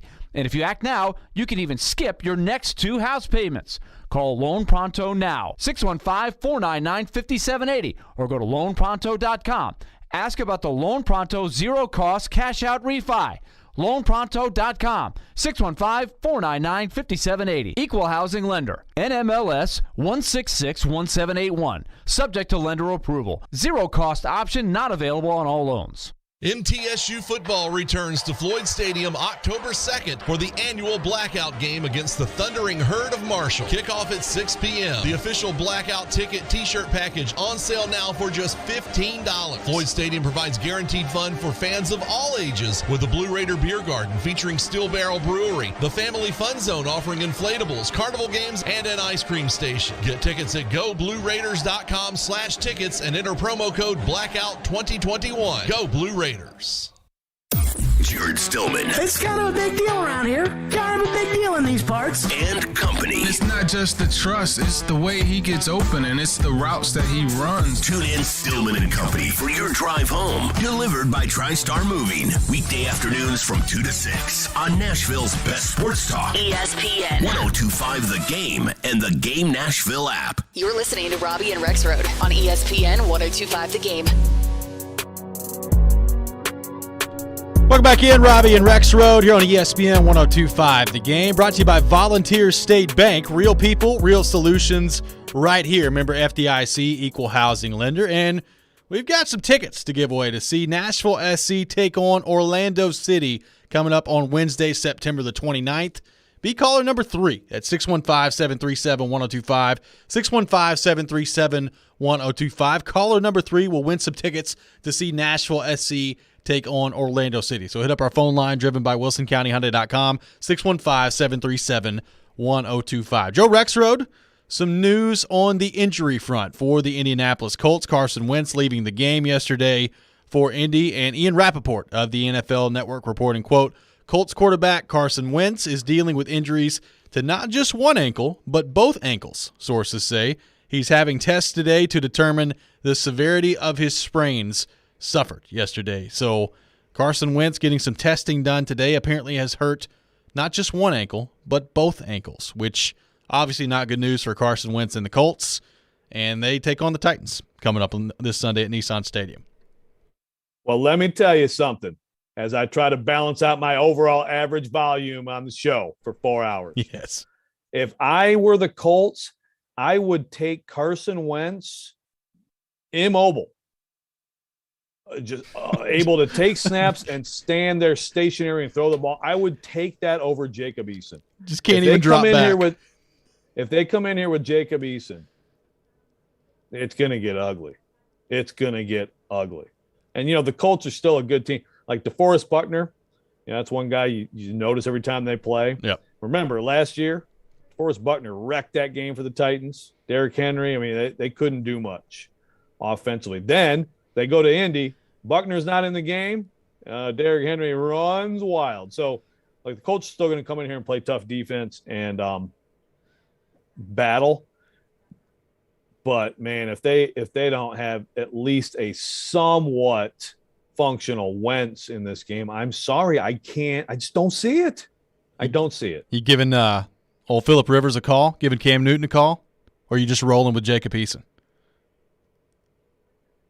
Well, the Phillip Rivers thing sounded a little interesting a few weeks ago, right? It's like, I can ditch these teenagers, high school players and my 19 kids and come play a few games, but that kind of faded. And I just like Cam or whoever, you're gonna bring someone like in a pinch and get them ready in a couple days. It's a bad spot for the Colts with Eason, is based on what I've seen. That pick he threw, just do anything but that. But he did that. Not good. Now what is honestly Ellinger? What's his deal?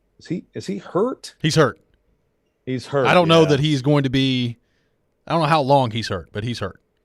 Because I'd go there. Eason is another one of those guys who throw it 80 yards, but that's don't know where it's going enough in the NFL. Well, and the Rams tried to give the Colts that game yesterday, and the Colts wouldn't take it. Rams ended up winning 27-24.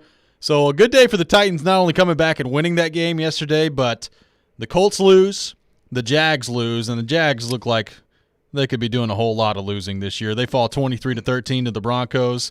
And then the Texans, I tell you what, they gave a game to the Browns yesterday. It's 31-21 the final. I thought they played pretty well against Cleveland yesterday. Ultimately didn't have enough, but all three teams outside of the Titans losing yesterday in the AFC South. Yeah, Tyrod Taylor playing pretty well. And huge difference when he goes out. So, it's still, to me, it's the Colts, if anyone, is going to challenge the Titans. And they really need to find a way to win for what would be the fourth straight time in Nashville Sunday. Meanwhile, that the NFC West is one improbable Titans comeback away from being 8-0 across the board. Meanwhile, the lovable NFC North. Good thing the Bears, I think, surprised me and a lot of people and beat the Bengals, or they would have a big goose egg right now. But we know that there will be at least one more win because two teams from that division play each other tonight. That is correct. They do. I'm very hopeful that it goes one way, because if it doesn't, it could be an interesting show tomorrow. Oh, I bet. I'm here for it if that happens, but it's not going to happen. The AFC, that's a big – I know it's early, but that Ravens-Chiefs game, which was amazing, it's a big – it's just a big win for kind of everyone just hoping the Chiefs don't completely run away with it. And it's a big look. Lamar Jackson had a couple bad mistakes. Boy, he made some big time plays in that game. He did. And running and throwing. And I just love the whole. I don't know if you've seen the clip, but John Harbaugh, like, Lamar, you want to go for it? All right, go ahead. I mean, you're fourth down in your own territory. You know what? That's what you have to do to beat that team. You know what's going to happen. I mean, yeah, good job. The rookie from Penn State gets the ball out of Edwards-Helaire's hands. That's the game-changing play. But you know what's going to happen. If you give them the ball, okay, if you give them the ball back with 9 seconds at their own 9, like, Mahomes going to do something. Right. So win it with your offense. That was huge. Oh, that's another Jared take that the Ravens are toast after last week. Oh, man. Looking back at some of these arguments, it's beautiful. Hollywood Brown, 6 catches, 113 yards in that game last night. So big stuff from him. Big loss for the Chiefs. And, look, I'll be honest with you. I thought that Kansas City was going to come in and wipe the floor with Baltimore in that game. That's a big win for Lamar Jackson and company. Finally getting that monkey off their back. He kind of talked about that after the game last night. I did not expect last night's game, with all the injuries that Baltimore's had, to be the one that wins it, but that's the NFL for you. Sometimes things just happen. Right. And they're still a good team. Through all that stuff, they are still a good team. And he is such a weapon. Meanwhile, 2 undefeated teams in the AFC. 2. The Raiders and Broncos. Yeah, man. And I will tell you, I mean, I'm a long way from buying the Broncos. It's schedule related largely, but I'm interested in the Raiders. I did not see them going into Pittsburgh and winning that game at all. And boy, way to rub it in, Joe. Well, I'm not trying to rub it in, but I'm just saying, like, it was very surprising to me. And I don't know, man. They definitely have some weapons, and Derek Carr is throwing it around. So a lot of undefeated teams in the NFC, just 2 in the AFC. Let's go to our text line, driven by WilsonCountyHyundai.com, 615-737-1025. Got a texter that says the Lions will win a close game tonight against the Packers. Rodgers is going to struggle for the first half of the season.